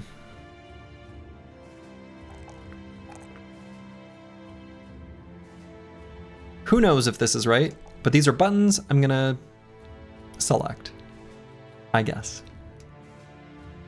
Colossus seems pretty okay. Otherwise, could grab fast adaptation. We're gonna end up with a bunch of range or melee skills, so maybe I don't bother. Maybe just grab fruits of labor. Seems all right. Hit point, stamina, resolve, and initiative, 5% to each. This is a decent little boost to all stats. Lizard brain, see big number, click big number. Yeah, exactly. Small brain, big number. A cute perk, it's a cute perk. Not delusional. This brother here who is going to be a future hero. For now, I think he just needs more resolve than 3. So let's pick that. We're going to be grabbing tempo perks on this brother. The idea here is that if he, at least is what I can determine to be tempo perks, if he realizes potential and becomes a Chad, he gets a reset.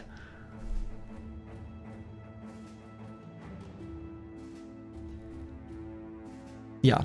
And if he doesn't get the reset, well, not delusional will get replaced. And someone else will have to step in. The only thing that's really standing out to me here is actually just quick hands, I suppose. Or fast adaptation. Fast adaptation is maybe a pretty good choice. Either one, I think, would work pretty well.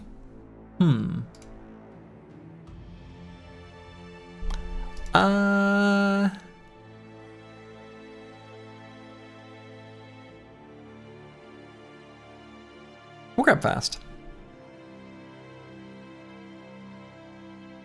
Especially since we're using this staff sling for the moment. Plus 15 to all attributes, that's, yeah, it's like a lot, right? Kind of crazy. Corvus Corak, who is, you know, fine. We could give him the hooked blade and turn him into a polearm kind of guy. Seems like that could be all right. We'll try it. I'll take the +4 in hit points.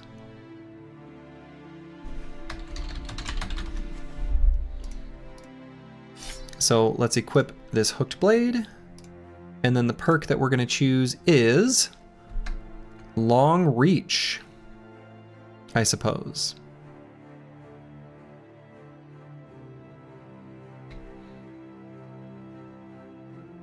Now, something I notice is regular polearm mastery does not reduce the AP cost of attacks.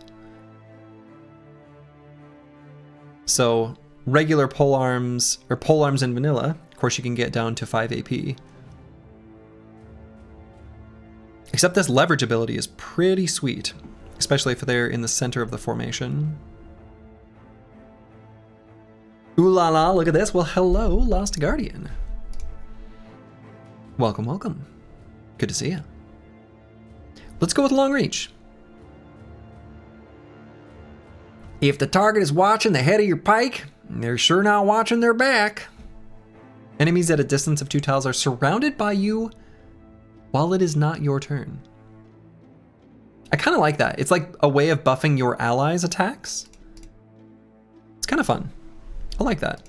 That actually also like would pair well with quick hands on a hybrid.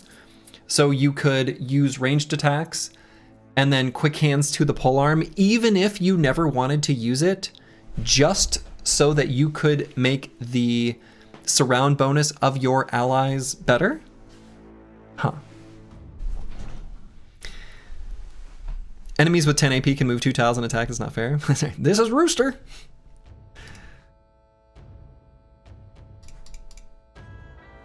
All right, we're in rough shape though. We need to get back and... Did I not loot another armor? I must not have. All right, so let's get back here. We need to buy some medical supplies.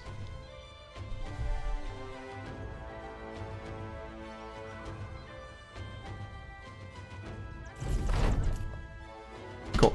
So did we get 2 friendly relations? Hey, we did. Wonderful. So we've achieved our ambition. You love to see it. We've got a mission. I do really like how in just the contract screen, they put a like zoomed in version of the like destination up here in the side. That's a really nice, like kind of quality of life, but also just information. I don't know. It's nice. It's nice. So going to Dah Hab would allow us to go back down there and do another arena contract. I think we can go ahead and do that. And then while we're here, we certainly should get more medical supplies. I think it would be a good idea to get maybe just a little bit more food and ammo. Excuse me, tools. Tools. We could purchase a cheap padded leather, get that fixed up. I don't think that would be too bad.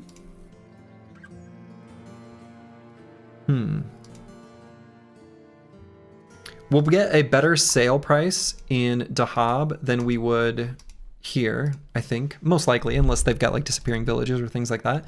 So we're gonna hang on to the things in our inventory for the moment. You wonder if the arena veteran trait is buffed? That is a good question. And if it's still given to us at 12 arena wins. Okay, I am gonna buy this padded leather. We'll get another decent armor to throw on one of the boys. Okay, I can go ahead and sell these things that are... Oh no, that still gives me... Even broken stuff is worth... Oh.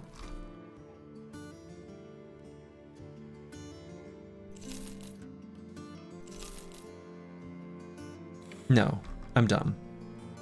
Sells for 3, all right. Can be bought back for its sell price though. Oh. Oh, we can just buy stuff back. Yeah, that should have been in the vanilla game as well. Nice.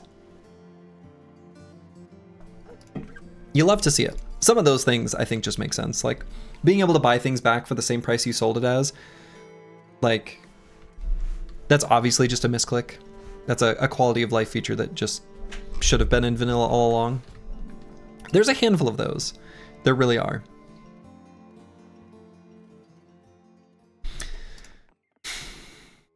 I didn't realize how much medical supplies we really needed. There isn't any more for sale here, but we may end up not having enough. Yikes.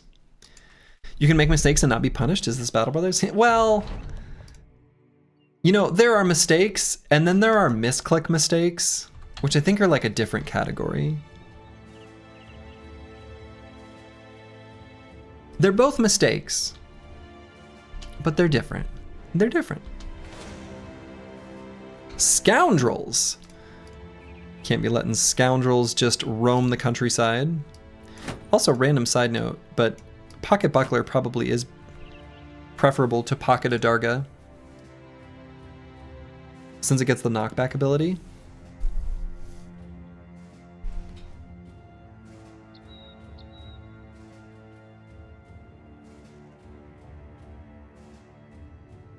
Yeah.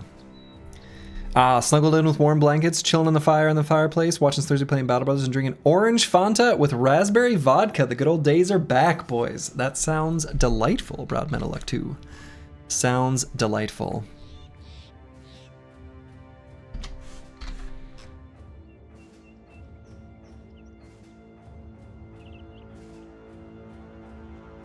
Sounds very nice.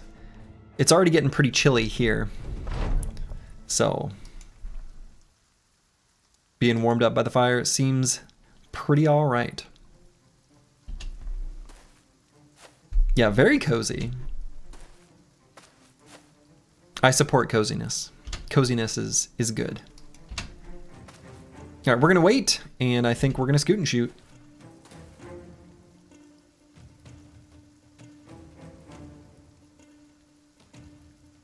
Ooh, but we gotta be careful with Fulio. He can't scoot and shoot with his injury.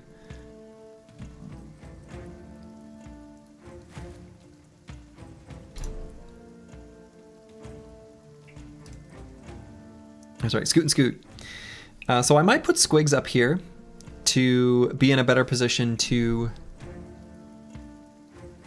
Well, actually, let's just wait. Let's just wait with him. If he goes later in the turn order, I think that's totally fine. We can just protect his backside with Falsers, doing some like a spear wall. So if we put Squigs like,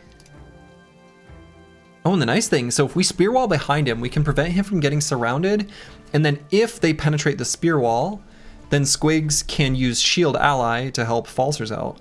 It's a nice, like, I don't know, a nice thing.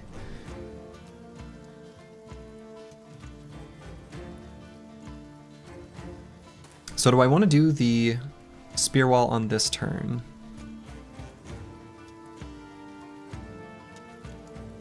Sure.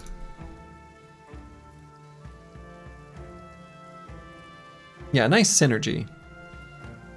A little more eloquent than calling it a thing, I guess. Let's see. Yeah, we'll put mana here. Oh, not delusional. Fractured that guy's ribs. And then I think we shield wall here. Perfect. So with a combination of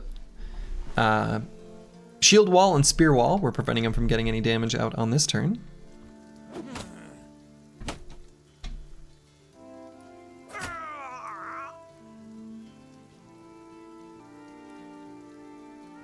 So we'll push up to here, I suppose. Corvus Korak can get a second attack if this doesn't kill. Could also just wait, let this scoundrel go wherever he wants to go so he doesn't get an attack. I think that's probably better. Yeah, that's fine. So only a 48% hit chance. Is there a way of making it better? Not that we want to take, I don't think. That's still pretty good. And end turn or wait. If we wait, then if Curse Word gets the kill, which is reasonably likely, then we get to move forward. But I guess we'll be able to move forward next turn anyway, so let's just end turn. Should be all right.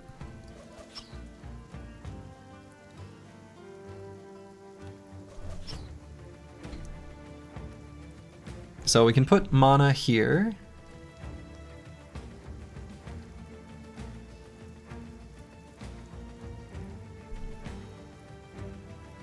Blow up this guy.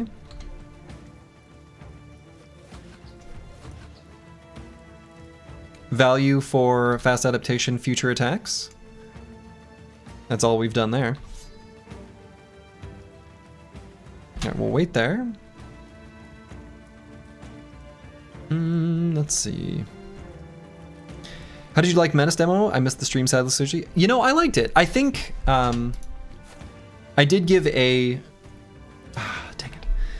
a TLDR in the Discord, but my thoughts essentially boil down to, I think it will be fun,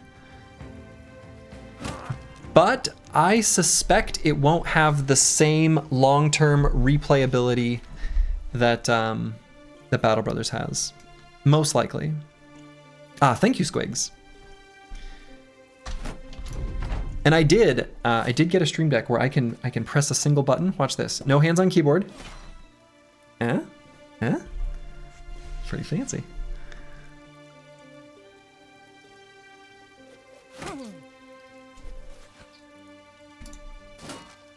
Yeah, I did pin the message, just given my initial thoughts.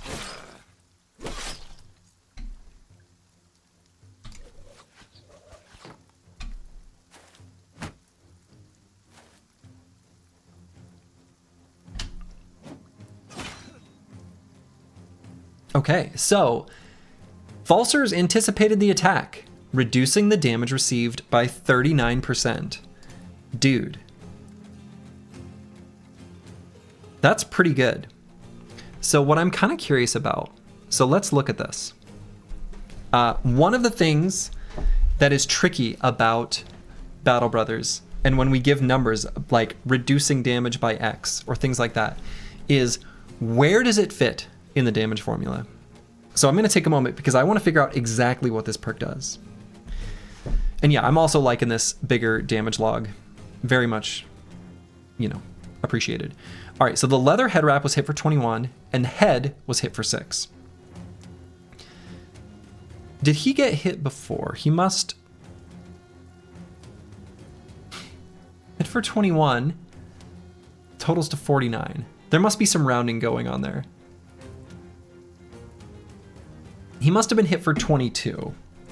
Or maybe there are fractional... Well, I don't know. Unless he really did start the battle with 49 durability on the helmet, which I didn't look that close. Like, maybe that's possible. Maybe, I don't know. But then the head was hit for 6.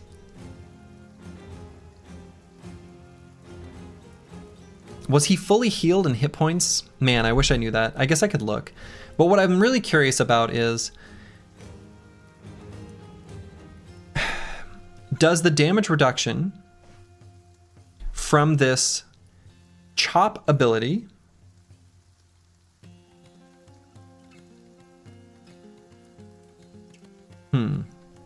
basically, is the 39% reduced damage applying to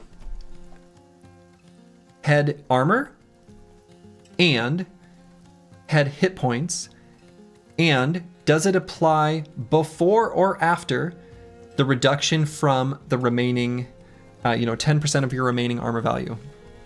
The reason why that's so important is, especially on big attacks against, for example, the head, when you use Indom, it reduces the damage by a dramatic amount because it reduces it before the flat reduction from the remaining head armor. So Indom protects your head to the extreme, where people who take Steel Brow on a brother with Indom are only doing so because of, like, in my opinion, they don't realize just how much Indom is doing for them in protecting their head. There's sort of a misunderstanding of the mechanics. So a thing like this anticipation, I'm anticipating, works kind of like Indom, where it protects both and it protects before the flat reduction from remaining head armor. I don't know what the numbers were ahead of time to be able to determine that for sure. But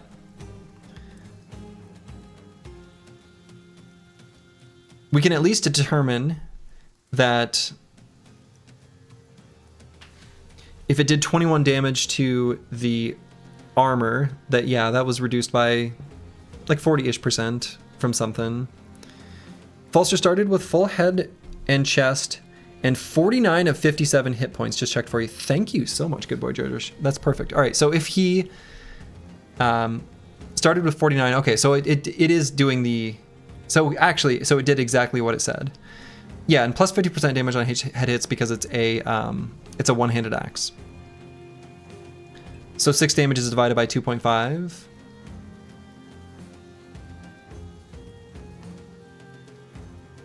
Right, so he would have taken... Let's see, hold on. The problem is we don't know how much, like what it rolled. You know, because it does a... In the combat, behind the scenes, at least in vanilla, there's a armor damage roll, and then there is a hit point damage roll, and they're literally like separate values for each. So it's definitely like Indom. It's got to be with that kind of number of damage ignoring armor. Awesome. In Hardened, they are the same. Okay. It's one of those things that's unnecessary, so it's sensible for them to be the same. In my humble opinion, anyway.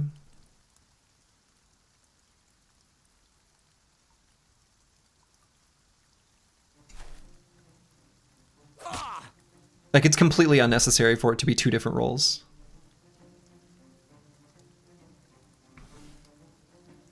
Okay, so now that we're protected by anticipation, it makes me tempted to just do 2 attacks here. If I can. 8 fatigue. Disaster. Wait, no, disaster.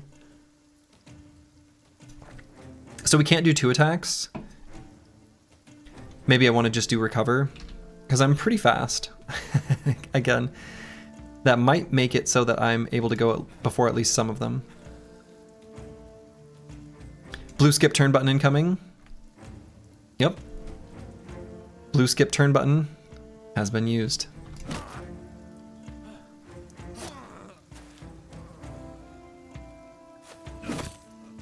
Oh, took off his head.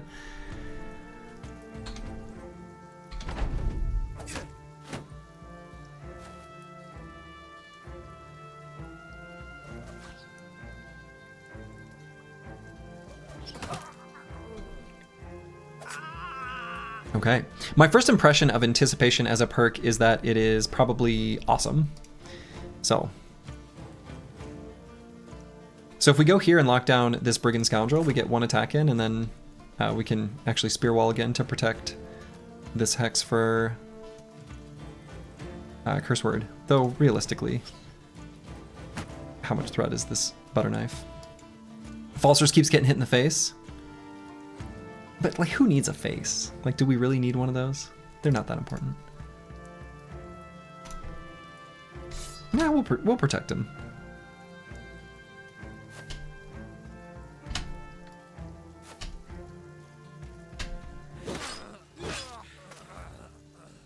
Oh, I suppose now he's running away. Yeah, sure. Go for it, buddy. Try to run away.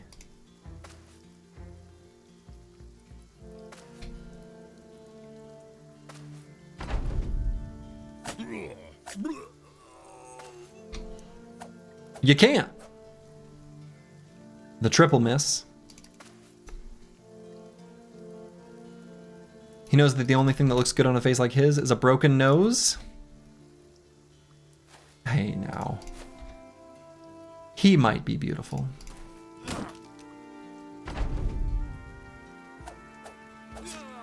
Okay, very nice. So we didn't take that much damage in this fight. 88, all on mana. We were able to get a blotched Gambison.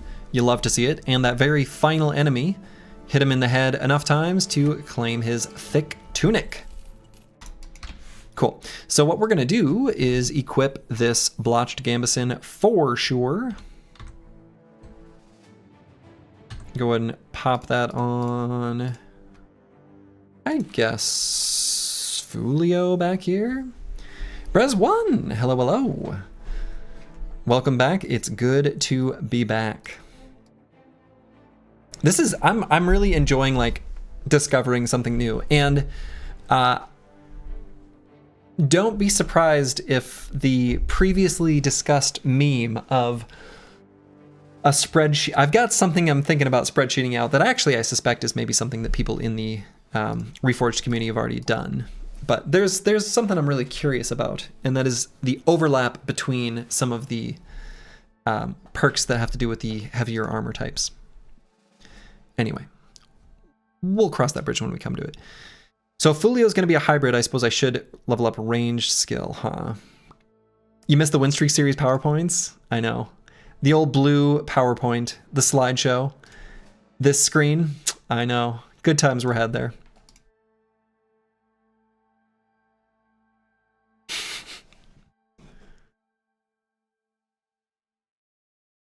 Man, anticipation even seems good. I mean, I guess not here, like where your range defense is super low, but like on a hybrid, I don't know. It's kind of interesting.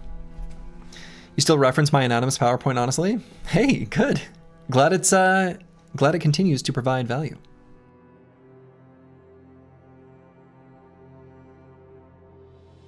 All right, so what are we gonna get on Fulio? If he's gonna be a hybrid, we don't get quick hands, do we?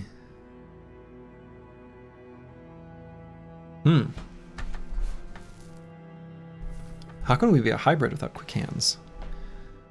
Ugh. Really, we're just a ranged brother with like melee attack skills? Do I even know what I'm doing? Bullseye is excellent in Reforged.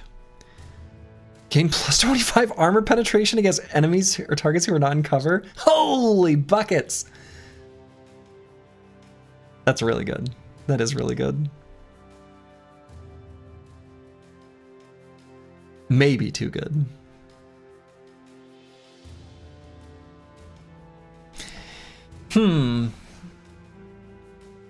Entrenched seems pretty good.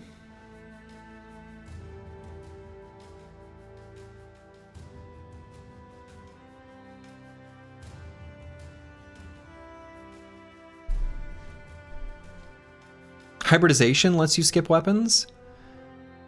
Do I have that? Hybridization in the ranged combat. Oh, I do. So it is here in tier 3. Ah, okay. All right. Oh, okay. Oh, nice. Entrenched good for mid-formation ranged guy? Right, exactly. So we can either go, actually then it makes anticipation look a little bit better if we gain range defense by having high enough base melee skill. It's weird. So let's go entrenched. Sure. And we're gonna continue to make our way down to Dah Hab. Might, oh, okay, that's the shortest path. Yeah, that's probably good. I was gonna say we could maybe swing by Volkenberg on our way just to get more medical supplies, but meh. We'll just assume that our injuries will heal on the low end of the range and it won't be necessary for us to get more. We're not even gonna get hit anymore. Just don't get hit. Game is easy. Have you tried just not getting hit? That hybrid perk is really cool. It is really cool. I do think these perks, maybe they're too strong, but they're really cool. Okay, I'm gonna fight in the arena, but first, I gotta use the restroom. I will be back again. I've just been burning through these waters. Be back in 1 moment. Okay, I'm back. Yeah, you guys talking about the duelist perk? Yeah, let's look at that again. So duelist requires one-handed melee weapon. You know, honestly, the theme of this is really quite good. While adjacent to at most one enemy, gain +2 reach, and reach helps you hit the enemy, basically gives you melee skill, and plus 30% armor penetration. So if you are, adjacent to one enemy, it actually gives more armor penetration than duelist from the vanilla game. While adjacent to exactly 2 enemies, gain +1 reach and plus 15% armor penetration. Still pretty good, right? I mean, and it does not say you cannot have a shield equipped.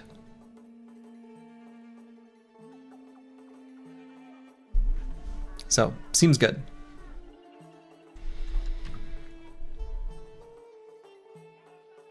Yeah, took the name Duelist literally, which I think, honestly, that's a more intuitive interpretation of the Duelist.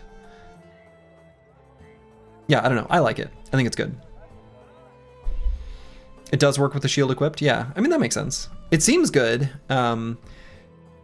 Very likely, Curse Word may end up taking that. We're going to make him like a one-handed cleaver, maybe. Technically, he could do shield stuff too.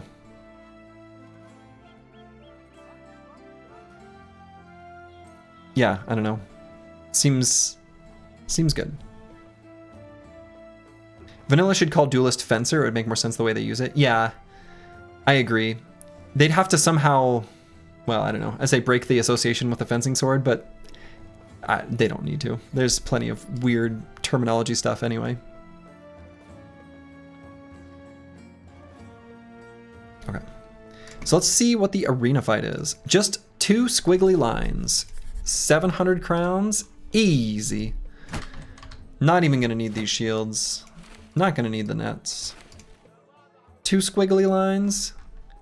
No problem. Assuming the squiggly lines didn't change. I guess I don't know that.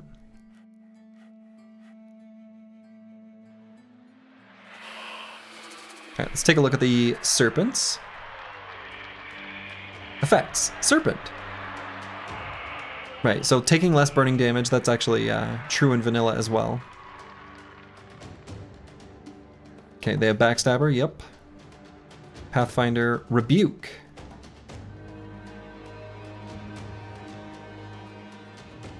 Whenever an opponent misses a melee attack against you while it is not your turn, gain the Rebuke effect till the start of your next turn.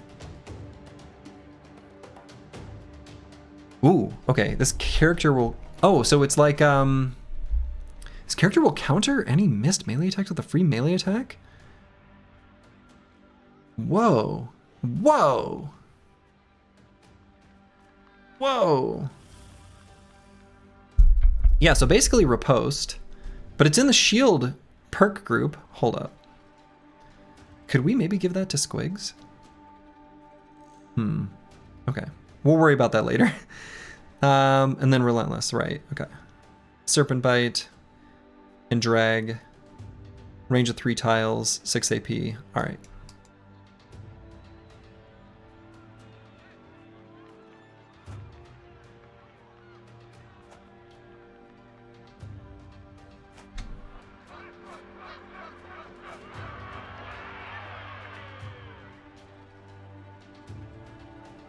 So they both ended their turn.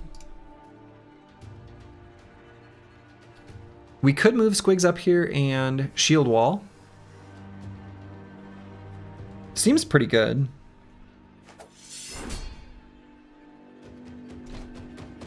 So he is now rebuking. But it's until his turn. What? He hit a 29% chance? That's cheating. So we really want to hit him.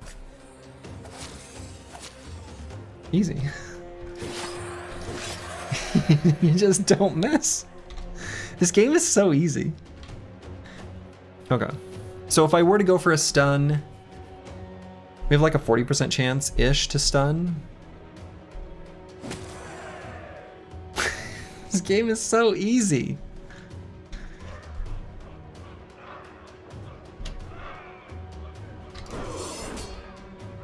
Shoot.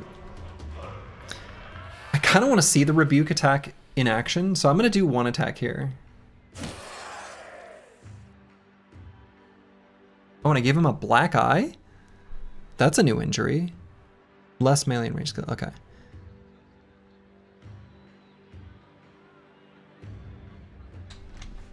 But it's only countering a missed attack. So if you hit them... Boy, okay, Rebuke seems wildly good. Rebuke seems wildly good. Let's take a moment. Let's look at everything we're doing with Squigs. Where is that?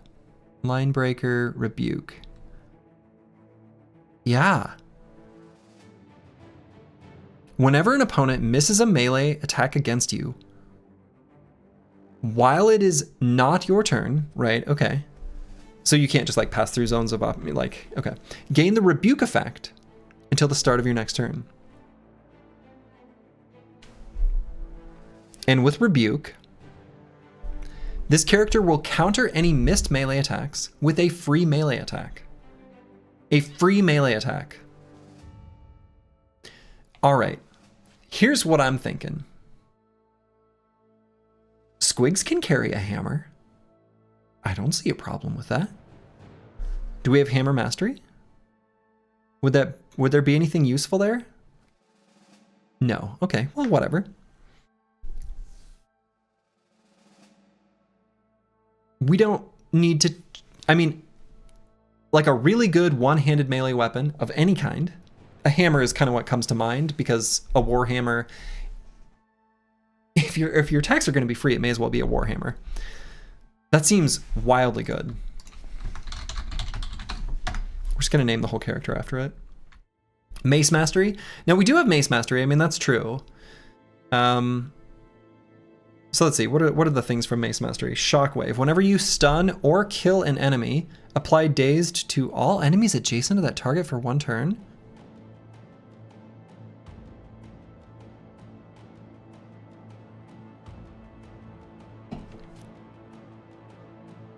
That's pretty good.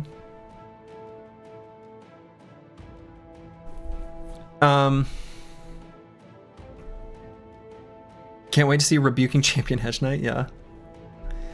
One-handed mace with double grip applies daze already. Oh, really?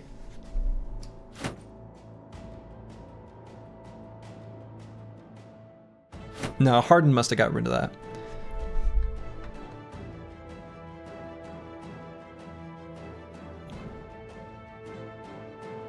Bonebreaker. Armor damage you deal is treated as additional hit point damage for the purpose of inflicting injuries. Okay, that's really cool. Pretty sure it's part of the dual grip description. No, doesn't look like it. Unless I'm missing something.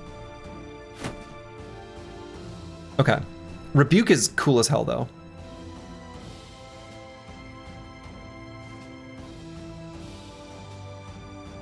All right.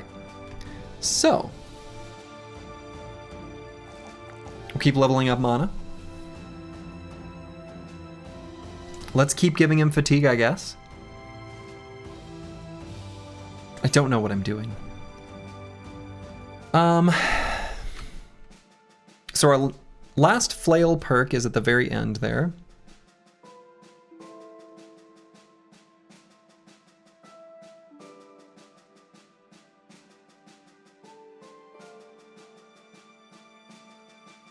Vigilant seems kind of cool.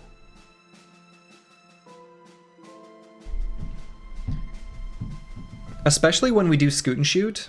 Like, so when we do scoot and shoot, we gain +2 action points for the next turn. We do a lot of scooting and shooting. I don't anticipate that changing. So this seems really good. I'm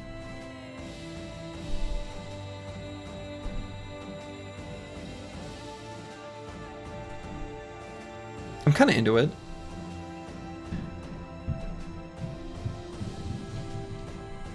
Fruits of Labor could also just be good. But level 5, 85 melee, pretty good, huh? Snap, Crackle, Crunch, music to your ears. Those mace perks seem really strong. Yeah, they really do. They really do. The mace perks seem really good. We'll build a mace boy. I'll probably just try to build a variety of weapon specialists, I guess. Lets us experience a variety of different things. Higher skill than our end game one true run bros. Yeah. Yep. That's accurate. So this Vigilant does seem good. It gets us off to a good start in fights, which I think is just super important, right? At the end of your turn, gain half of your remaining action points rounded down as additional action points during your next turn. It falls off once battle is joined, right? So it's not incredible, but it gets us off to a good start in fights, which is the most important thing in this game. I think that seems to even be true in Reforged here, in Hardened. So let's do it. Wasn't the first flail perk costing AP? Unlocks the whirling death skill, allowing you to... Yes. So it's a stance that you... Yeah. Might not have any left to save in the next round. That's true. That's a good point. Yeah, that's a really good point. Yeah, that's a really, really good point. So maybe that is less useful. So what do we want instead?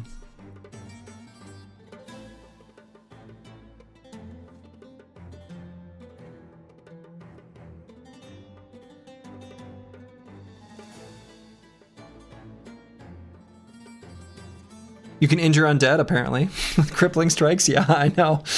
Allows you to attack to inflict injuries on the undead. I suppose they can still get broken bones. They can get broken bones.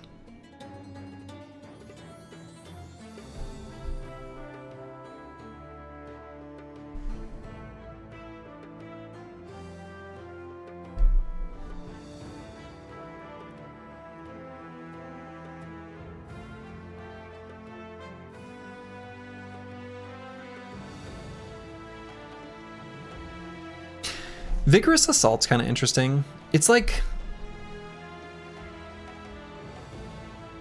It's a good effect? Will this flail bro be our sensor? Probably. Probably. I'm assuming the sensor is still in the game. I have no reason to believe otherwise. And I have no reason to believe it's not still excellent. So... Assault is good on strong bros. Yeah.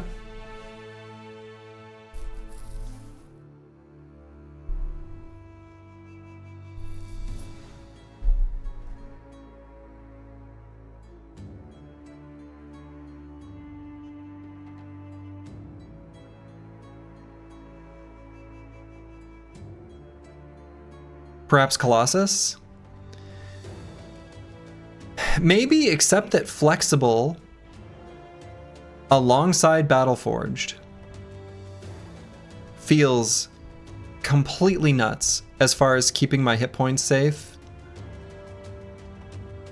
Such that, like, man, would we even need hit points beyond the base? Like, no. I feel like no.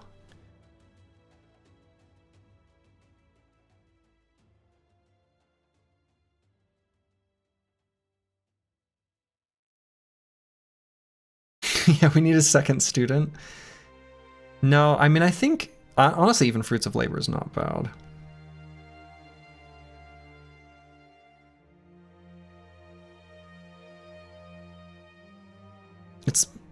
It's actually really quite good. There's a lot of value here.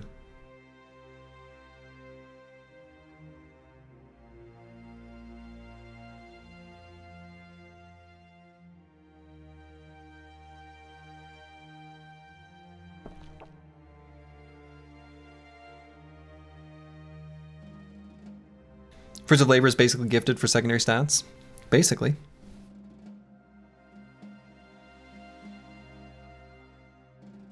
Yeah, I don't know. Let's just do it. It seems good. It gives a lot of stats. Fruit seems very much worse than Old Colossus. I would say it is worse than Old Colossus. I agree that it is worse. But not by that much. I mean, I think, yeah, I don't know. It's hard to... Yeah, I don't know. Well, we picked it anyway. It's been picked.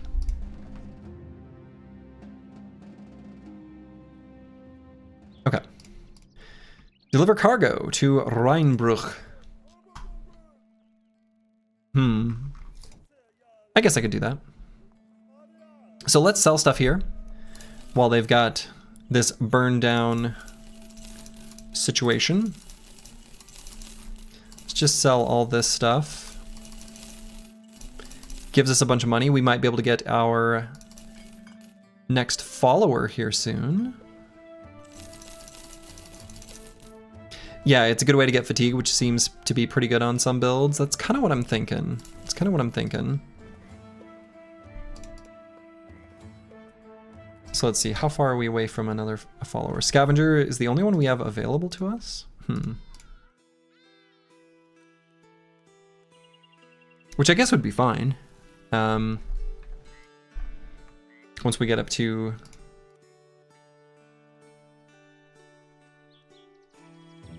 Yeah, I don't know.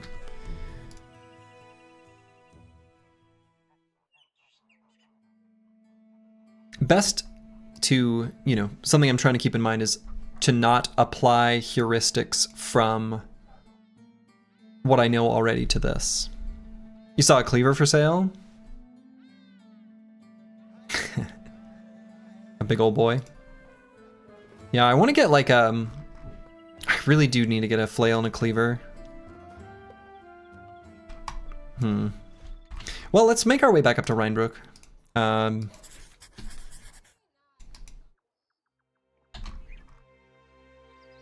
And then I guess save our crowns for the moment. We also might get the ambition to get a battle standard.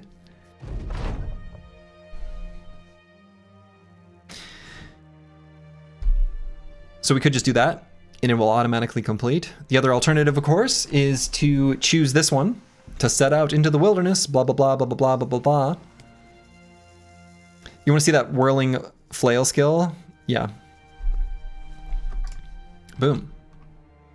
So let's complete this ambition. Easy. Boom. Men, these are our colors now. So for this moment, I guess, we can have Corvus Korak use this, since he's got Polearm Mastery. May as well. Does Fulio have... No. Nobody else has Polearm Mastery available. Nobody really has good resolve yet. Falsers is okay. Also, I didn't realize that Curse Word had leveled up. So let's take a moment to figure out what we want to do with him. So this bro, I'm going to focus primarily on getting in there and finishing enemies off.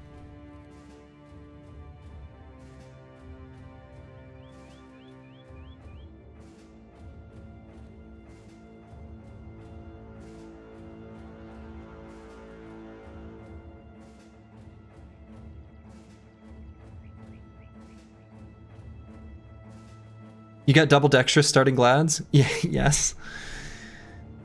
Pretty good. Pretty good.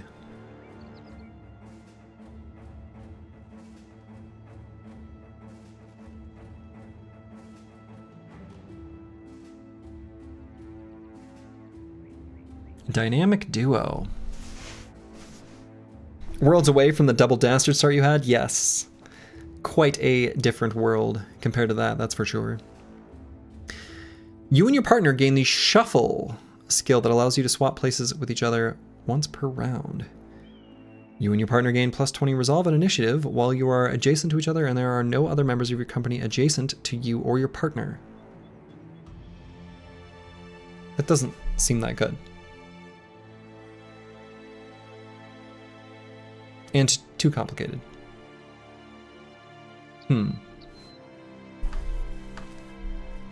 Would I want Vigilant on Curse Word?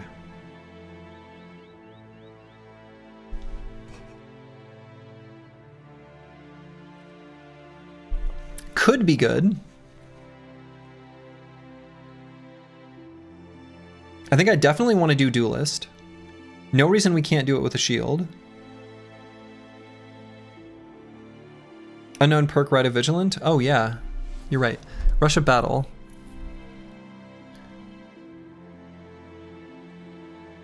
While adjacent to an ally and an enemy, Gain 20% more injury threshold for each adjacent enemy, and skills cost 10% less fatigue for each adjacent ally.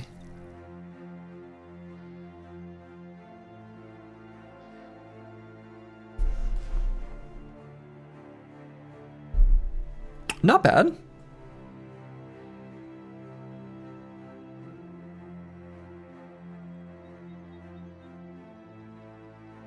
Not bad.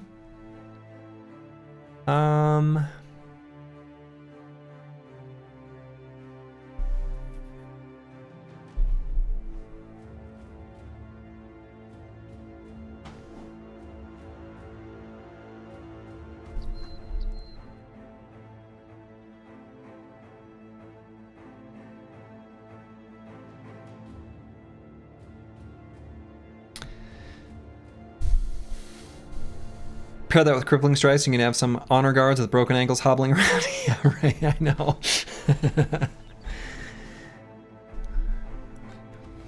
They can still break bones. That's all I'm saying. You know, Vigilant is kind of tempting for Vipers specifically, since we're gonna get AP for each kill.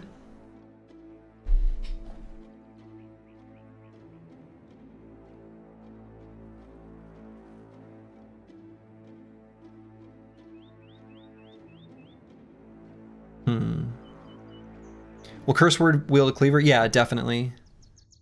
We're definitely going to give him a cleaver when the time comes. What is the last one from the cleaver tree? Sanguinary.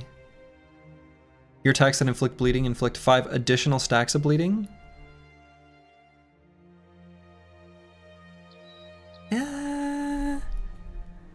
Okay, that's probably pretty good.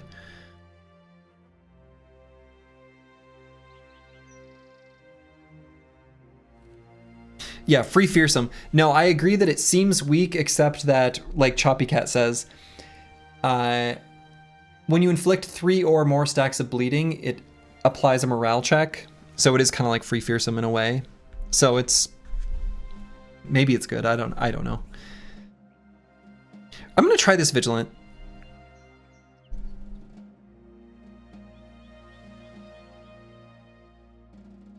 I think for Curse Word specifically, it's something we can try.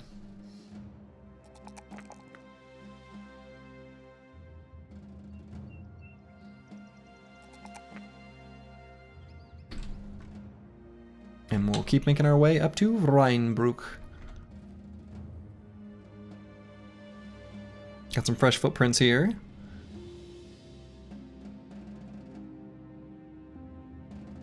And you know, if we see an enemy faction, or excuse me, I don't know, a flag we don't like, we can make an enemy of a noble house. I do want to see what those enemies are like, of course.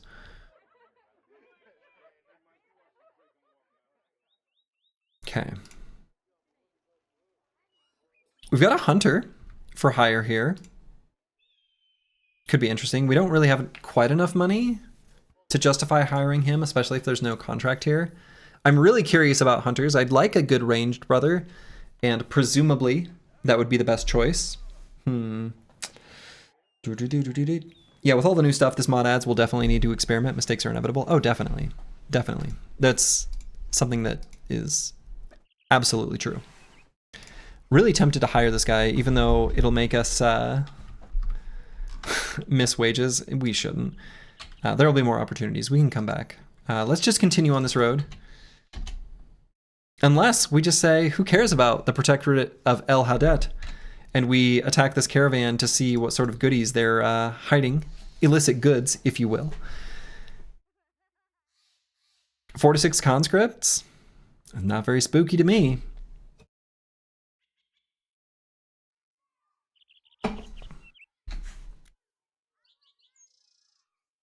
They've got it coming. Could be a little dangerous. You like goodies? I like goodies. What a coincidence.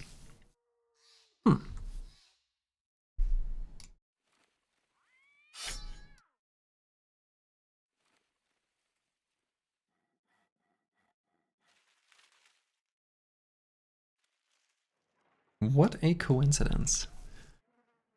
We can probably do this, right? If it goes poorly, well, then it went poorly. We'll bring a net. We haven't really used one yet. So, if not now, then when? Oops. Well. Okay, so let's take a look at what we've got here. An indebted. Strength in numbers. From the strength in numbers perk. And then backstabber. All right. Conscripts. They get strength in numbers. And flexible. Ah, so they no longer have nimble.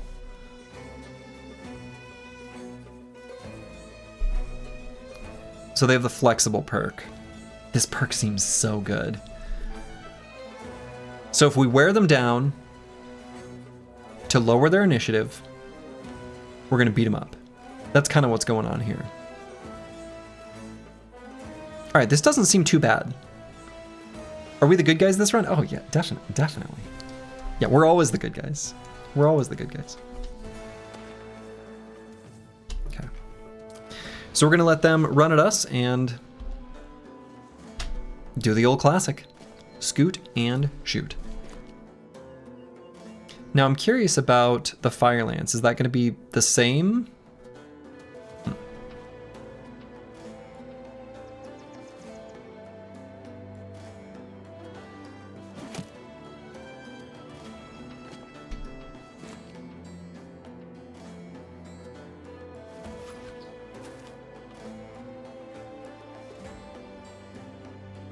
So let's see, do I want to do a similar thing like I did last time where I put Squigs a little bit in front and had him shield walling? Yeah, exactly. They were jumping us while we were minding our own business. Exactly. I'm kind of tempted, right? Make it so that he's the one that that gets attacked. That seemed to work pretty well previously.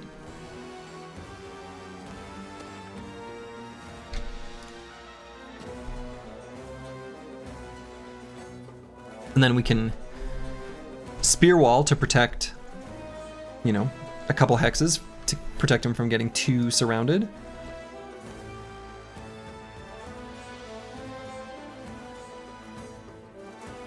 Let's do it. Ooh, got a fancy sword lance. All right.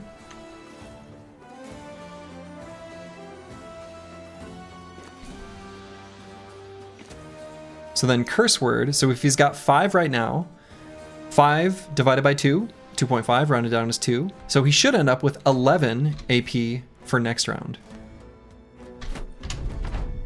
Is this true? It is. Boy, that's a lot of AP. How generous of him to donate his sword lance? That's kind of what I was thinking. So we can throw a net and then toss a spear. I'm kind of thinking of throwing a net and then tucking in to here. That rhymed.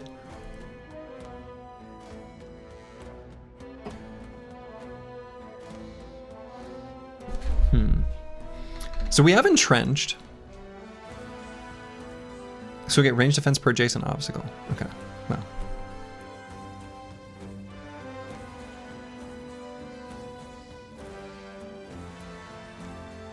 So we actually want Fulio like in the center of the formation. But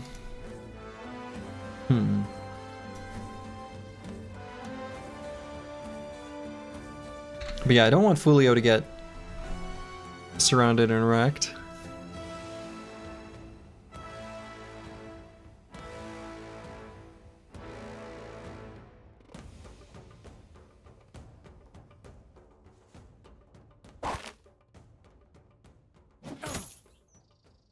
So we just won't.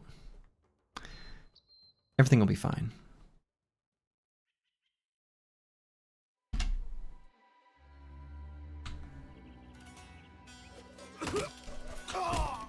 Got him. So let's wait here. And here. Step up here with Corvus Korak. Corvus Korak is our bro with long reach, so we're increasing the surround bonus onto at least this guy right now. Daberner, thank you for the Prime sub. Very much appreciated.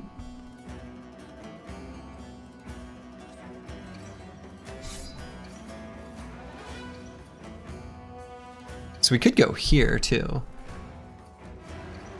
And then we could step up with Antiwian to get an attack. Otherwise we don't have one. We don't protect as many hexes for Squigs, but he's probably fine.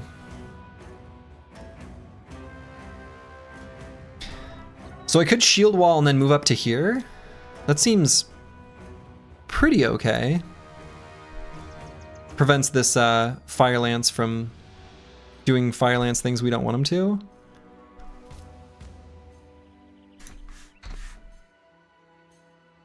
Squigs is pretty durable. Disrupted flow. Your focus is broken, disrupting your timing and reactions. Why did that happen? Because we moved through zone of control? Is there a perk that's doing this? Thought he was hungover? It does look like it. Well, and that might also just be true. Boy. I'm gonna move Antiwi in here and attack this guy. I don't think I'm going to attack the Indebted with Antiwi, and I think we can... Well, I don't know. How much damage is it? Or 70, or what chance to hit? 70%? Now let's go here.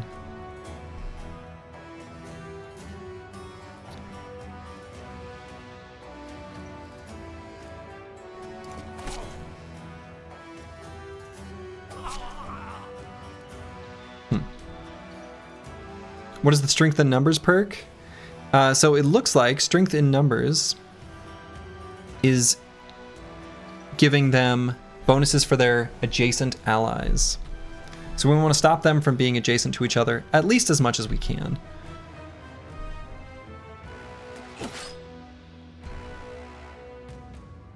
These conscripts are pretty tough though, so.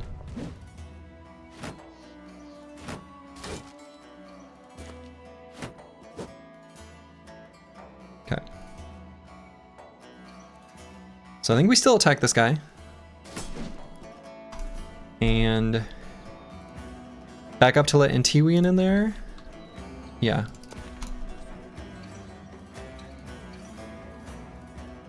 Two Southern Mail shirts. Yeah, if we can get them, that's true. That's true. So if we move here, we get the entrenched bonus of gaining range skill. We don't have it right now because we're not entrenched enough, I guess. So if we go here, we do get it. That lets this conscript do the Fire Blast, though, which I don't really want. So I could go here and then get entrenched, which would then let Falsers move down one before he spear walls. It's a little weird.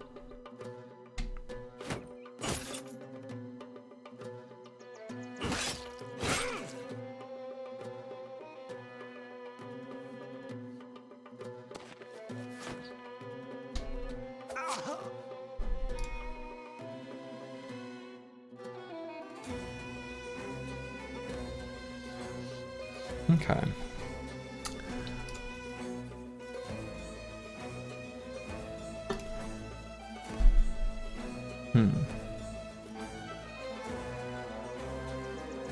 I think that move didn't do anything because you lose so much hit chance per tile for throwing weapons. Yeah, I think that's true because you lose like 15%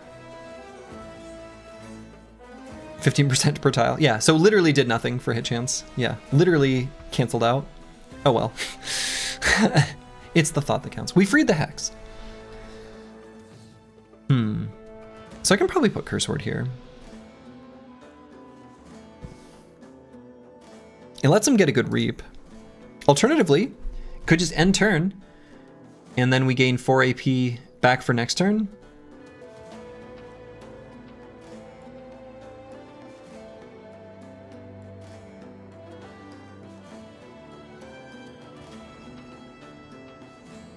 Or we just go here. Let's do that. Move Corvus Corac here. Falzer's here. Protect that Hex. Still shield wall. Move Not Delusional up.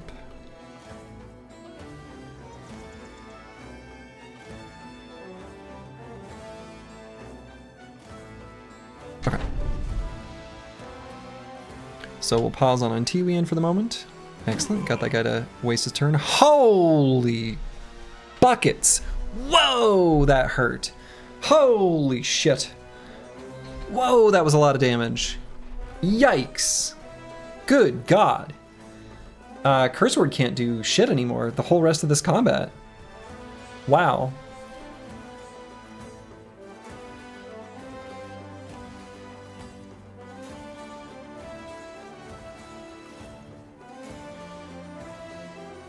He can collect AP in the corner? Yeah, I guess.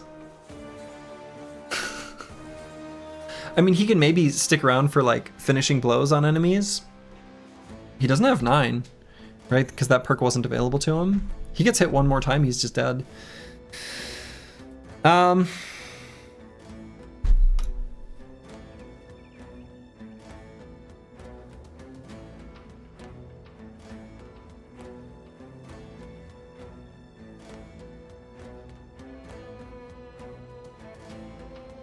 Jesus.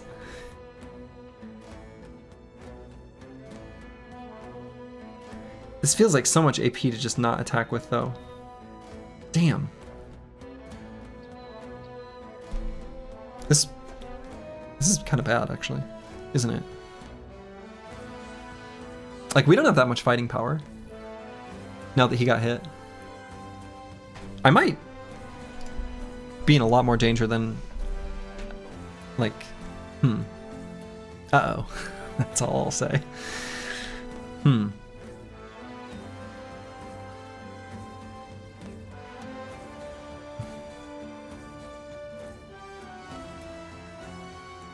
I mean, we can put, we can go here and then we can put mana there. Try to just blow up this polearm as fast as possible. But the problem is that this conscript might come to join him.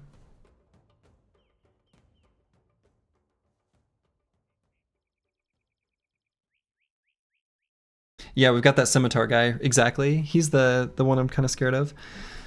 I mean, if we go here, he can't get an attack if he goes there.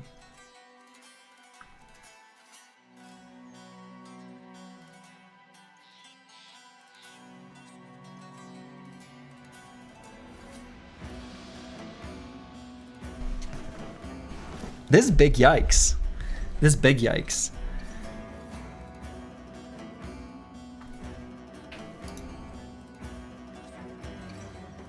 We've got the pocket shield too.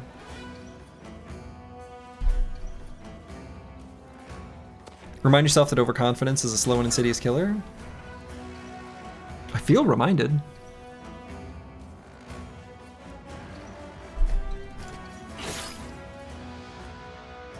Okay, this flexible perk is insane.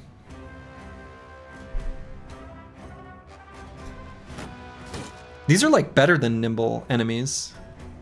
Or like stronger, I should say.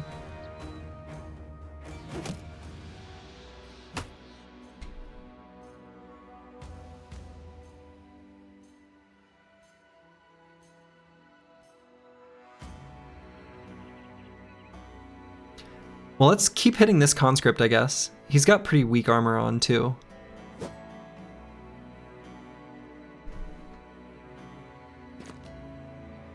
This guy might go here. Yeah, he did. So what's our hit chance here with the 27%?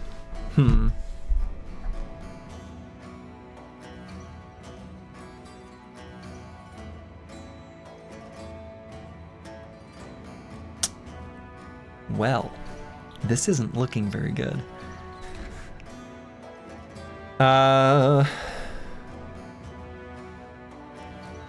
This is looking quite bad, actually. Do I go for 2 attacks here? Or do I pull out the spear and move up? This is looking really bad. These enemies are really strong. Many a lesson has been learned from this fight. Yeah, this might... This is not good. Conscripts. Pretty strong. I guess you're wondering how I ended up like this. Yeah.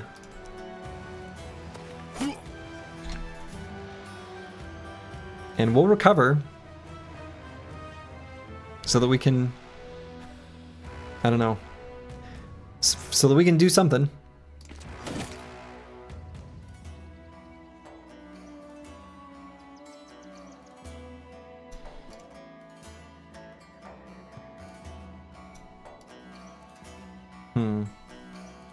Head's about to fly? Head's probably gonna fly somewhere, yeah.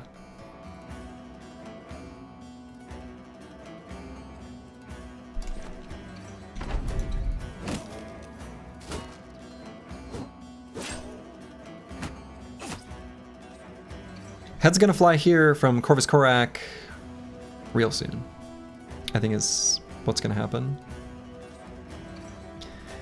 So this guy is gonna die real quick, because even though he has flexible, he doesn't have nimble, so now that his armor's gone, he's actually quite vulnerable.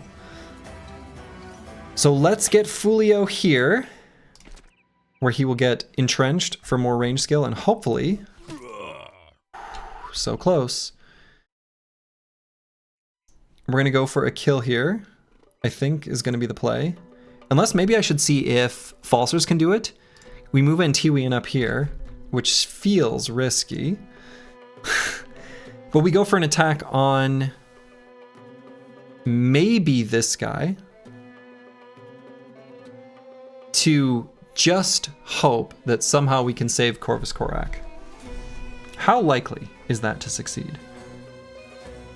Pretty unlikely.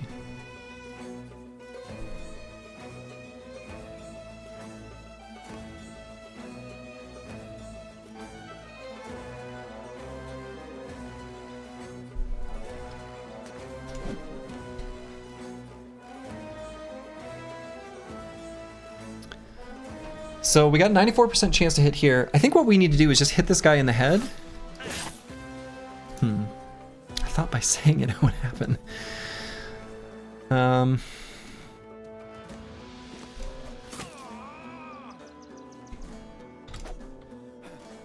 Oh no, we only had...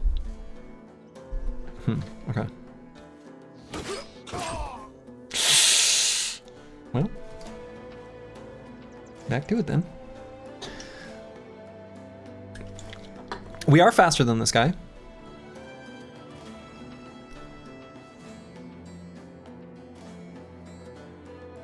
So I think we can move here with Curse Word, actually. Slurgi, are you farming brain damage? On myself or on my characters in the game?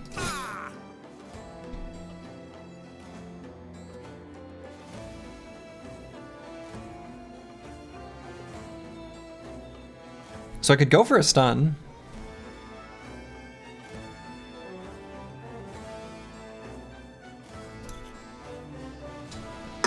I'm still a little bit worried about Squigs too. He's gonna get attacked by at least these 2 enemies. So I think we shield wall. And we can shield other. We can shield Corvus Corak.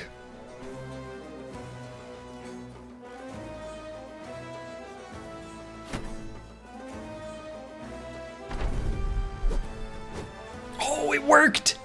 It worked! Oh, it worked! It worked twice! Holy shit! Had we not shielded him, he'd be dead right now. But because we did, he's alive. Incredible. All right. So now here's the real question. Do we try to contribute to this round on this conscript with Curse Word? Pretty risky. Probably shouldn't.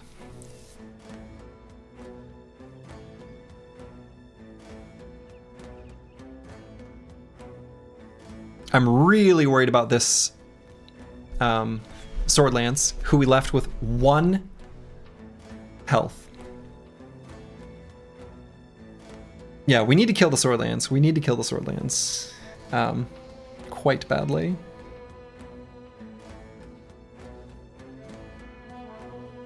I don't think we can move here with Curse Word. I guess we'll just wait. Alright, try to finish him here. Got him. So we'll just attack with the highest hit chance, which is here.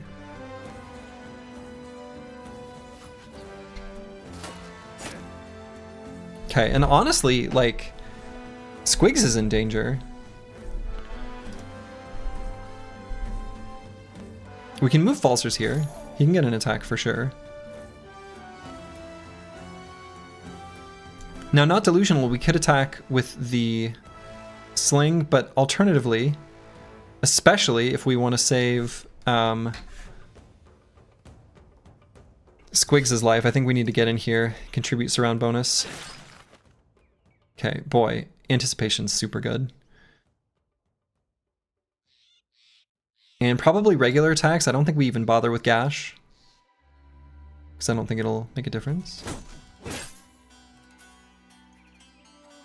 And recover, and hope we go before them. If Corvus correct, we'll attack here. And we can't attack with Curse Word. I guess we save our AP.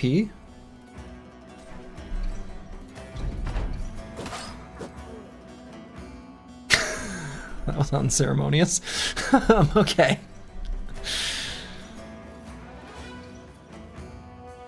Oh boy. Squigs could be in serious danger.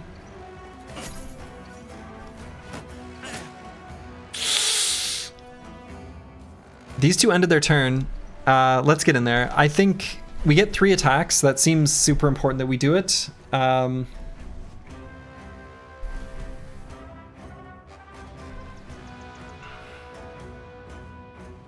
He struck down, brain damage? Maybe. We can hope.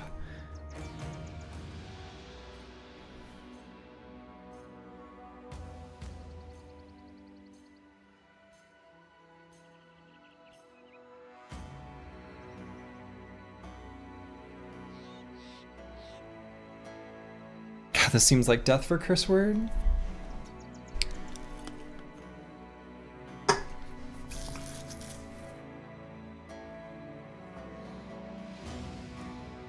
But it's so hard to hit him if we don't. We get 3 attacks.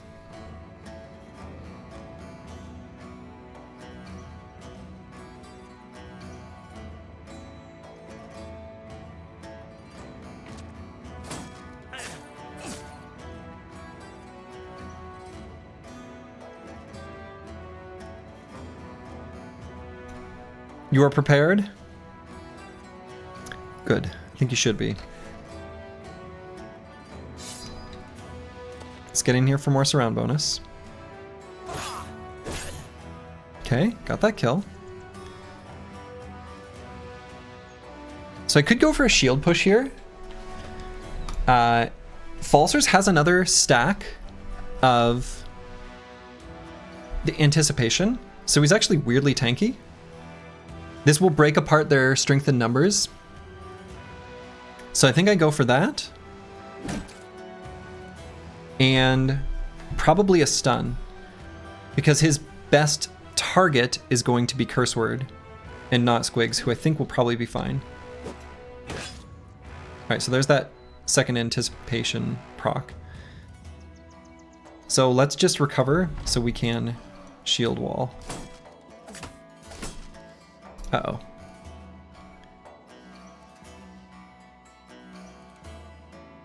So go here with Fulio. Preparing to be weirdly tanky, my lord. Good. Go here and go for stun. Seems like the play. Unfortunately, Fulio, if he were to die, it's a little less heartbreaking.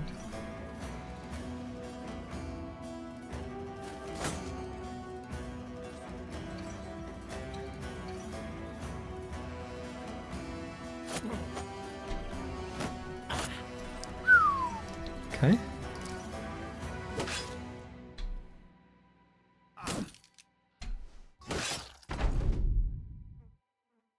We've got him fully stammed out.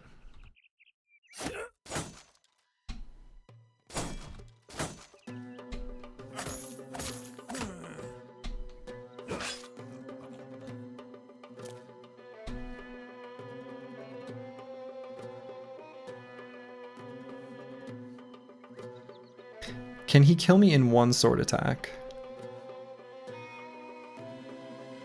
No. So we get in there.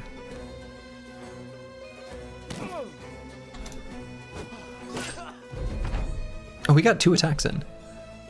Oh, they still cheat and gain more? Okay. Ooh, buddy. Well. Well, Antiwian. We salute you, brother. Antiwian will be the first to really enter the meat grinder. It's how it is. You live to fight another day. You live to fight another day. Whew, whew, whew. Anyone else pitting out?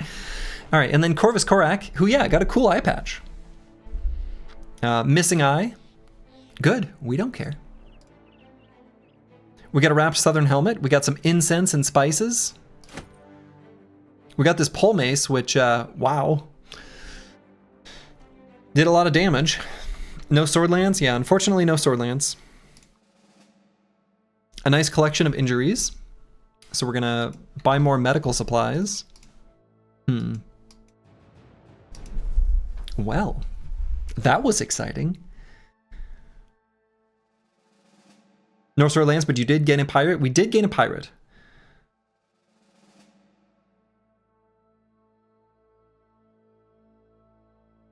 We did gain a pirate. Cool. Seems good to me. Corvus Korak with promised potential. Carrying around a missing eye. You love to see it. Oh, we didn't take it. Oh, I didn't realize. Oh, so it's beggars and cripples, I guess? Huh, well.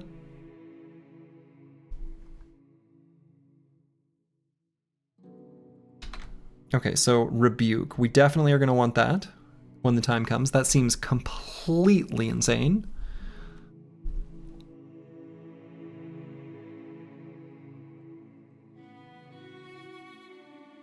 All right, so let's take a look at the new perks we have unlocked with this.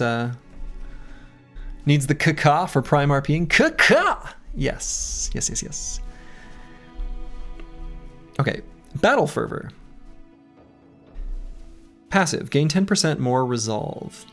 While at steady morale, gain 10% more melee skill, range defense, and melee defense. Oh, okay. So it gives the bonus of being confident even when you're not confident. Okay. Seems all right. Then we got a bunch of weapon masteries. Line Breaker. Knockback gains plus 15% hit chance and staggers the target on a hit. Unlocks the Line Breaker skill, which allows you to knock back an enemy and take their place. All in one action. We the Orc Warlord now. Interesting.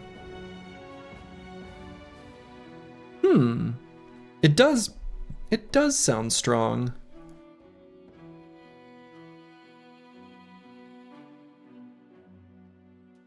Linebreaker seems legit. I'm assuming... Now, Linebreaker, I'm assuming this is going to use the code of the original. Notably, if that's the case, it also breaks shield wall, spear wall, any like the stances kind of thing. Dangerous too. Yeah, punch your way into bad. Good position. Right. Could be good, right? There's definitely situations where, I don't know, that's kind of a fun, like, could give fun lines of play. I feel like I like it.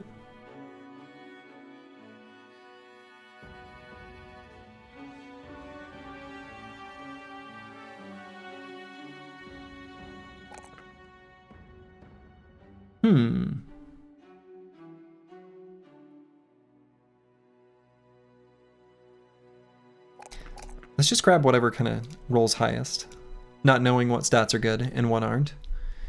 I kind of want to get this just to kind of see how it is, if nothing else.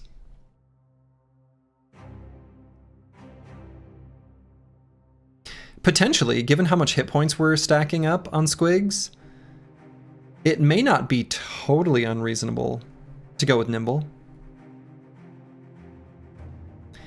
Also, random thought, I just realized from looking at Nimble here. Okay, here's what I notice. Take 60% less hit point damage from attacks.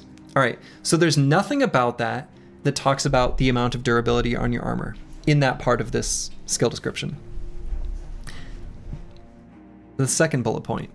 Take more armor damage equal to the combined weight of your body armor and helmet as a percentage. Okay, whatever. Let's ignore that for the moment. Let's talk about just how good the armor of the Age of Rock looks on Squigs if you took Nimble. I'm just saying. We get that armor, or that like HP regeneration, and like, you know, you see where I'm going with this? I don't know. Time for Miracle. Oh my goodness. The legend appears. Hello, hello. I'm very glad to see you as well. Good to see you checking out Reforged. You played lots of Reforged and really enjoy it, so hope I do as well. Good. You mentioned that you had played Reforged when we talked a bit about Battle Brothers. Hope you're doing well. One must assume you are. I'll assume it. This line breaker seems cool. So let's take it. Oh, and also, weirdly enough, we could go Nimble and Battleforged.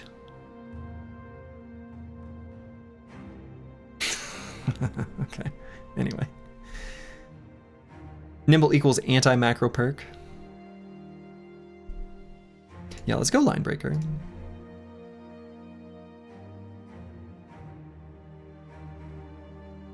Okay. So that was a rough fight. Our tools situation is not great, but our medical situation is much worse.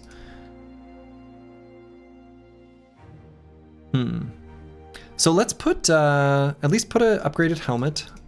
Yeah, I was gonna say I'm assuming someone's helmet got completely chunked.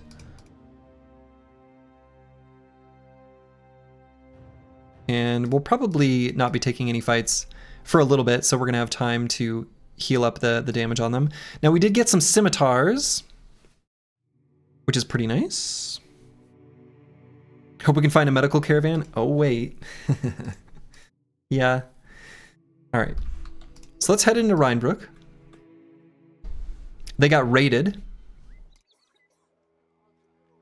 Convert one shot is still here. Ah, this has a tooltip. Food is undesirable and will be eaten last. Good. Let's sell one of the spices so that we've got just a little bit more money to work with. We're gonna buy medical supplies, and I want to see a proper ranged character. So let's get Kunibert. One shot. He min-rolled range skill with no talent stars. How could you do this to me, St. Jigs? How could you? He's insecure, so we'll never be confident. He's superstitious, so you know, he gets spooked out. He gets spooked easily. Mineral ranged attack with insecure. Proper one true run, bro. Right. Okay, so let's see the perk groups that he got. So we got bow, crossbow, and throwing. Spear. Vicious.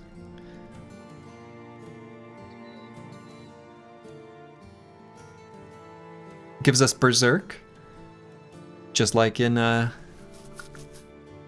original. Now we could just take battle fervor on this brother, because since he's never going to get confident, at steady, he will ostensibly be confident. Easy. Yeah, and gets fearsome. These seem really good, right? So, let's see. For now, we can just, I guess, keep using a hunting bow, sure. Calm a ranger. Insecure cured, insecure cured.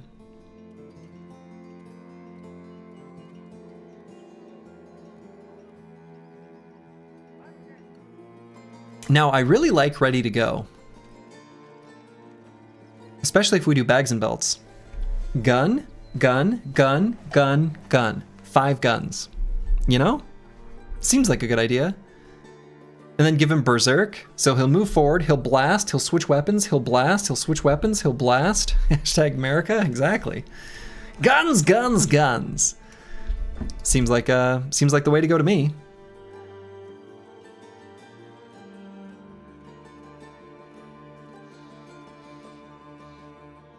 Okay, cool. So do I want to, let's see, let's give him a pocket scimitar and dagger. Make sure everyone's got pocket daggers in case there are, you know, opportunities for some fresh armors to make their way to us. Okay. Call an ambulance, call an ambulance. But not for me. Exactly. And I could sell another trade good for medical supplies. I suppose I probably should.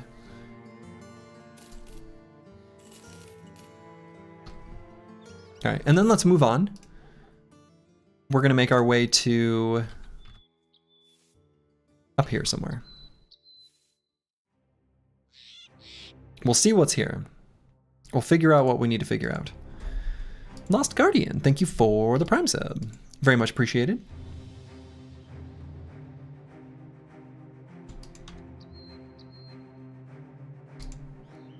Okay. We got some footprints we're following here. One must assume they are... yeah, just peasants. Just peasants. Alright, so let's see what's going on in this small farming village. It's pretty rough here. We've got farmhands. Cool, cool. Drive off brigands? Sure. We can drive off brigands. Do we want to hire a farmhand? Just to see what they're capable of? We've got a hooked blade and a pole mace that we need to find a use for.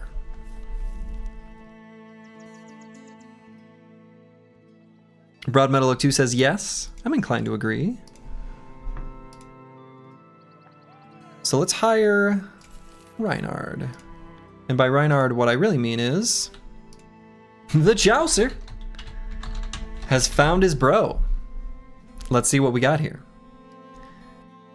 We've got a farmhand with a pretty decent, fairly middle of the, I don't know, average rolls in basically all stats. We've got 1 talent star in range skill.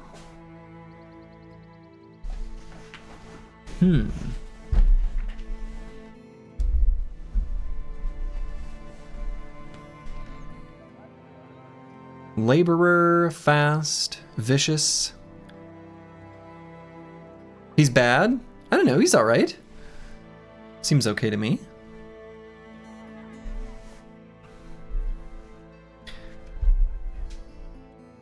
Nothing exceptional, of course.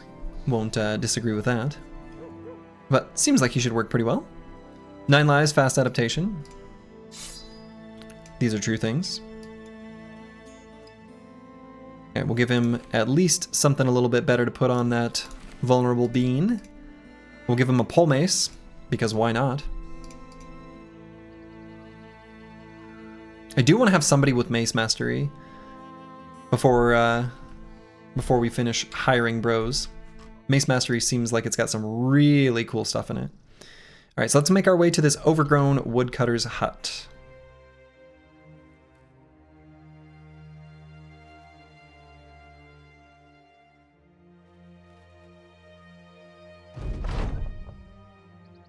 So we get a new ambition. There are lots of riches to be claimed from caravans. We need but take them like fruit from a tree. So we're probably not going to do 5 fights in the arena anytime soon. We could maybe do this one and choose another, choose a noble faction to be opposed to. Seems like a reasonable option. There are cooks, scouts, and many more who can support us on the battlefield. We'll hire one that best suits our needs. This one seems like a pretty okay choice. It'll take us a little while to get up to that amount of money. We shall get the company to 12 men. It will make us a formidable force and allow us to take on more profitable work. This is also a okay option. If we were to choose this one, we would look to hire more lowborn and then just sort of filter through and fire those that are less good. But I kind of want to see some of the fancy backgrounds. So it kind of seems like a little bit like wasting money if I'm just going to filter through them and then fire. This one will take a little while to get to, though.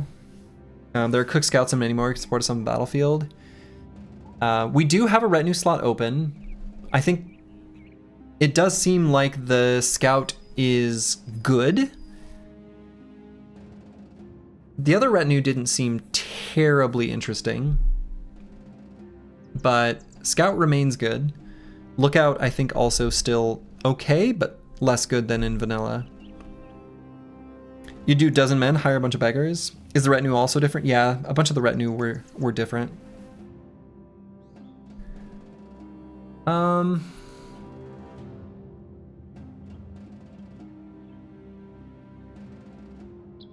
Yeah, we can do 12 men.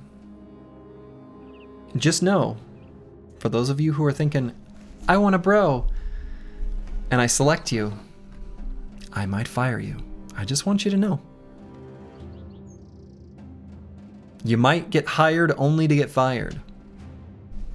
Okay. So we have 2 to 3 poachers, 2 to 3 scoundrels, 2 to 3 robbers, a hunter, and vandals. Now, vandals, I'm going to assume, are closer to raiders. Well, we might decrease the number of men right here in this contract. This looks like a pretty difficult fight, actually. Curse words, not in great shape. We've got this bruised leg. They're gonna have ranged advantage. Yikes. Yikes, yikes, yikes. I might wait for nighttime.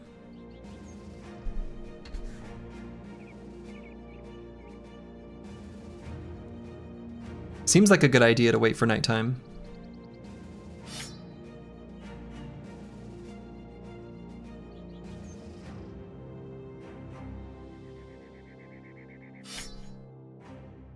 That could be 13 enemies. Could be 13 enemies. We at least want to spend a little bit of time healing up, or repairing our gear, and actually, well, also healing up, right? We're missing some hit points. Yeah, this is scary. We're gonna do it, but let's just like give it a hot minute. Gain some hit points. Gain some durability on the armors. At least wait for nighttime.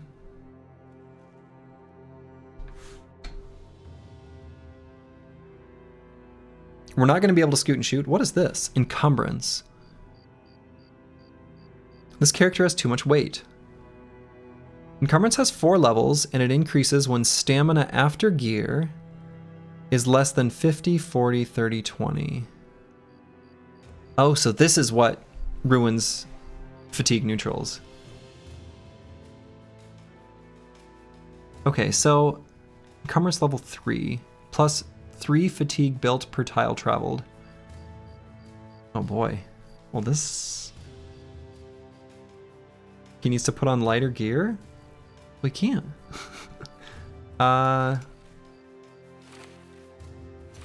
Weight of 5, wow.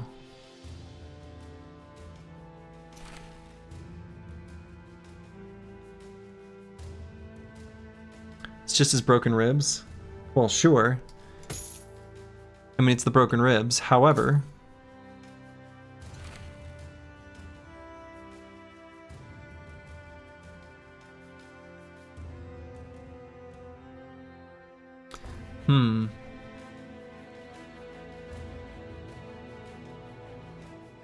why do the devs hate fat newts? I mean, they're extremely unpopular. People don't like them existing in the game.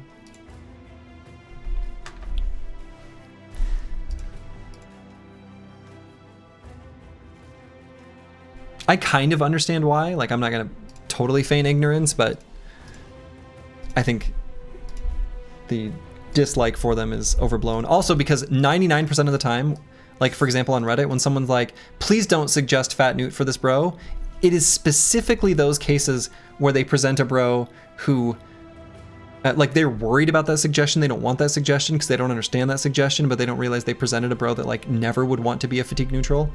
But then other times they're like, what do I do with this ultimate Chad? And someone suggests fatigue neutral and they're like, I don't know. It's weird. It's really weird. I also like them. I think they're fine. Yeah, I don't know. This is spooky because we can't really easily run away because of these injuries.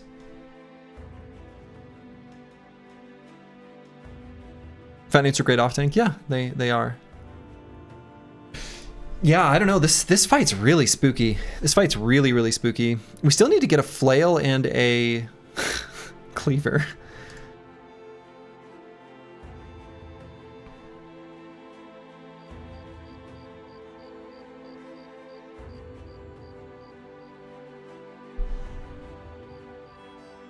Yeah, running around with 2 dead perks on our glads, 2 each, yeah. Kind of 1, because we only spent 1 perk to get the 2. Falsers who are like kind of weird tanks.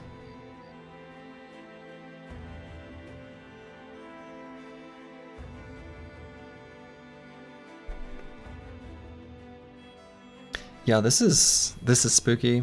This fight's just straight up really, really scary.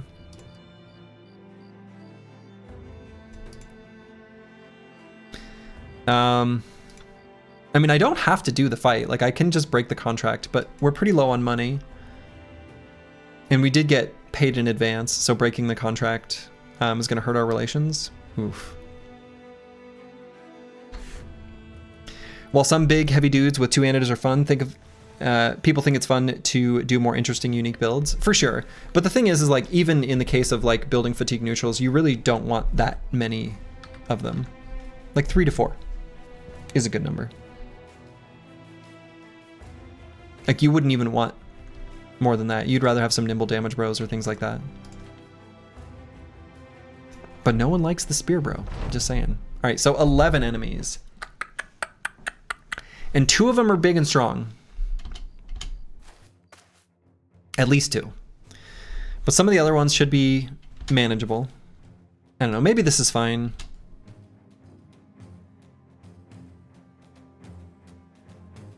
But maybe it's not, I don't know.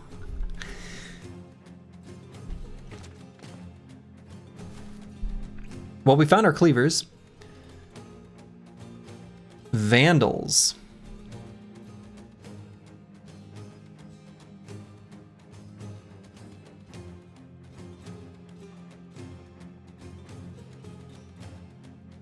So we can't put Squigs in as dangerous of a position because his armor is still pretty hurt. We can still put him like on the edge of the formation down here.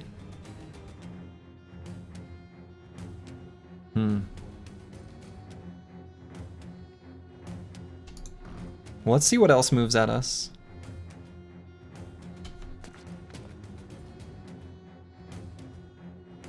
Okay. I don't know, pretty spooky. Pretty spooky.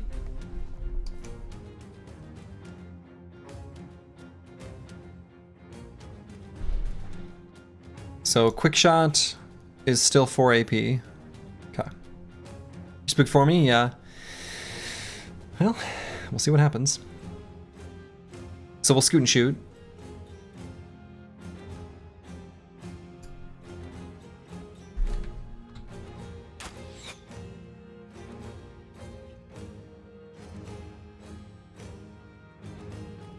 And do I scoot and shoot this way? Probably.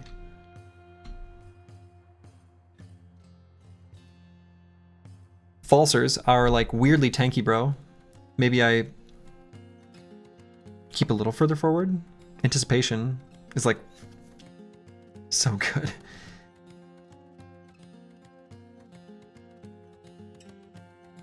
So maybe we put him sort of guarding the top flank and then Squigs with help on the bottom. We're gonna get mana involved. Mana's pretty durable, has 9 lives. The reason you don't like fatigue neutrals is for 2 reasons. For one, you think they're just a bit too powerful and they dominate a lot of otherwise interesting builds, mostly shield builds. And second, you don't like how they circumvent an interesting strategic game mechanic, fatigue, more or less completely, making the game less dynamic. I agree with that, Rufin. I mean, I think those are, that's a very like, well articulated point for how they can make the game less enjoyable.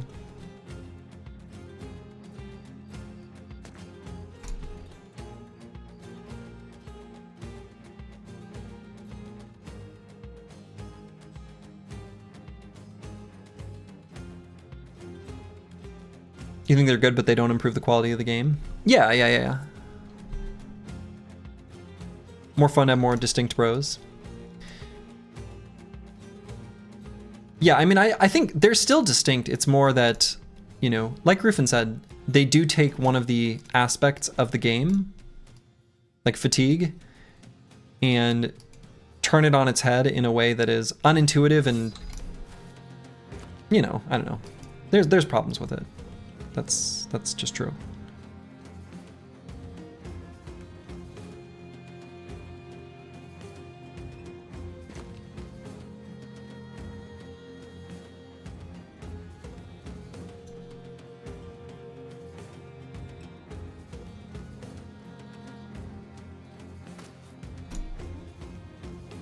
Okay, and we're gonna get Corvus Korak to somewhere safer.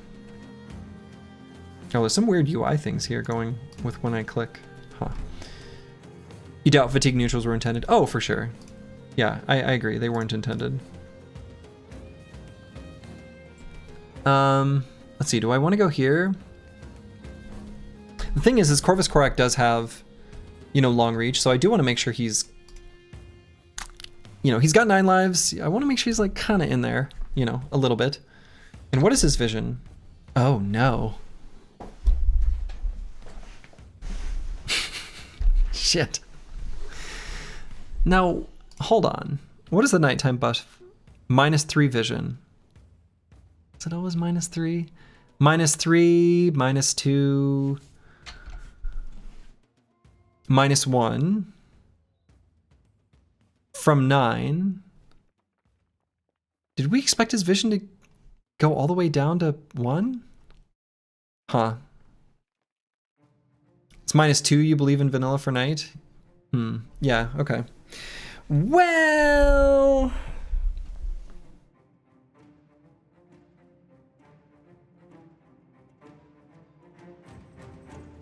that makes it a lot harder to use this, brother. So actually, hold on, let's read the perk description. Long reach. Okay, you don't have to be able to see them for this to apply, at least according to the tooltip.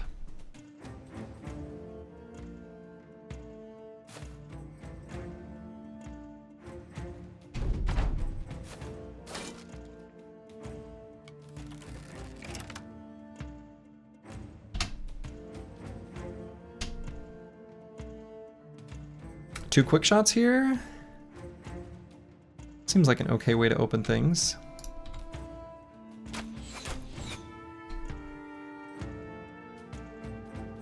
Not delusional could... oh my... what? Good lord. Okay. Oh, because he's night blind. Oh, Jesus. Shit. None of my reach weapons can attack. Oh no. Oh no. All right.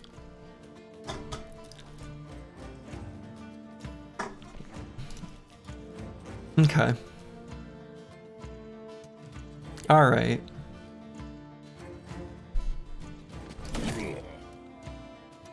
Got him.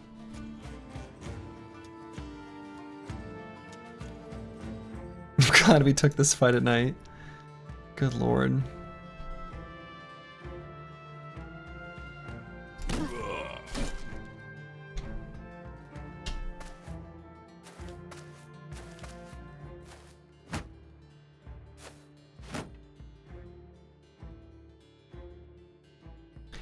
I don't feel like obligated to move at them.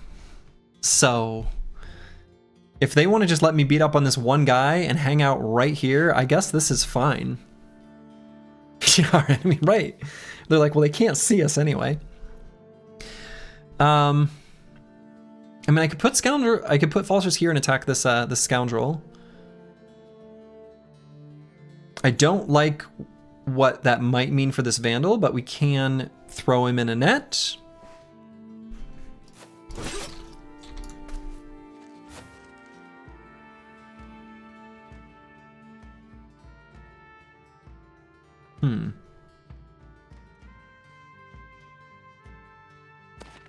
So regular attack or stun? Let's do regular attack. Okay.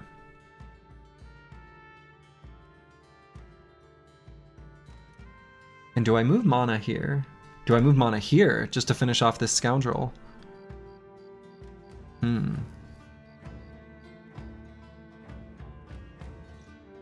Mana's got 9. He's pretty durable.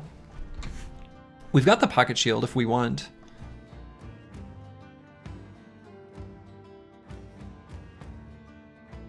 I don't like him surrounded there, though.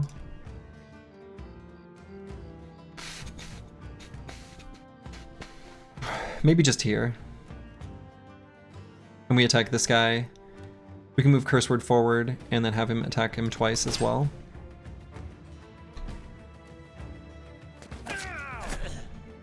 That's pretty good. If we end turn here, we'll gain 1 AP for next turn. Does that help us in any way? Probably not.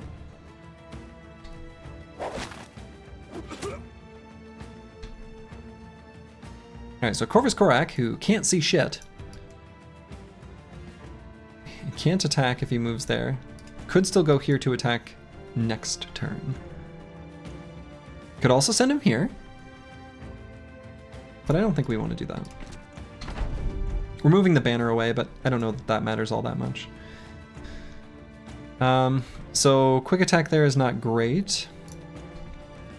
If we were to move here and do a aimed shot, that would hit this guy. If the AI is anything like vanilla, and I suspect in this regard it is, by moving here and doing an aim shot here, this particular Vandal is definitely going to move to occupy this hex, and that's a death hex. So we'll let him have it.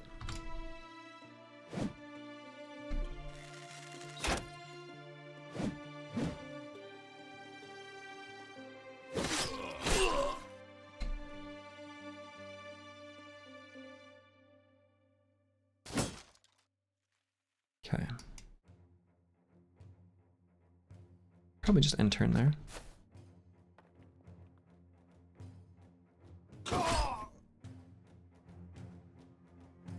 And sort of tempted to run up in range of this Vandal, but we'll wait.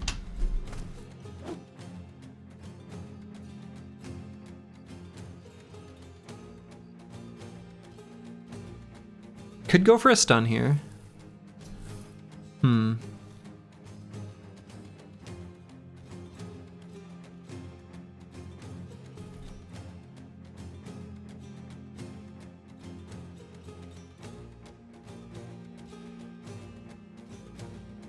Let's just wait. Let's see where this guy goes.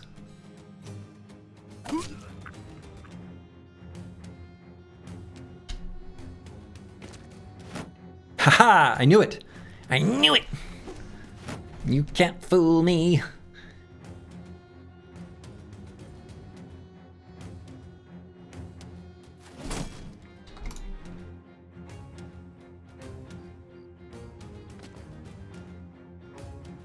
Now I could push Corvus. He does have 9 lives, so he can't get killed. We can move him in range of this robber. I think we're going to move Curse Word up in range of this guy so we can do Death Blow. And so I'm going to put Falsers in a pretty dangerous hex, but that's fine. Now I think I go for 2 regular attacks here.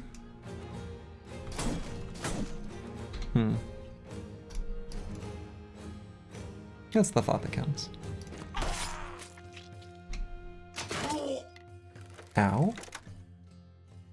The Chaucer is bleeding.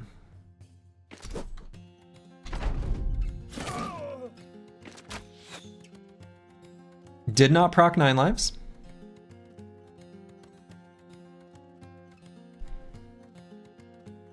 Scram-a-sack's about to scram that ranger. Might be, but we're going to try to prevent it.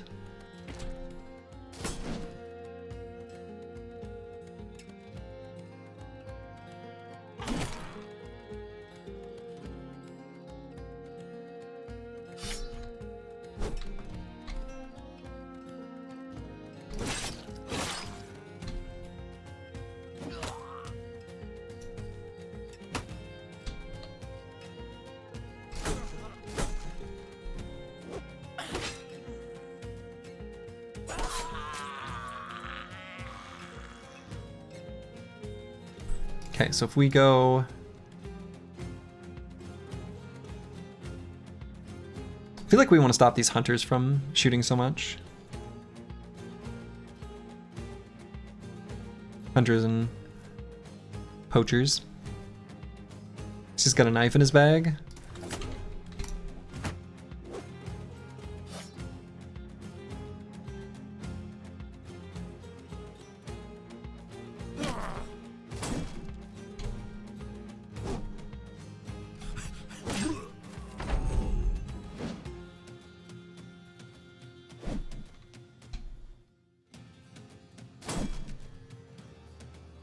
And let's...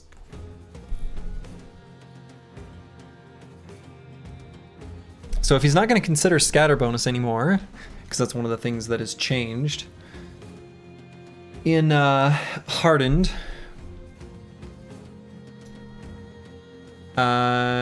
we just stay here, and if we get shot by this guy, we get shot.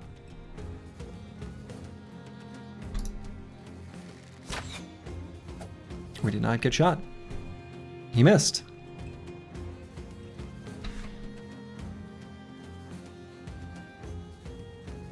So let's move Fulio here. And then attack that guy.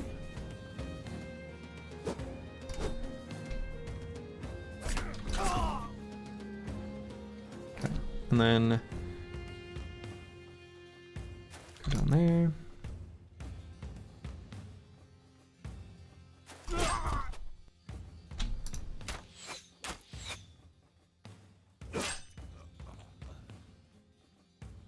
Mana can totally occupy this hex. Excellent.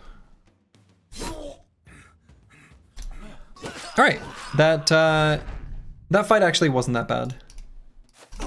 In the end. I was pretty spooked going into it. Quite spooked, actually.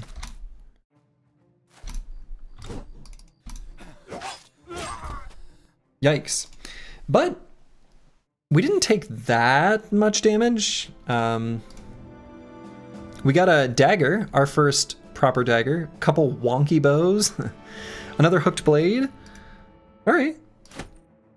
Not bad, not bad. Gotta make sure you check the vision number. Apparently, I wasn't ready for nighttime to be so extreme. I wonder, is there a difference between midnight and other times? All right, so I'm gonna be honest. Anticipation has been insane. This has been completely insane. This range defense has been so valuable. Completely nuts. Completely nuts.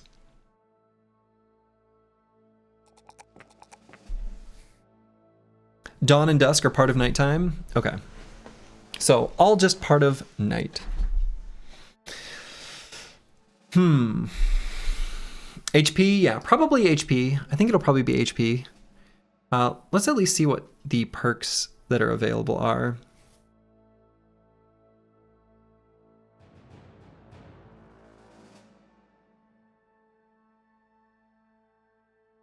Between the eyes.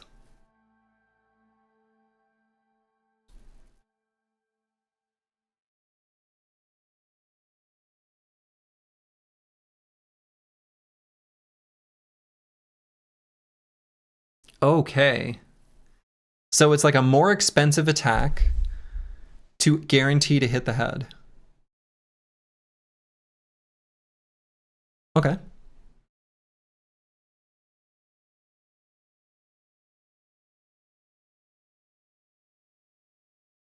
And parry.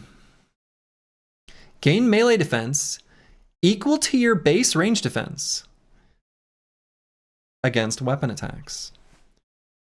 You have 17% less range defense when engaged with someone wielding a melee weapon. Sure. Does not work with shields. So we would have to remove the shield to go with parry. I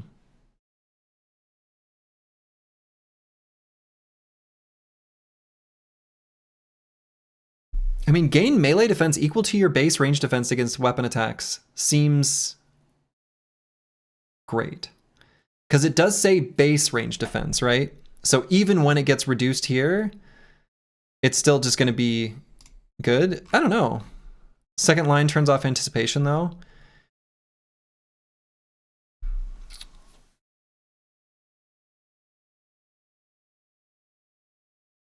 Yeah, it would reduce it substantially. That's true.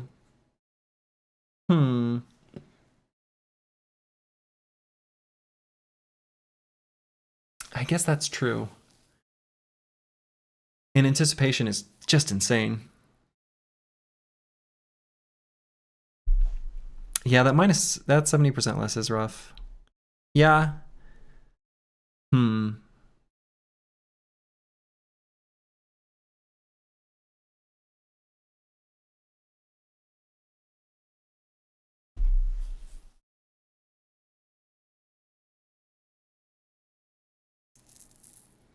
Yeah, I think maybe we don't go with that. We just keep pumping up range defense for anticipation. So good. So good.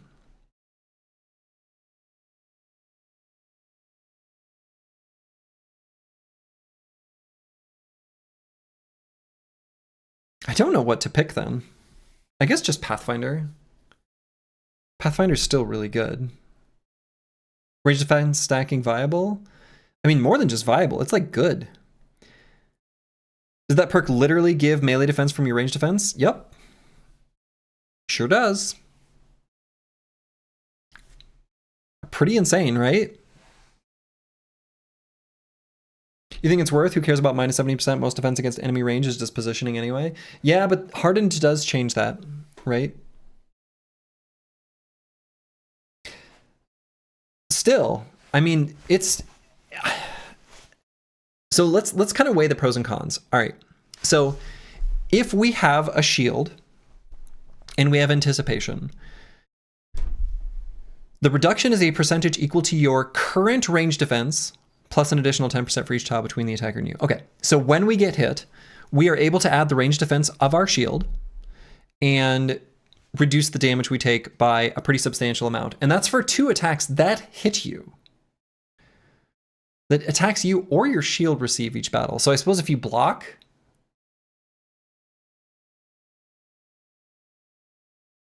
Yeah, I don't know how that works. The first 2 attacks you or your shield receive. So if you block something, does that count as your shield receiving it?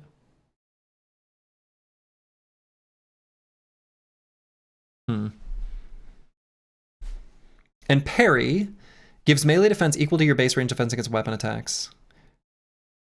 I mean, that's still pretty fine and doesn't really get in the way of anticipation because anticipation will help protect us from ranged attacks as we approach, and then when we get locked into melee, then we just get a ton of melee defense equal to our ranged defense, because it's from your base range defense. You would think it's from like a shield breaking attack gets used. Yeah, I mean, that was the other thing I was thinking. It might be that, right? Meaning your shield gets the damage reduction.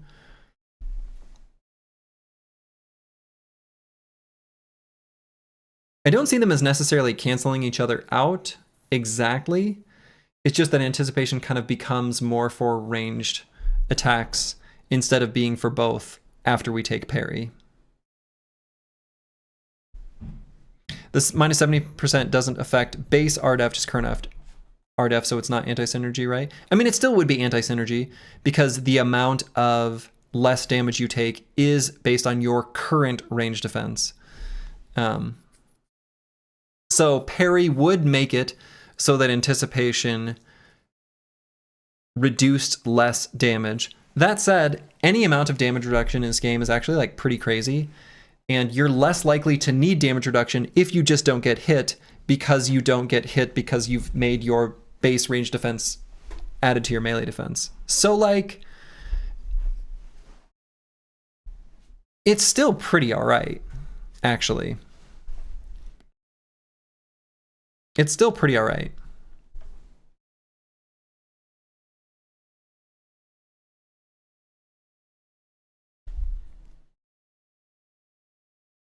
Yeah, this is a weird decision. I mean, it's either parry or just simply grab Pathfinder. Probably for right now, I'm going to grab Pathfinder because I think that while my range defense is still relatively low, I want to keep the shield up. So we're going to go like this, and I guess I'm going to avoid leveling up melee defense and probably increase hit points, because we're not going to have a way of dealing with armor penetrating damage in any meaningful way. Interesting.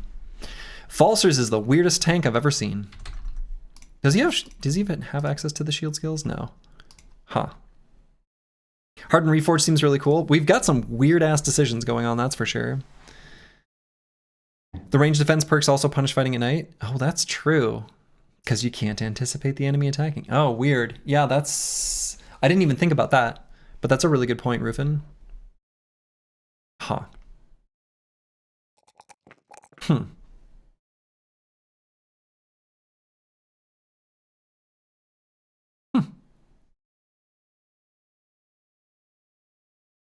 All right, not delusional here. Let's do... Yeah, we need to increase the resolve. 23 is pretty low.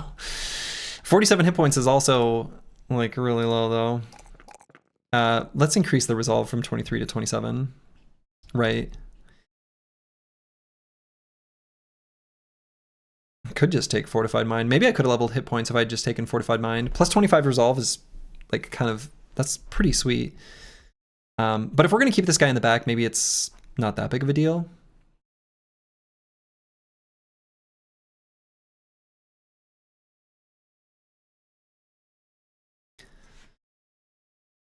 So because this guy's going to get a free respec if the promised potential works out for us, we're, I guess, going to do quick hands.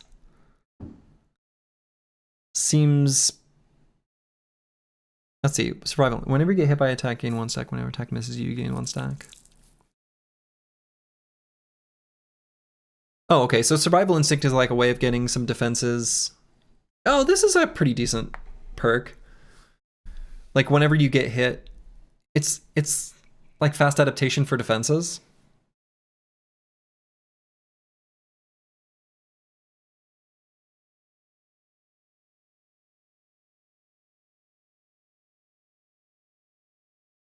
Kind of. I mean, it's a bit different, but it's all right. My current inclination, though, is I'm kind of just thinking about grabbing quick hands. That way I can use like a hooked blade and maybe a scimitar. That perk seems bad. I don't know. It doesn't seem bad to me. Fortified minus for those with the main character syndrome. No helmets, must show face. Yeah, if you lose resolve equal to the weight of your helmet, you want to have something real light on. So that kind of means our banner, when the time comes, presumably will have to have access to this vigorous perk group.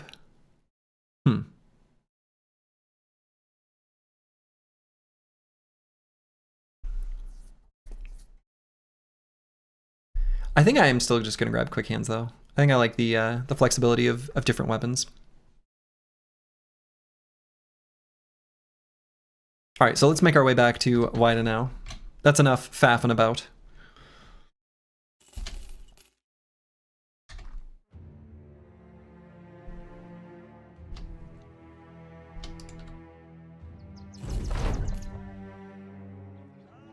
Okay.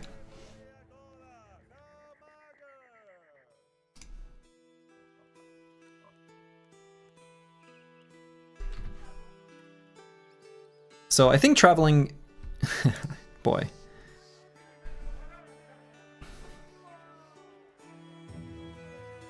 Let's make our way to another city.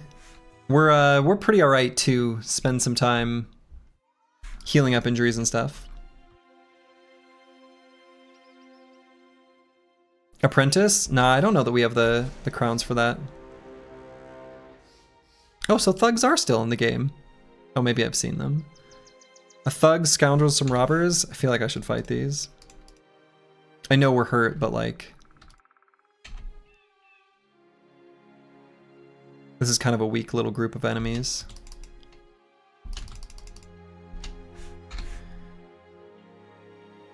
And they don't have any ranged units, so we're going to be able to safely fight them from a distance. Safe being like, you know... relative.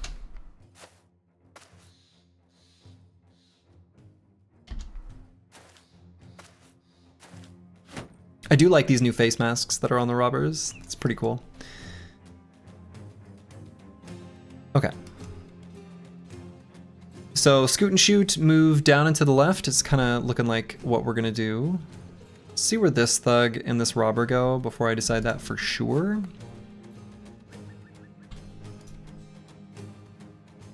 Let's see where these two robbers go. All right, they kind of approached us like nerds. So do I want to go down and to the left? I don't think so. I think I just want to go straight back 2 hexes. So we'll shoot here. Get wrecked, scrub. We can put Falsers on the edge here. He's actually he's really tanky. Between 9 lives and anticipation, we have like 3 attacks that we can just take that are free. That's kind of insane. In a game with like such high lethality attacks. That's nuts.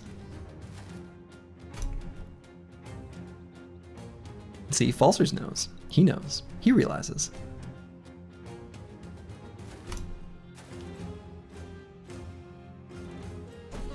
He's no dummy.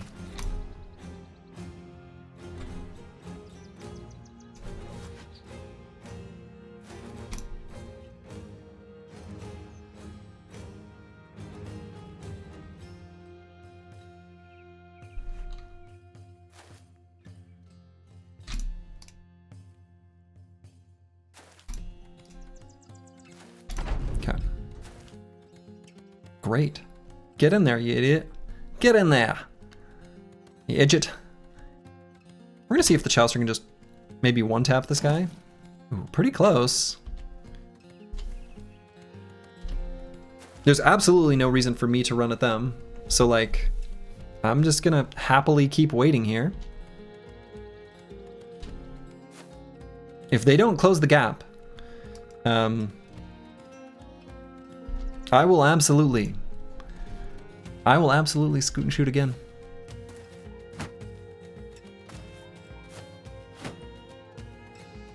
Great. Sea-Wave, thank you for the Prime sub. All right, so this guy ended his turn, this guy ended his turn, this guy ended his turn. This guy's still got a turn.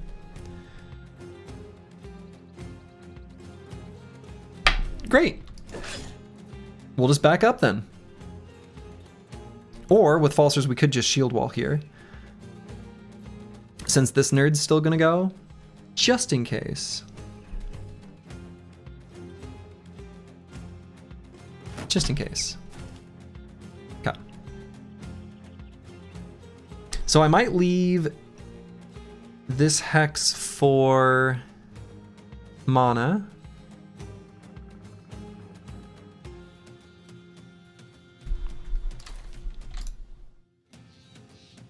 Yeah.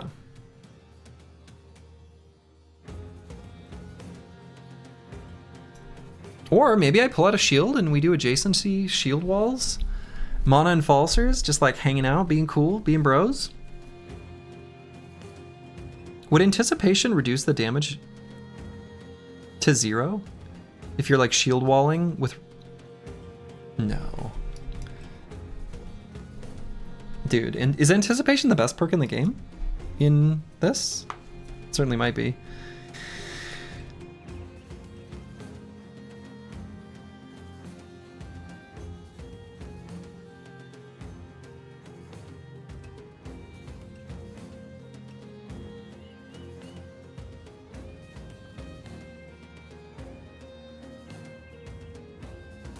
Okay, well, we're gonna back up in any case.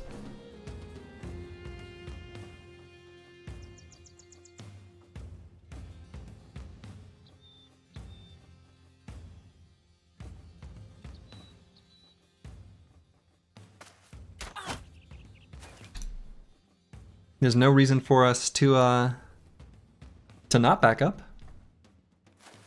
I don't think.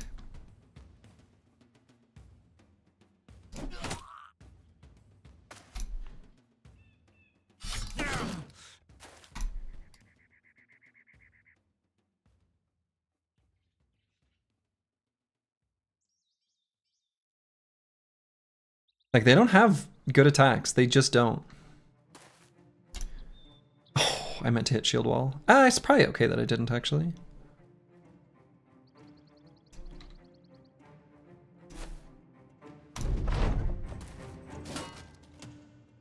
See? Not punished. Alright, we can't have anything that's lowering his range defense. So let's go ahead and take that net off. Anticipated. So let's see, I don't want to move the Chaucer forward. I'm okay letting them come to him, but I'm not good with, you know, him moving to them. Alright, that's fine. So let's do 2 quick shots here.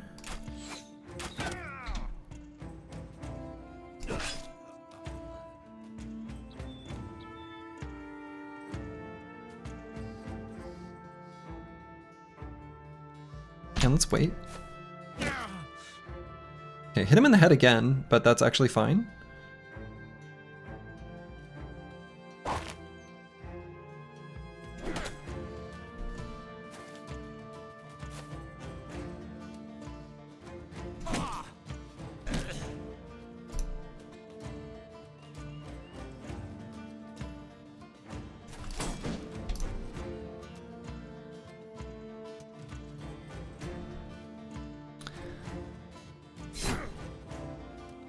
Okay.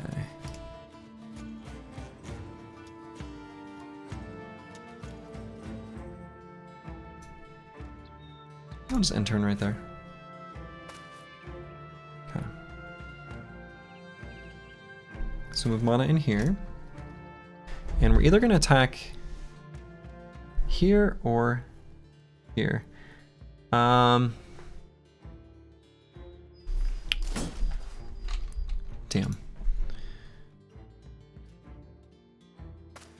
So we need to take out this Scoundrel. He's the one that's definitely posing the most threat.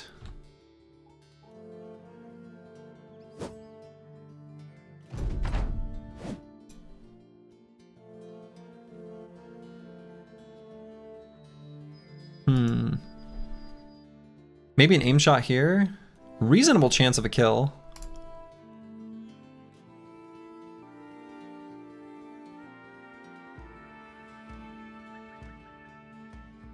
Maybe 2 quick shots instead, though. Okay.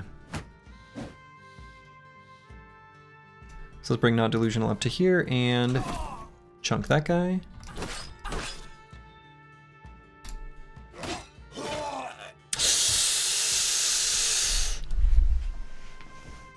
Well.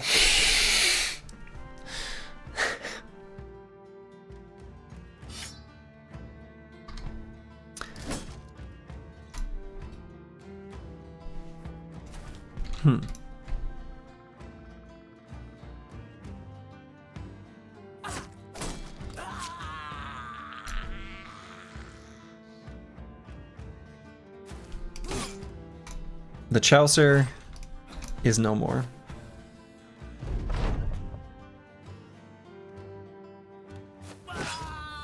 Time to restart the run. That was an unfortunate event.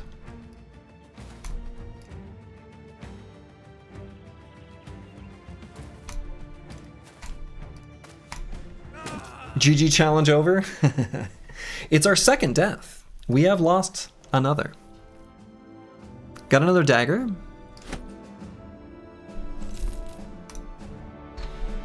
Didn't want to lose someone in that fight. I was kind of hoping that one would be a little bit free-ish.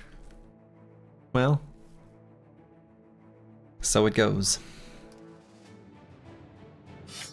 We can improve our dagger situation. I've noticed that there haven't been that many enemies with good things to dagger down. Don't worry, lads. I'm coming eventually, maybe. Coming eventually, maybe. That's what they called me in gym class. I hope they didn't. Okay. So, St. Jigs.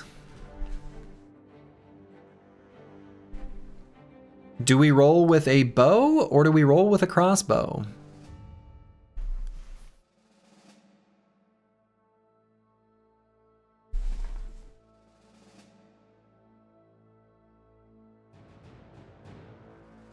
I'm kind of curious about firearms.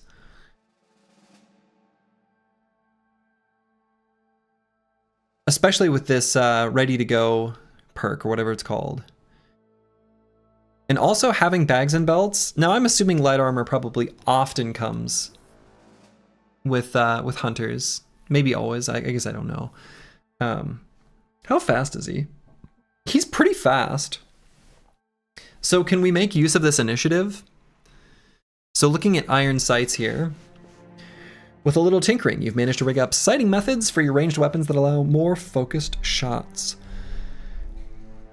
So we gain additional chance to hit the head for each initiative you have. Quite a bit, too, actually.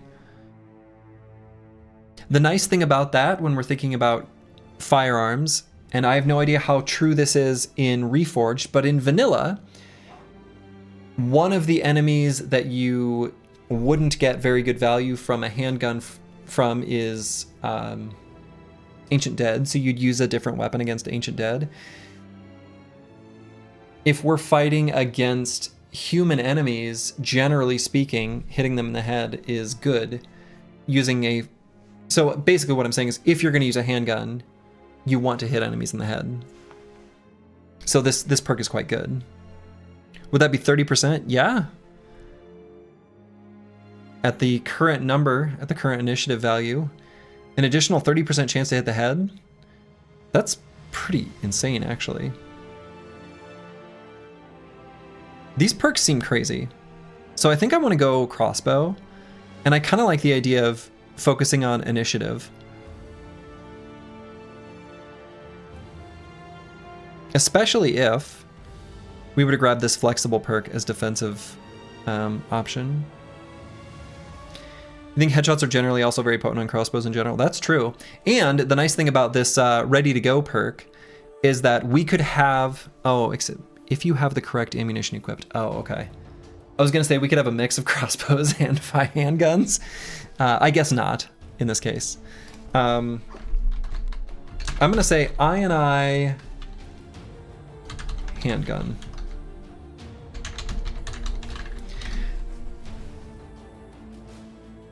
Let's see.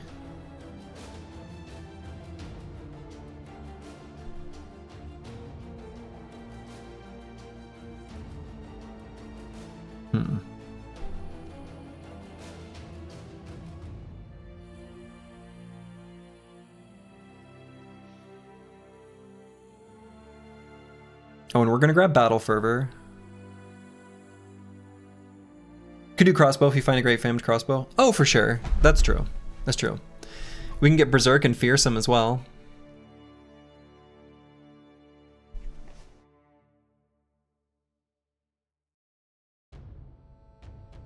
Gain plus 20%. Boy, we can accumulate so much head hit chance.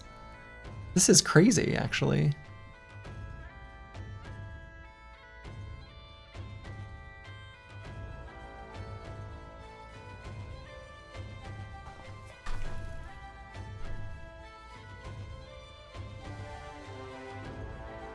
Marksmanship we wouldn't do with a handgun, though. Well, maybe. I guess we still could. I'm going to use the restroom real quick, and then we'll pick a perk. Be back in just a moment. I am back. Okay. The only downside to this particular unit's perk groups is I do think it'd be really crazy and cool, again, with Ready to Go and with Bags and Belts, if we also had the ability to overwhelm. I mean, I'm getting a little greedy there, but that would make initiative even better. So, yeah. But we can use Flexible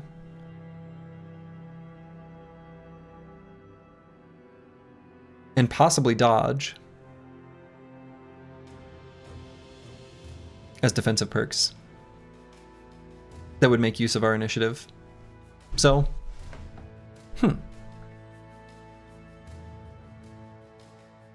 let's pump it. No, why do we have to get bad range skill? So then what do we want? What would be the third thing we would level here? Maybe fatigue? I think on this level we'll take resolve. 33 is pretty low. And then I like Ready to Go. Right now it doesn't help us at all. I think oh yeah, that's a bow one. I think let's do crossbow. I don't think Bags and Belts helps us really right now. Scout's interesting.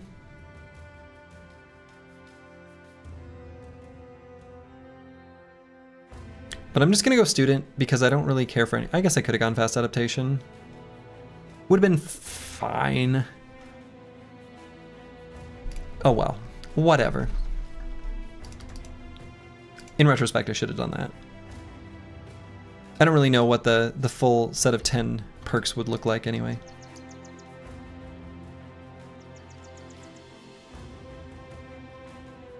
Okay, so Hemmeln. Also, I liked the way that revealed through the fog. It like showed the whole town. Okay, we got a few new hires. Potential hires anyway. Drive off brigands at the Moldy Shelter, west of Hemmeln. 880 crowns, that's quite a few. Our team's looking just a little bit rough still.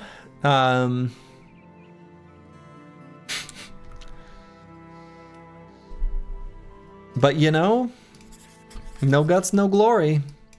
That's so far away. Wow.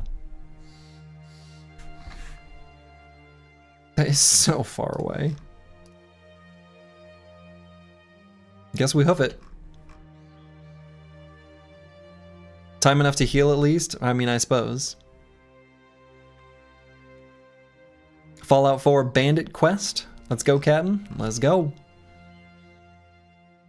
We're going to pass by an entire other city on our way. That's right.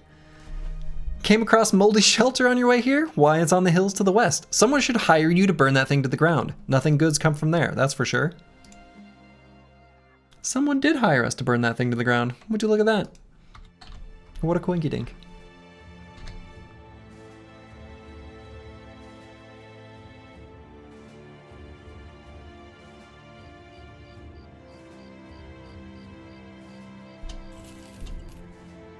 Okay. Ugh. This looks spooky. That is so many enemies.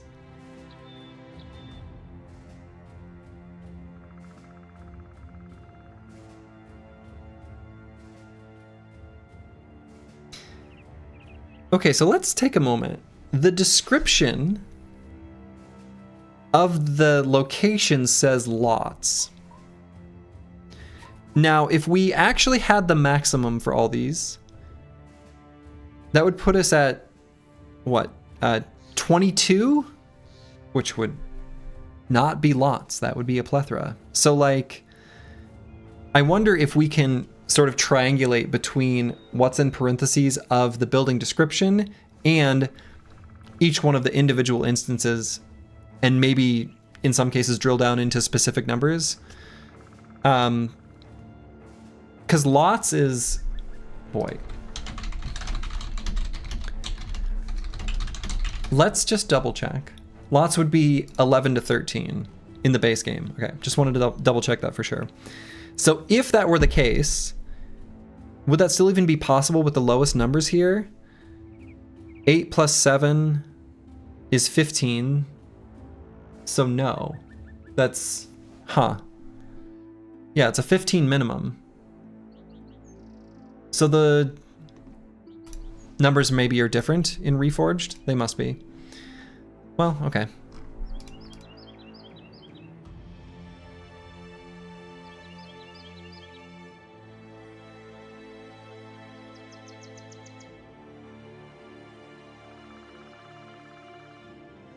Lots of pain? Probably lots of pain.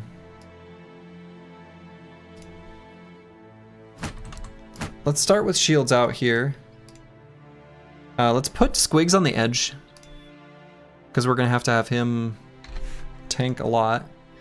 Falsers are weird tank, and Squigs are other weird tank. They're going to hang out on the edges. 15 feels like a lot, especially with the injuries. Oh, yeah. It feels like too many, actually.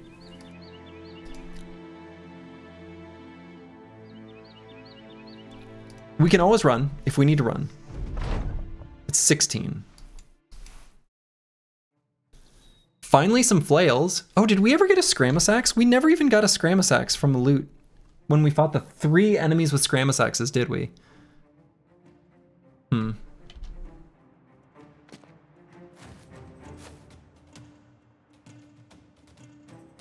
I did? Oh, well, I should have equipped one. Well, I'm so used to ignoring them. I definitely should have. We had like 3 or 4 of them? Well.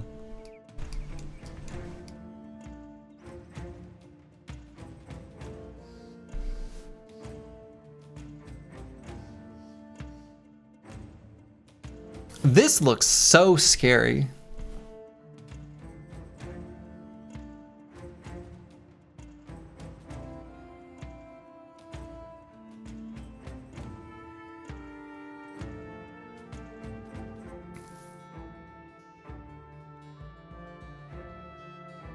This is so scary.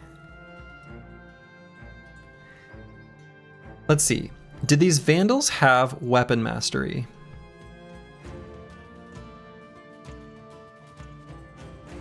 It doesn't look like it. So we are able to use, or like, they're not just going to be able to use Lash to hit us in the head. And they're not going to be able to use Lash much at all, right? So they're gonna stam out.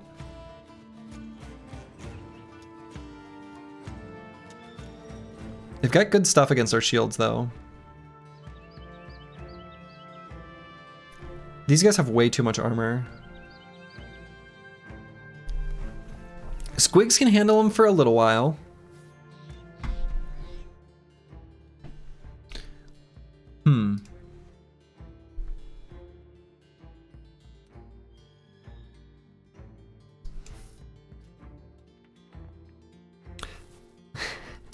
I don't know that I have a good way of running away with the terrain as it is. This could be bad. But Curse Word can't run at all because of the bruised leg. Actually, we have to fight this. Well, this could be bad. We'll see. We'll see. Might be able to pull this out.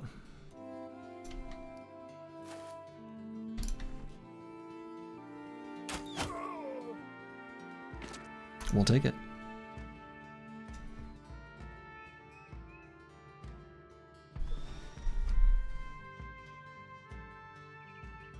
So we can still shield wall to gain a ton of range defense to negate a couple attacks.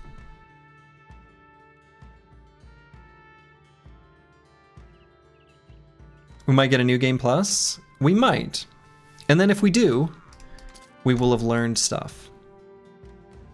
So do I want to keep the shield out on mana? I think I take it off, actually. Or put it in the pocket, I should say. We're going to need this damage, and we're going to need it quite badly.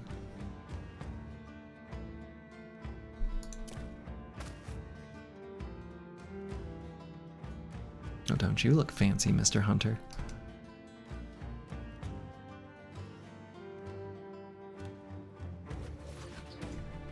Okay, gain a fast adaptation stack.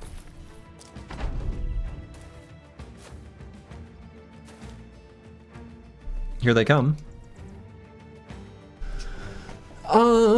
Let's see. Not gonna shield wall yet. Let's just wait.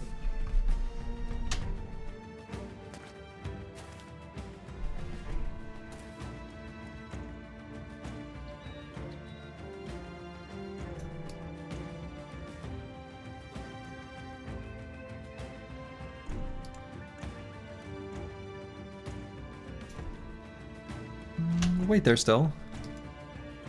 St. Jigs.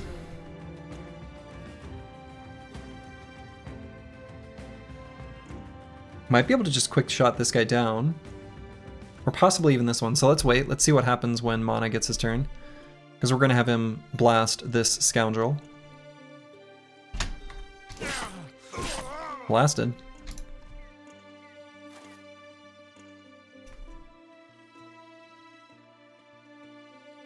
Fluo's got this cut arm sinew thing going on that's making it so his throwing attacks aren't even really doing that much.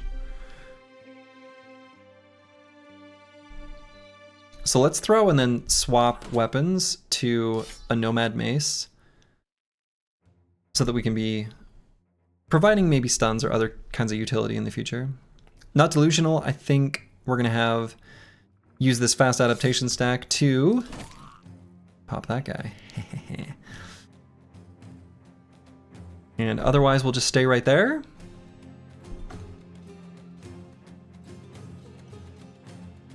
Sure.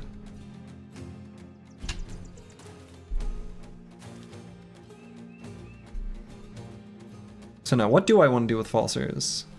Do I go ahead and do the shield wall now? Seems good. And do I even do an attack? Maybe not. Maybe I want to make sure I can shield wall next turn for sure. We want that range defense. So. If we go here, we'll let Corvus Korak get an attack in, so that's pretty important. We get 2 attacks on this guy. Wonderful. And end turn so that we get 10 AP for next turn. Okay. That seems alright. So now with Squigs, we could go like here and shield wall.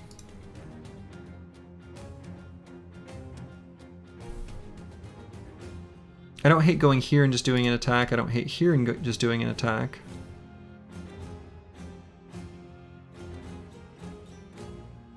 I'm thinking if we can just finish off this Scoundrel, since he's double gripping.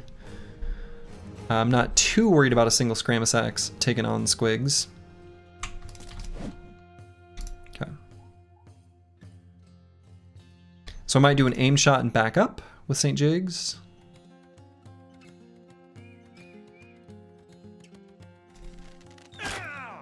Ooh.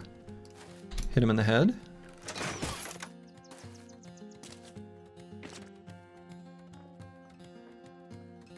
So we could move Corvus Korak and attack here. He does have 9, so if they go on him, he's fine-ish.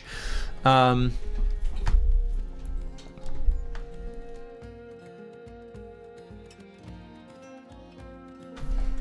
has like no armor though. Yeah, I don't know. That seems kind of bad. If we go here, this guy's gonna jump. Someone will try to get to him. How fast is he? Not fast. There's not a safe space for Corvus Korak to exist. Yeah, there are juicy new armors to acquire, but that requires us to acquire them. There's nowhere safe. I guess we'll just go here. Okay, he laughed at me. So do I go here just to get a stun? Also causes a resolve check against an enemy that's breaking. Did not get the stun. Okay. I just saw the anticipation indication from that.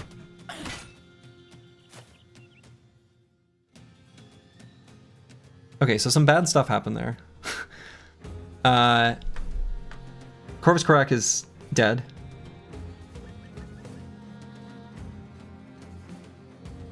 Okay. Well, given that anticipation procced, or we had the anticipation reducing the shield, and it was just a regular chop, what that says to me is that we actually don't want to use a shield with anticipation in general, meaning that that other perk, whatever it was called, increases in value.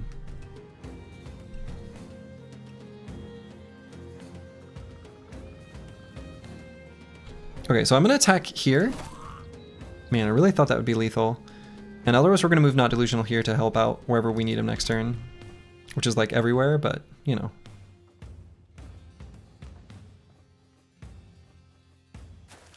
Parry, yeah.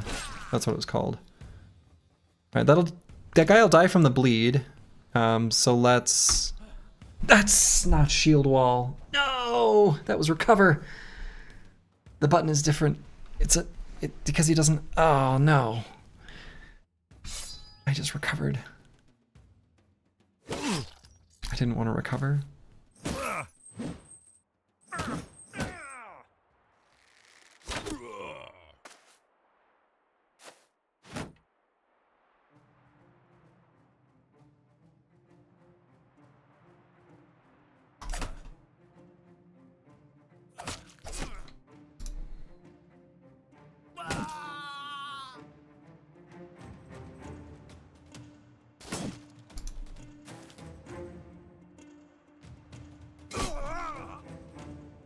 Okay, got that resolve check there. Even though he was gonna bleed to death.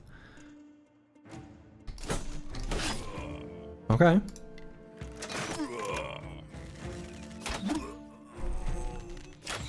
Okay. Yeah, they just attack the isolated enemy, or isolated unit now. Which it is actually what they should do.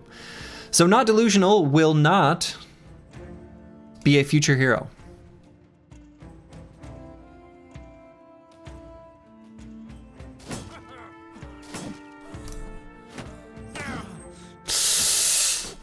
Falster's getting hit in the head. You hate to see it. Shield wall.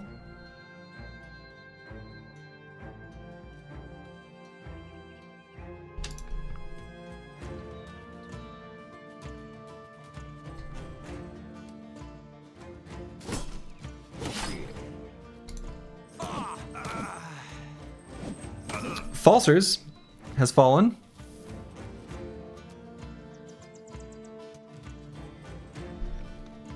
Well. I was really hoping that would be a kill. Oh my god.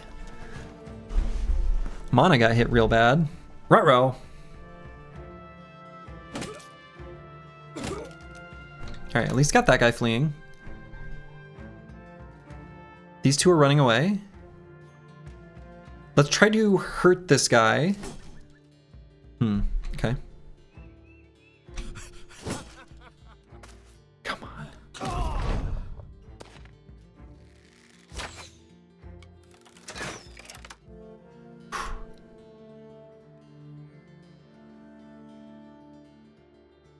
St. Jigs, I think I'll actually have to go here.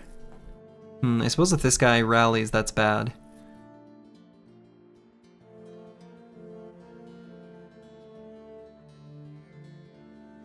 Or maybe I contribute to the surround bonus.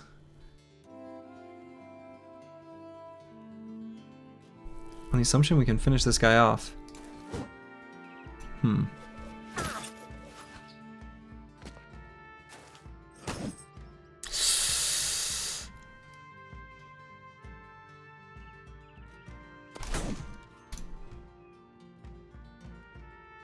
Alright, we're definitely pulling out the shield, the pocket shield. So we'll attack here.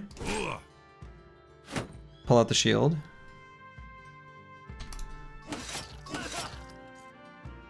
Okay. Oh no.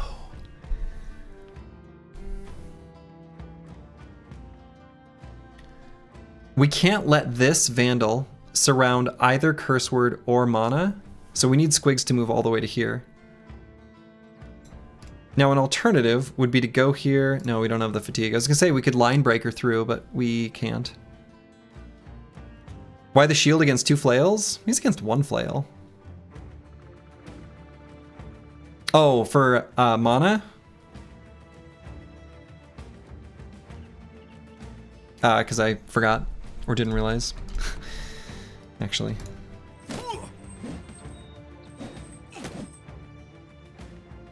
Yeah, no, that's...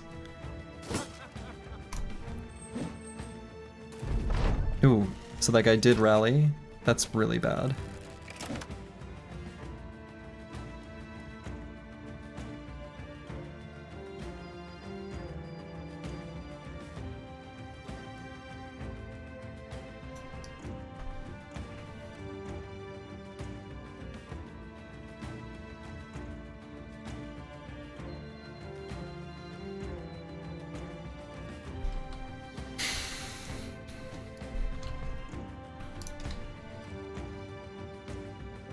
I'm tempted to just go for the high hit chance attacks here on the poacher.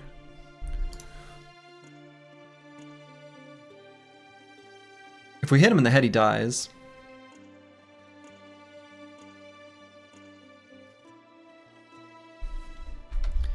Whereas we have to hit twice against these two, and it seems unlikely. It's the best from the perspective of causing resolve checks and things like that too.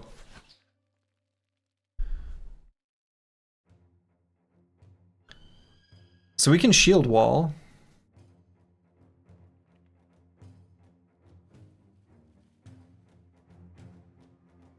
We've got 9 still if we need it.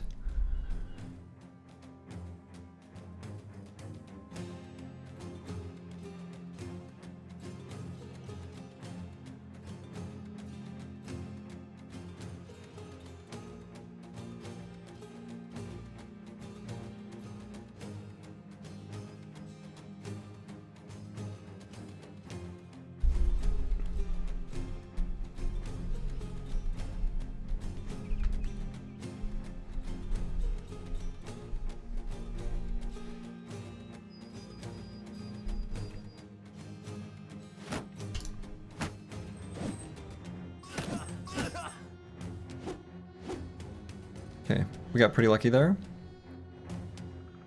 I mean, Fulio's gonna die. So we'll go down swinging, I guess. Just attack this Vandal.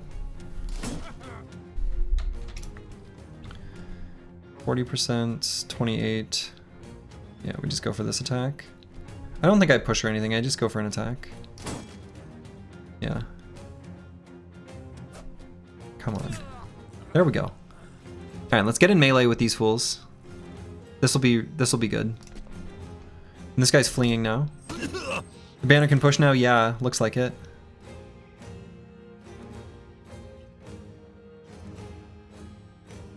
And do I just go for recover here? I am currently dazed, so it's like lowering our damage.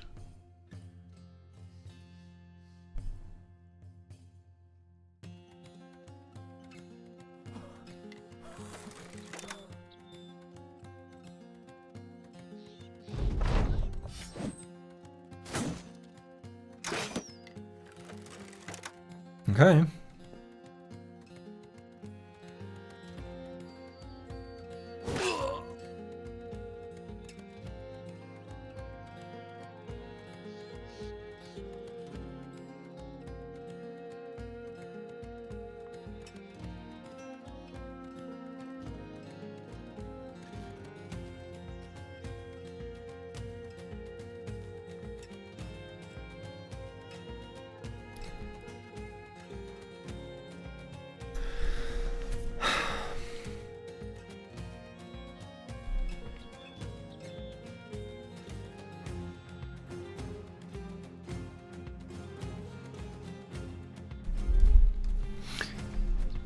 Sort of tempted by going for a stun. The thing is I could go for 2 stuns. And then this guy won't do that much damage. Okay. Okay. The nice thing about the knockout is it... Oh, well, never mind. All right. Thinking there was a difference from vanilla that is not the case. Okay. Move to here for resolve check? I kind of think so. This hunter might just kill St. Jigs though. Doesn't. I think we got kind of lucky in a lot of these attacks, if we're being honest.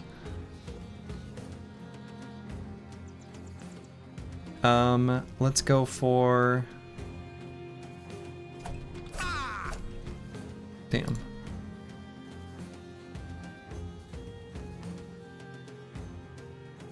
Alright, since we've got 9 to proc, let's put this away. Go for double grip damage.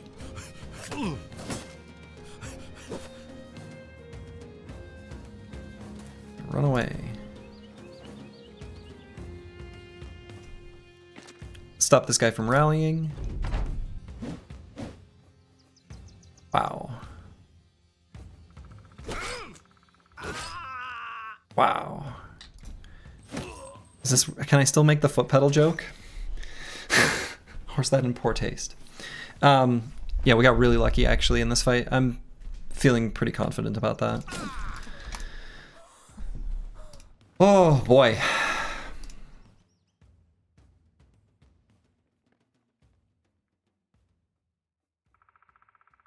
Falsters wish he used the foot pedal sooner. I bet he does. Medical bills piling up? Medical bills piling up.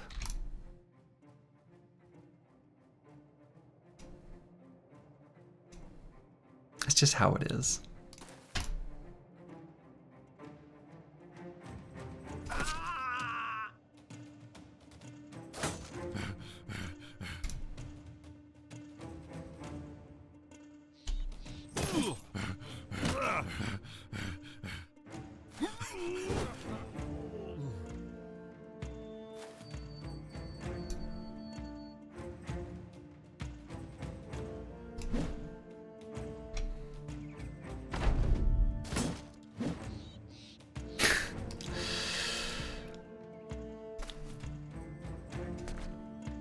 Wow. Wow, wow, wow, wow, wow, wow, wow, wow, wow, wow, wow, wow, wow.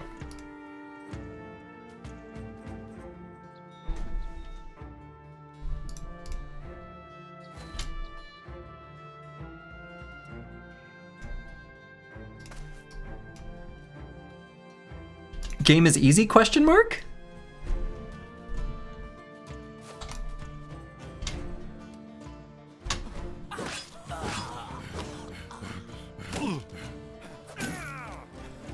Game is easy.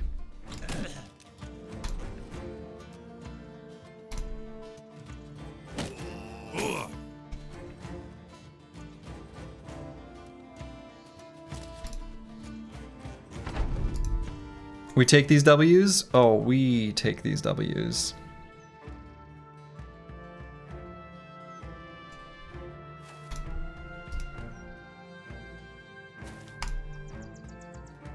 Didn't even dagger for armor, you know? The dream was there.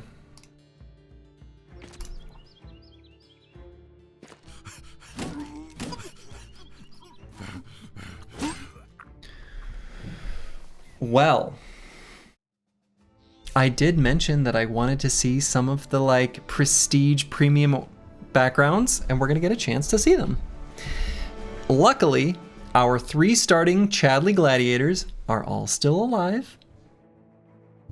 Everyone else is just a temporary addition, it seems. Yeah, the 12-man ambition has become a little bit more ambitious suddenly. We gained flails. We have a couple Scramus axes. We should equip them. Oh no!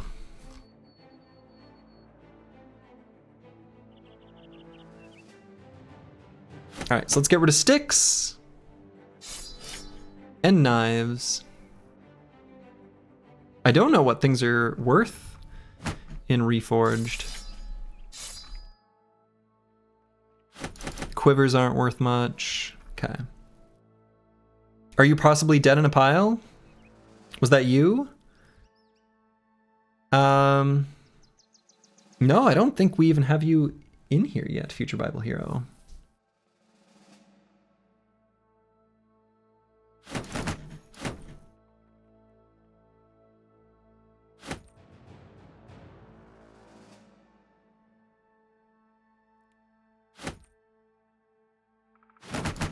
All right, those aren't really worth all that much, to be fair. Oof.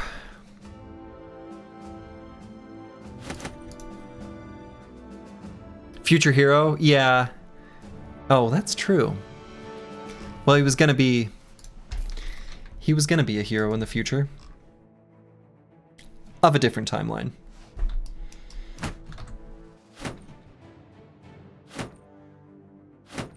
Okay, so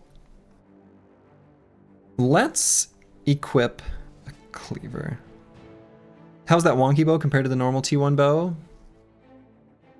I don't have a short bow to compare it with to remember exactly. Does Reforged include any new gear, or is it just rebalanced? There's some new gear. There's new helmets and stuff. I don't know how much of that is from Hardened and how much is from Reforged. Not a ton of new gear, though. All right, we should definitely equip the flail. I feel like it's just ridiculous not to. These reinforced wooden flails are pretty good. Less damage, you know, compared to the scimitar. But the fact that we can use lash for as cheap as we can be a good way of getting armors and stuff like that. Jibek Cheese, thank you for the Prime sub. Very much appreciated. Okay, so let's equip a Scramus axe. So once per round, during your turn, when you move next to an injured enemy, recover 3 action points. That's so cool. And then Cleaver Mastery.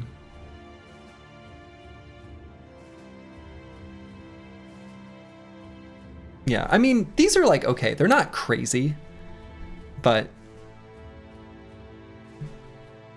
anyway.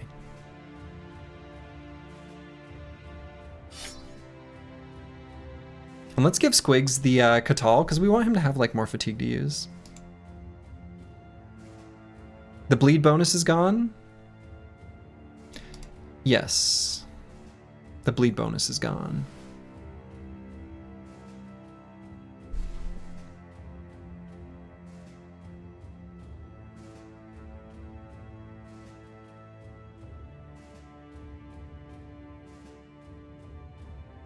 Man, it's too bad we didn't take promised potential on Corvus Korak.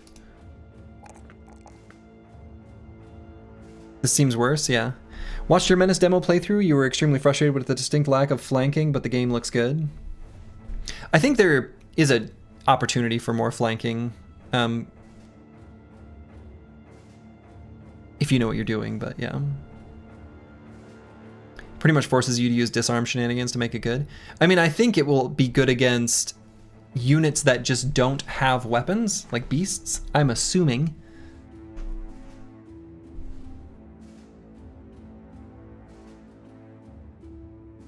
All right, let's get, I guess, Resolve. He's carrying the banner right now.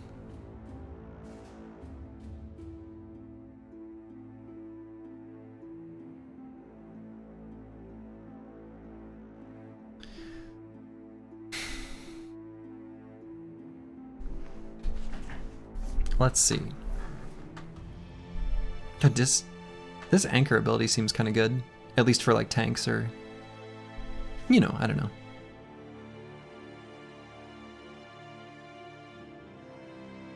Do we have that available on Squigs? Let's see, it's from which perk group?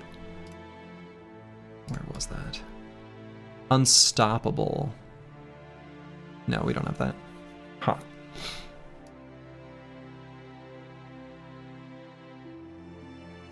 I don't really know what to choose on Corvus Korak. Maybe Adrenaline? Rotation, perhaps? Yeah, maybe. Could do. Rotation plus 9 lives is a neat combo. Yeah, that's true. I mean, right now he doesn't have enough fatigue, and he probably won't for a while. He's kind of a temporary brother. So...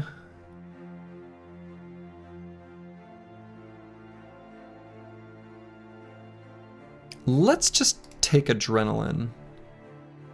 I think I'm keen to do some adrenaline. We'll try it. We'll try it. And Fulio here.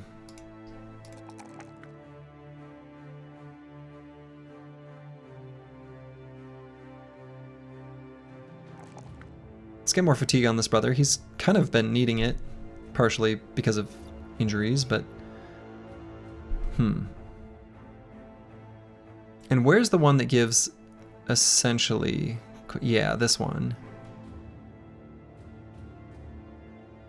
Swapping two weapon types with no shared weapon. Swapping two weapons with no shared weapon types becomes a free action. Yeah, this seems good. So let's grab hybridization on Fulio. Now these probably do share a weapon type. So swapping between the sling and the javelins, I'm guessing with no shared weapon types. Yeah, I would guess that this isn't a free swap. But we could do like a hooked blade, or screw it. Let's give him these.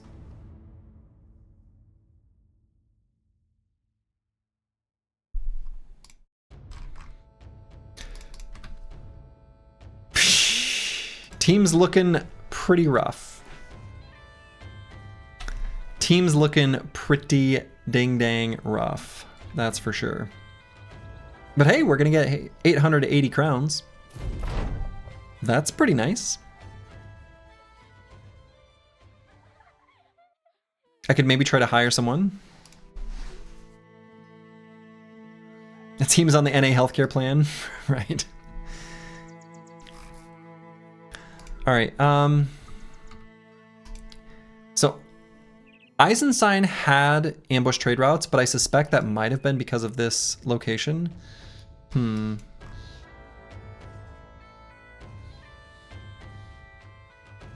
Boy. Selling stuff here is terrible. I might sell just a little. Just a little. Some of the things that aren't worth much at all. Not all of NA, that's true. Just the US. We're special. All right, let's get the Caravan hand. We need another brother. And so, human going. Welcome to the team. We've got Iron Jaw and a hate for greenskins.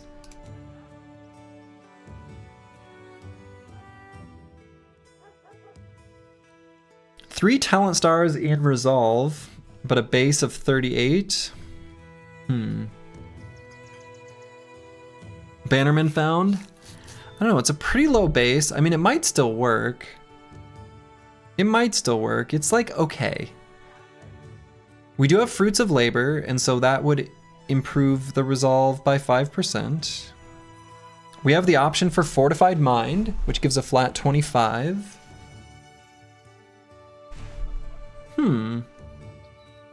Yeah, maybe this is the banner. No Polearm Mastery.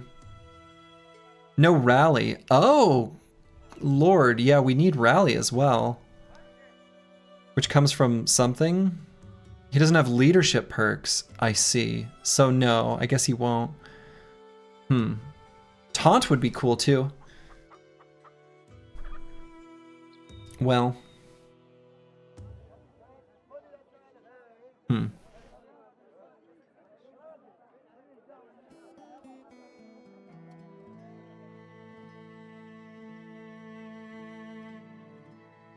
I guess he'll just be like, fine. You love the new taunt? Yeah. When used on an adjacent target, reduces their melee defense and range defense by 20% of the user's resolve. That is pretty cool. It really is. An off tank? I guess. Shield boy with taunt?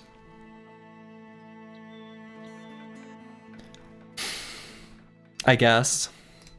I wonder if we should be making... These boys could all be shield boys. Imagine this beat up company, exposed ribs, broken arms, busted face. Hey, want to join us?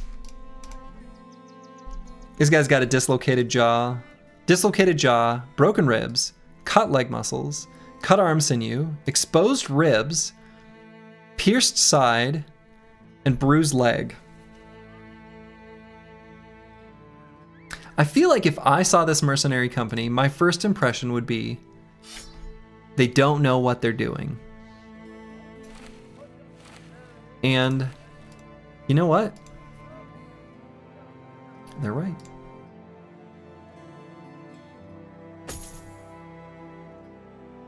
A healthy bunch of young lads, a healthy bunch of young lads.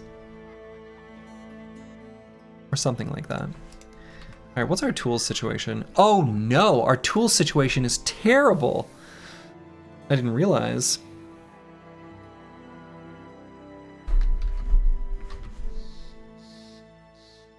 All right, where to? I guess let's go to Eisenstein. Maybe?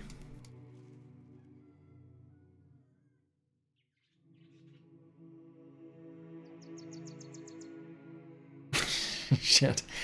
We need a place to sell the trade goods and get tools. We need a place to get tools in the short term. Let's go to Rinbrook.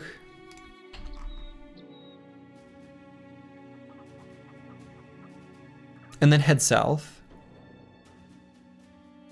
I guess.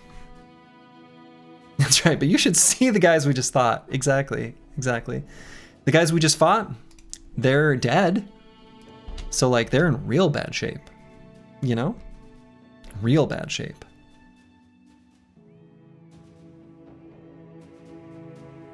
Rated, so less items for sale.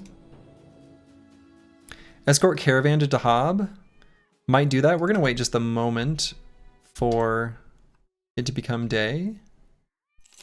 Okay, sunrise.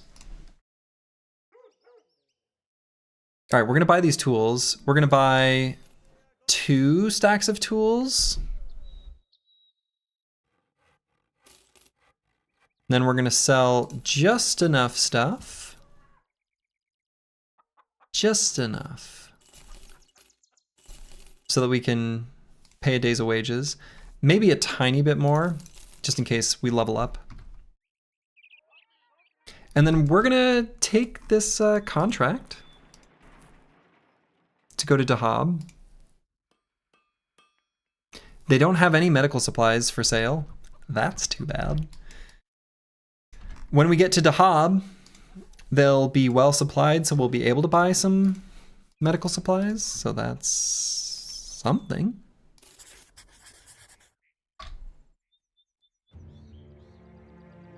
They fixed the caravan expected duration timer. Yeah.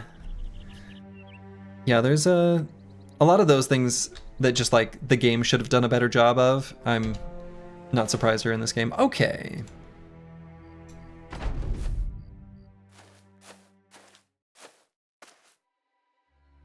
Eight enemies is not too bad. It is nighttime.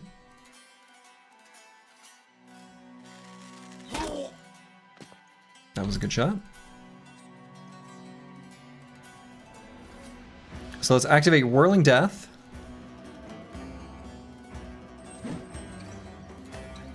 And then back up to here. Nomads? Yeah, we're alright with nomads. Probably. So did this guy get injured? Yes, he did. Fulio's up here on the high ground. I leave him there? I guess.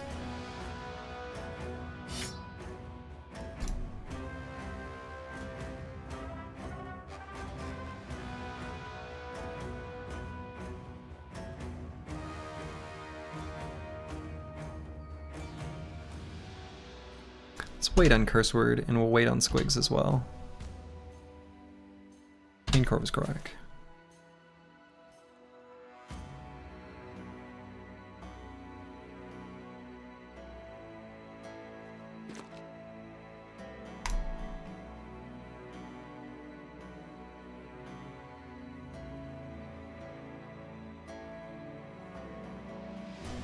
Let's go here. I'm gonna go here with Squigs, and we'll go ahead and shield wall. We're gonna take a step up, attack and adrenaline, attack and back up. No. We're not gonna do that for many reasons. One, we wouldn't have enough fatigue anyway. Two, we can't see him. He's too far away.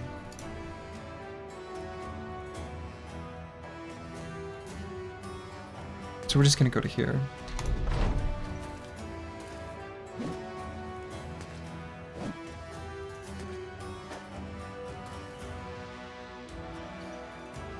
All right, let's go for the head attacks here.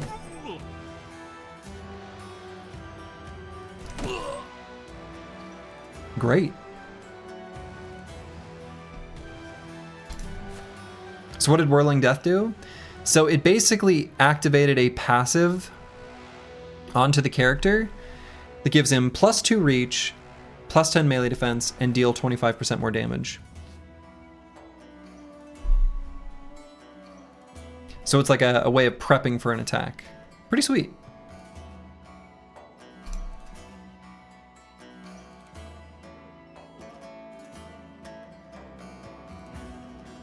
All right, so when we have Curse Word move to here, he's gonna gain that AP back. So we'll go here so we can attack someone else. Maybe go for a stun? Okay.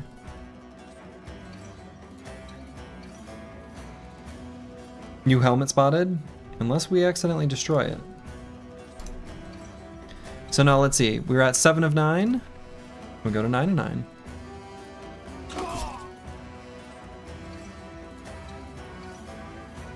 So we can go here and get another attack in. Do I want to? Or do I just go to engage this slinger in melee? I think that's probably better. There's a man here. Okay. Does that work with the Berserk chain, you wonder? That plus 25% damage is pretty crazy on that. I have to imagine it does.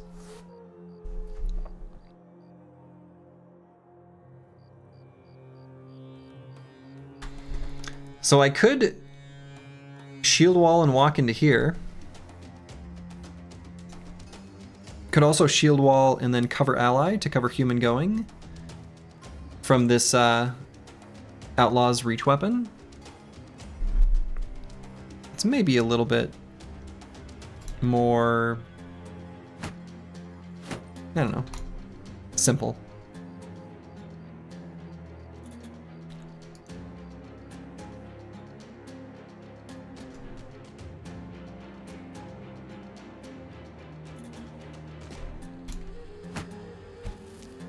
Pocket sand?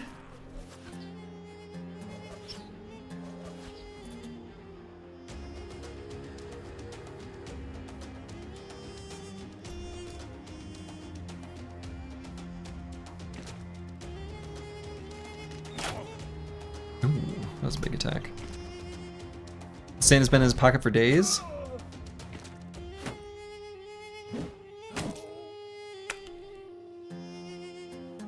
We're doing our best to protect him, but it's not going so well. Human going might be, well,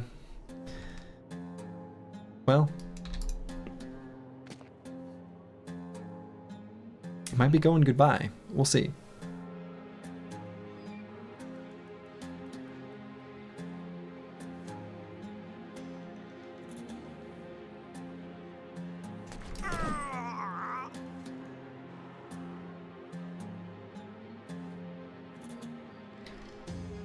So how long does Whirling Death last?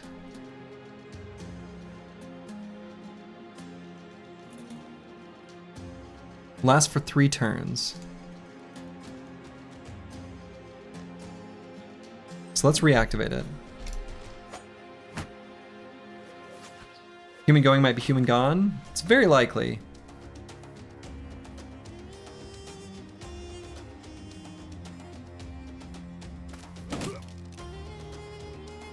Nice, hit that 18%. That's good. Kinda seems unfair.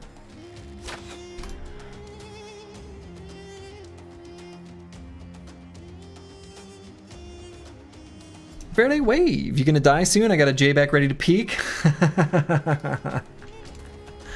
Not gonna die soon. This looks like a perfect line breaker opportunity. That was fun.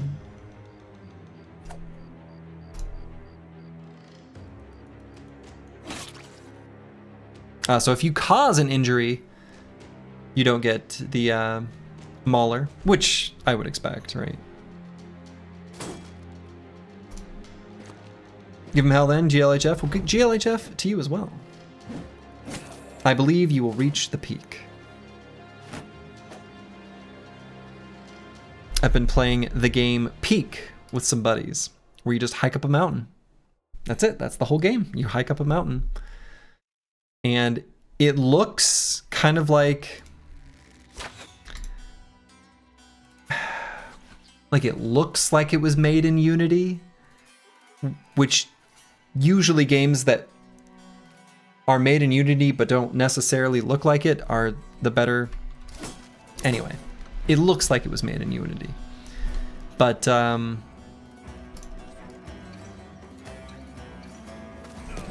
it's good. It's very good. It's a fun game.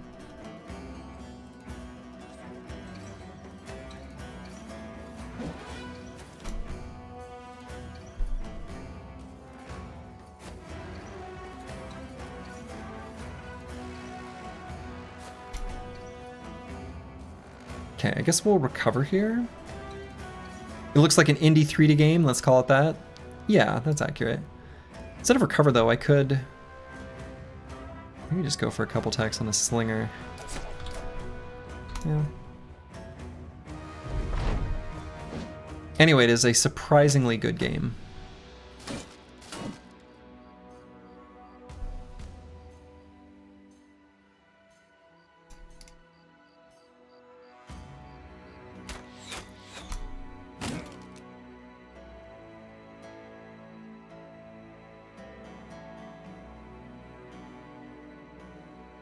So let's go here, give this guy an injury, go here, boom, gain more AP.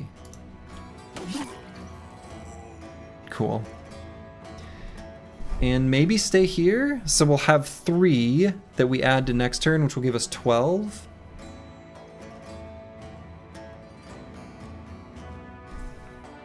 If I can cause an injury on this outlaw, that would be good. I don't know, maybe I just move Curse Word in range. Maybe we just get up there. I think we do that. Could even do a second resolve check. We've got 9 lives on this guy. Let's do it.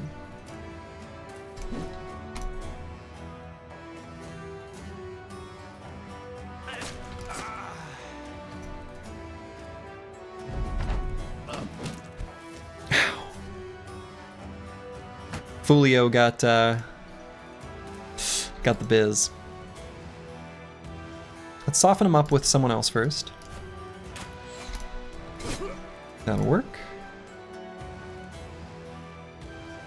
Let's...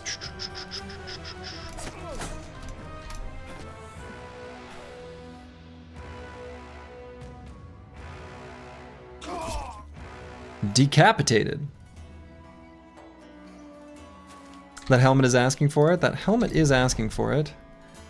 It would be good to get a better helmet.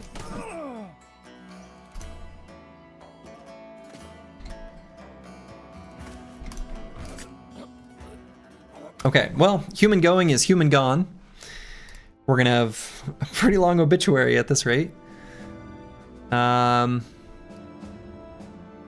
Accumulated a few new injuries, but also we got some good helmets, so that's nice. We'll take it. The team's looking pretty rough. Those guards didn't do anything. Yeah, it's true. They did a whole lot of nothing. And, well, not surprised.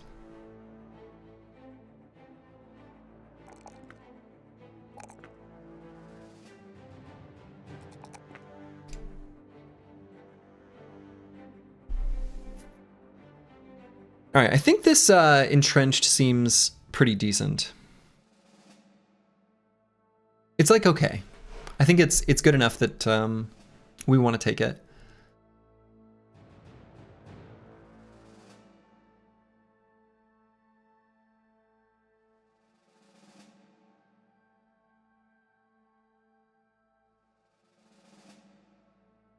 Yeah, let's grab that. And continue making our way south.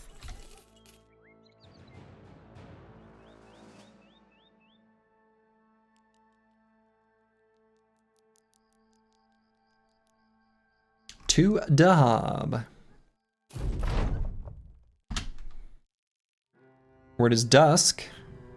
Ah, we just missed our opportunity. Just missed our opportunity to get in here and do the day's arena fight. Let's see what the contract is. Escort Caravan. I kind of feel like I want to maybe buy some medical supplies before we leave. Maybe try to sell some of the things that we're just kind of burning a hole in our pocket. You can still do it right in the morning before the day number rolls over. No, they fixed that. They fixed it. It's still the same fight at the dawn? No. It looks like that's been fixed. So, which, to be fair, is kind of how it should have been, but anyway. Good fix, you hated that interaction, it made no sense. Agreed. Yeah, we'll just chill here.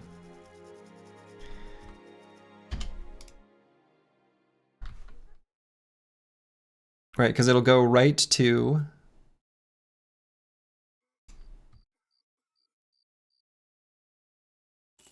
Day 13 sunrise.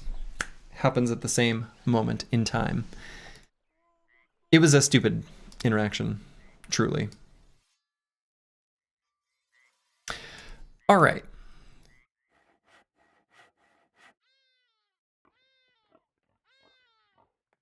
Medical supplies are $323. Good lord. Tools are cheap at least. Let's see what the arena fight is. Our injuries are fully healed. So our 3 glads are in good shape. 6 webnects.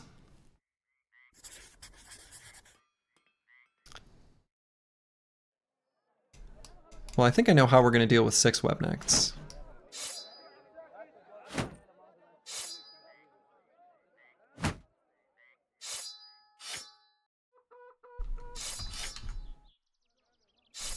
So,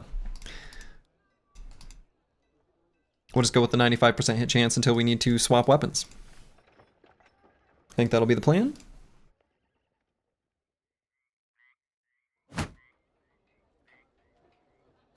Pocket shields just in case.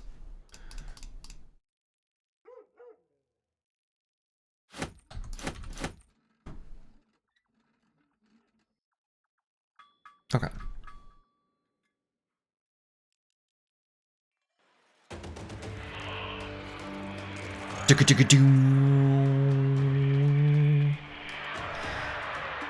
So let's see.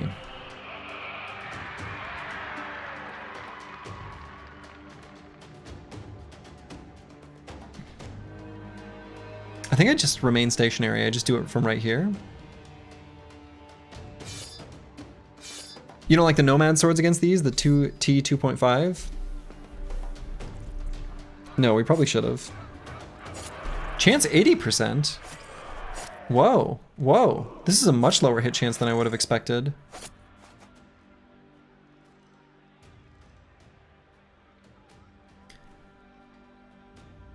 What is their melee defense?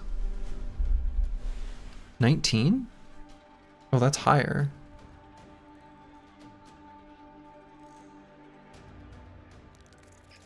Huh.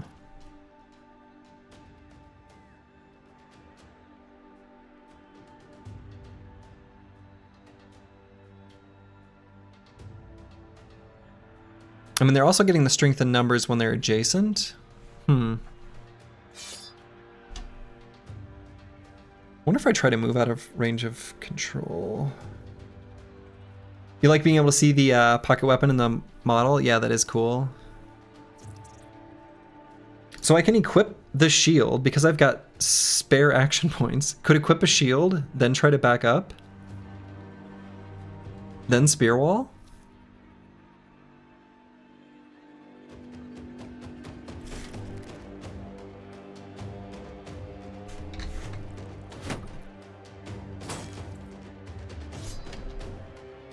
Huh. And since Squigs is in a exposed position, maybe I pull out the shield preemptively here.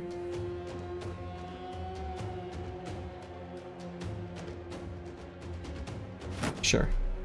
But we're still gonna leave him right where he is. Okay. Uh-oh. Uh-oh. Uh-oh.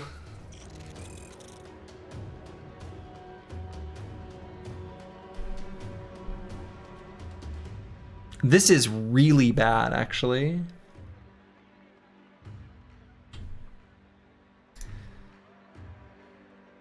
So minus 50% damage. Still honestly kind of tempted to go for 2 attacks here.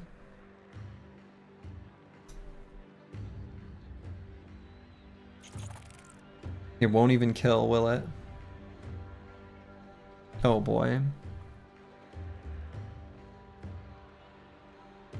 I suppose Line Breaker is disabled. Probably.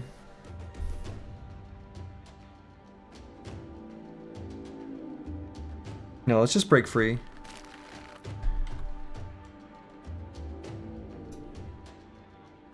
And then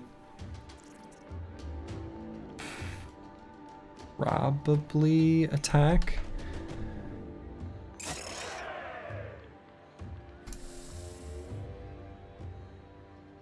Yeah, I can't do Line Breaker.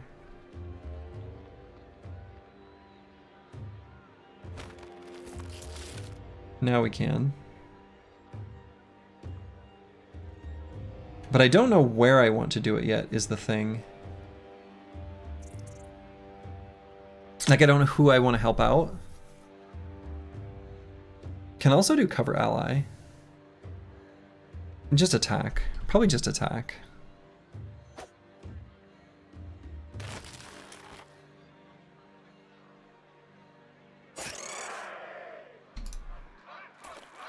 Yes, we're gonna get re-webbed. Alright, so we're gonna help out up here. Help mana.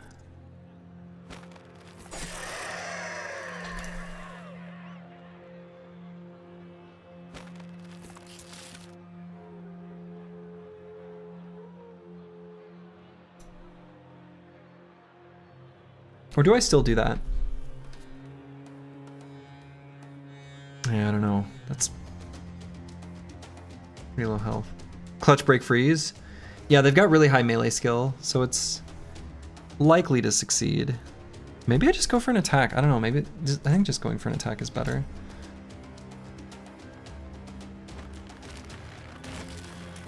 Yeah.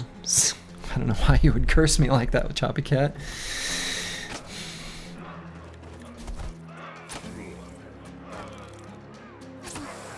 Ooh, boy. Okay.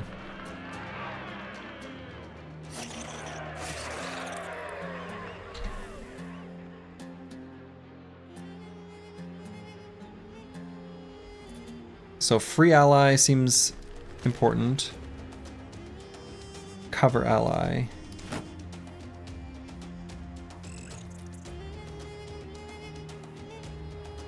And recover?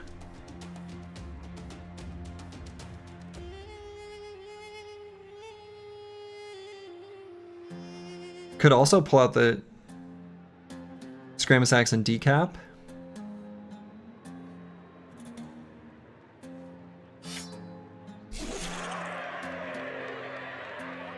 Okay.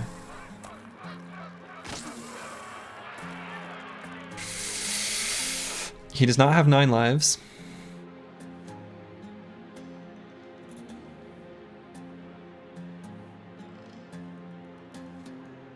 I think mono we just want to have killed this guy.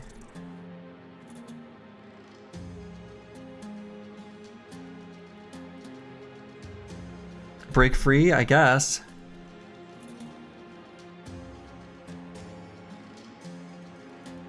I don't know what other line I would do.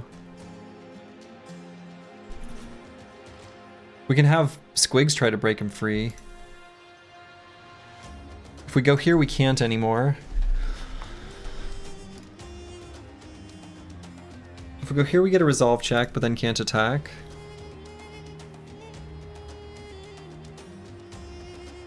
So if we break him free... Hold on, what are the spider's initiative? Oh, really high. Okay. I was gonna say if we, you know, one option could have been if he does recover and then we break him free, he might have enough initiative to go before them. So...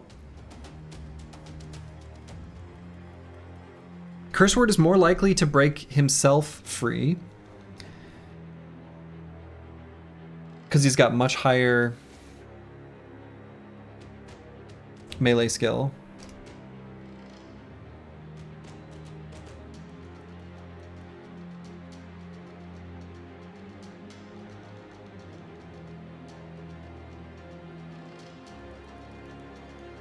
Yeah, I mean, I guess going down here and attacking, it's not totally unreasonable. It also does let me decap and can go for a kill if it hits.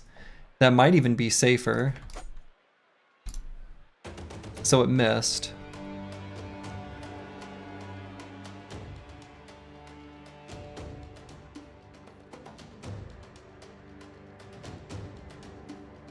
No, I think we just break free.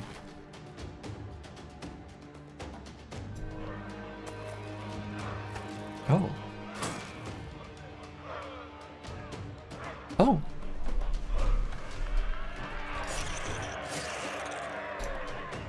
Weird target. I'm okay with this. I think we just attack twice with Squigs. Go for decap. Or shield. No, I can't shield wall. Could recover, which would be interesting. We have so much AP.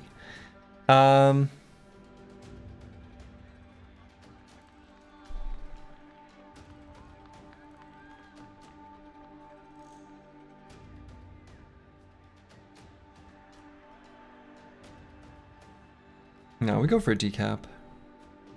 I don't know what's going on with these two guys. I don't have a scratch on me. True. Oh my god, that is so close. And I guess I go for an attack.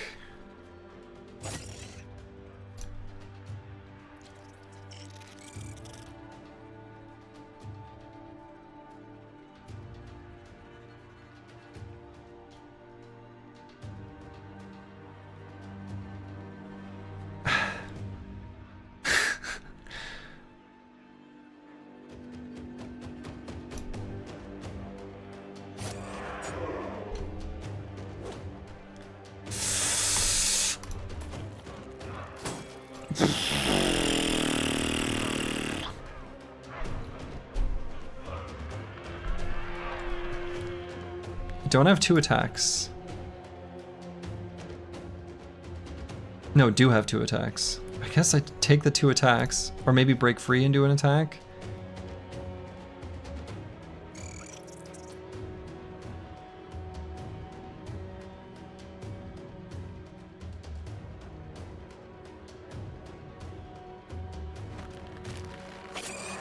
Okay, got 1 fleeing. Good. Decapitate.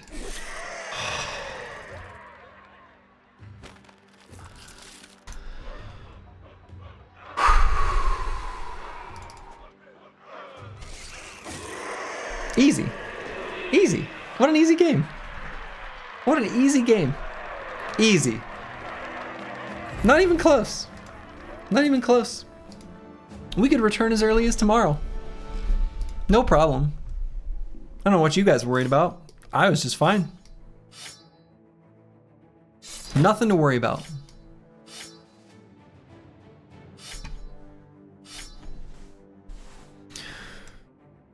Well. Whew. Jesus.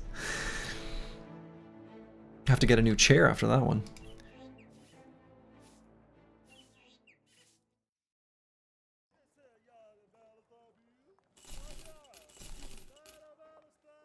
We have medical supplies now, so that's nice. Cheap nets. Yeah, those are cheap nets.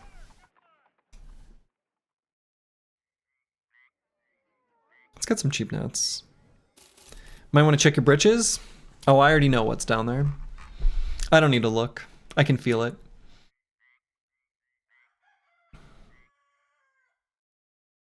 Okay. Wow. Escort caravan to Falkenstein. Where is that? We don't even know where it is. It's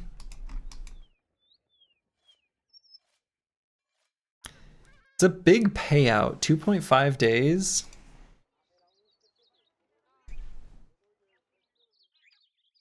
We would need to have 3 days worth of wages.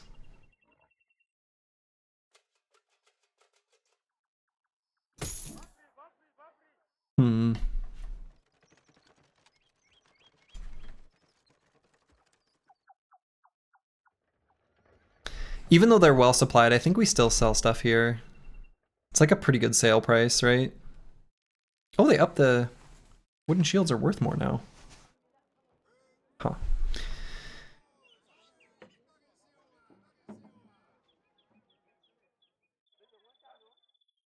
Yeah, I think I sell a bunch of stuff. We get more medical supplies. We maybe hire someone. We kind of just need a little more oomph. Now, as far as pocket shields are concerned, I think I don't want Adargas. I think I'd rather have the wooden shields. Because sometimes you need a pushback.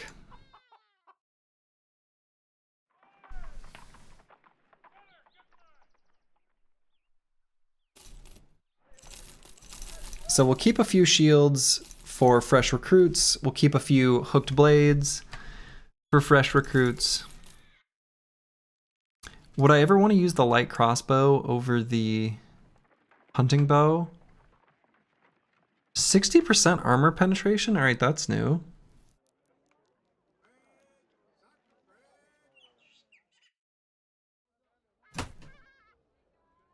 $5 AP to reload, 3 AP to shoot.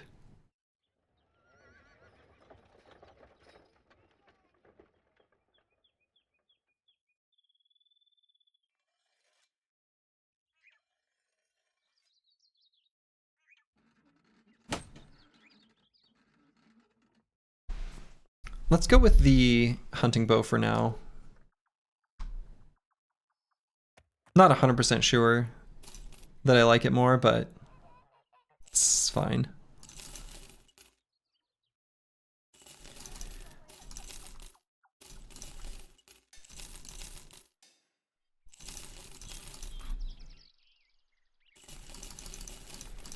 Okay, this does give us a bunch of money that's like really needed.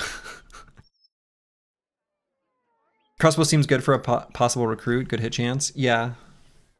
That's true. That's true. I agree with that, Choppy Cat. I agree with that. So let's get another stack of medical supplies.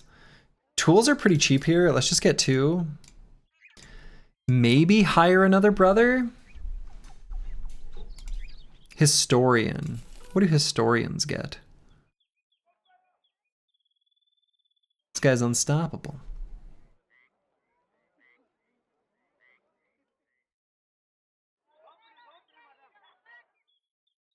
He has anticipation and swift, which is kind of good, actually. Agile, fast, unstoppable. Could this guy be good? Could this guy be like a tank? Is this like somewhat reasonable to think of? He also has the... Could get parry? Hold up. Could this guy be good?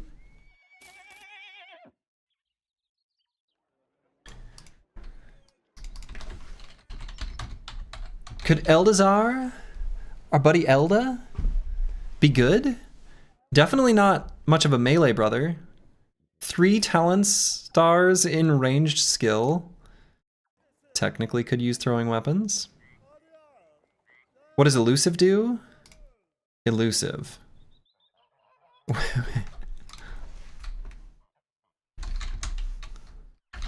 Elusive. What does elusive do? You are impossible to pin down. Action point cost 4, moving on all terrain, reduced by 1. Okay, so like a mini Pathfinder. After moving 2 tiles, become immune to rooted effects until the start of your turn. Oh, sure.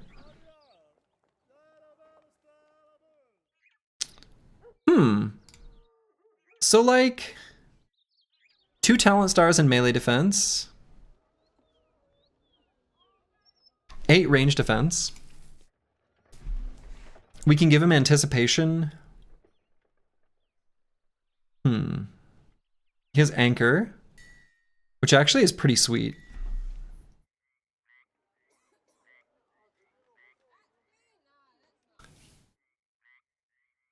Huh.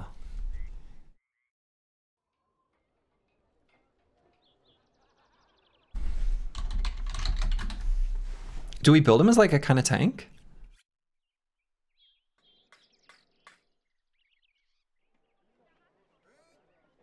Is that insane? It's like a little insane.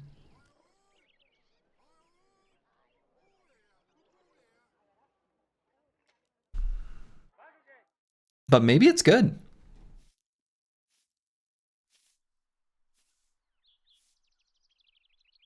Massive, your spear tax costs no fatigue?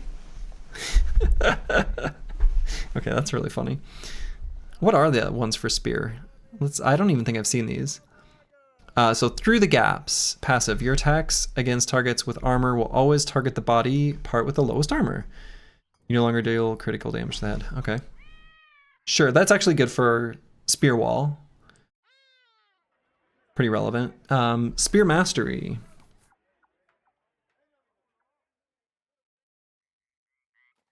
Okay. Spear wall can be used while engaged in melee and is no longer disabled when enemies overcome it. Yeah, I mean that's sounds right. That's normal. Reach advantage. No wait, hold on. Actually, spear flurry. Your spear attacks cost no fatigue. Hold up. Whoa. Let's back way up. Two-handed spear. Attack for free. Spear wall. Oh, no fatigue, not no AP. Never mind. I said nothing.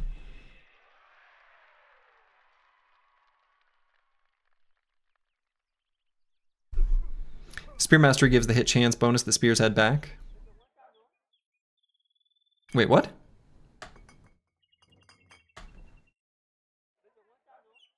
Since Hardened removed that, but Spear Master gives... Oh, did it really?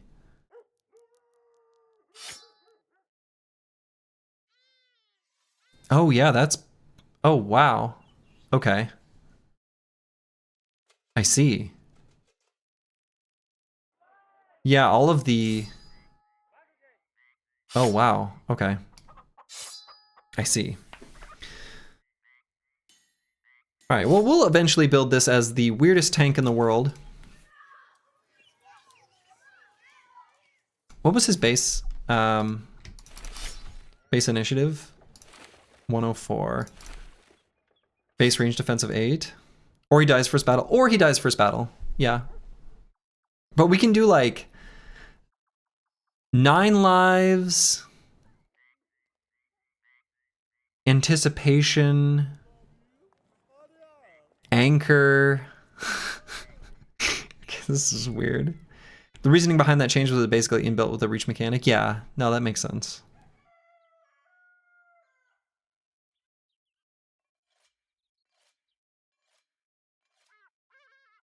Huh, okay. All right. We'll build him as a eventual tank. We really need more brothers. So maybe I hire another. Who else we got? Ah. N-N-N-I-V-E-K-K. Nivik. Unfortunately, a dastard. Ugh, I should have done tryout. I really should have. I hate having dastards. Let's see. What do we have here? Yeah. It's fine.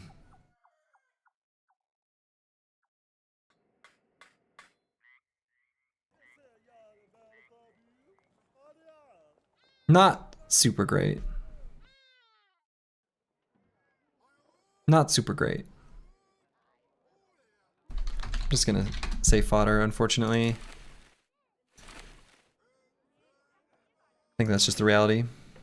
You can control C, control V names. The control V bug is fixed? Oh, that's wonderful.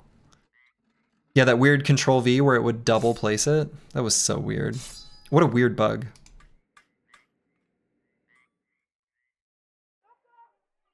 Okay.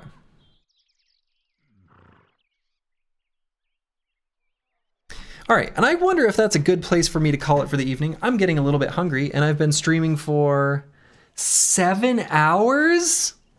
Wow, all right. Yes, that is, in fact, a good place to call it. How did that happen? How did that happen? Oh, this is exciting.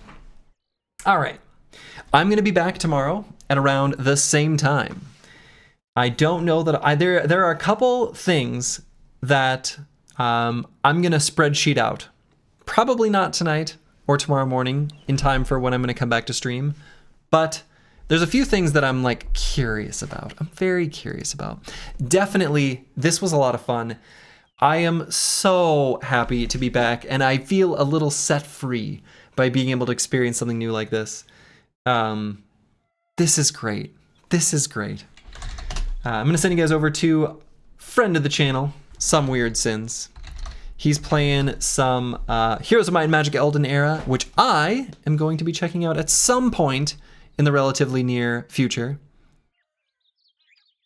But that time is not this exact moment. And so I'll be back for more Battle Brothers, Hardened, Reforged, at the same time, same start time as today, but tomorrow. So until then, to all of you, make it a good one. Ta-ta.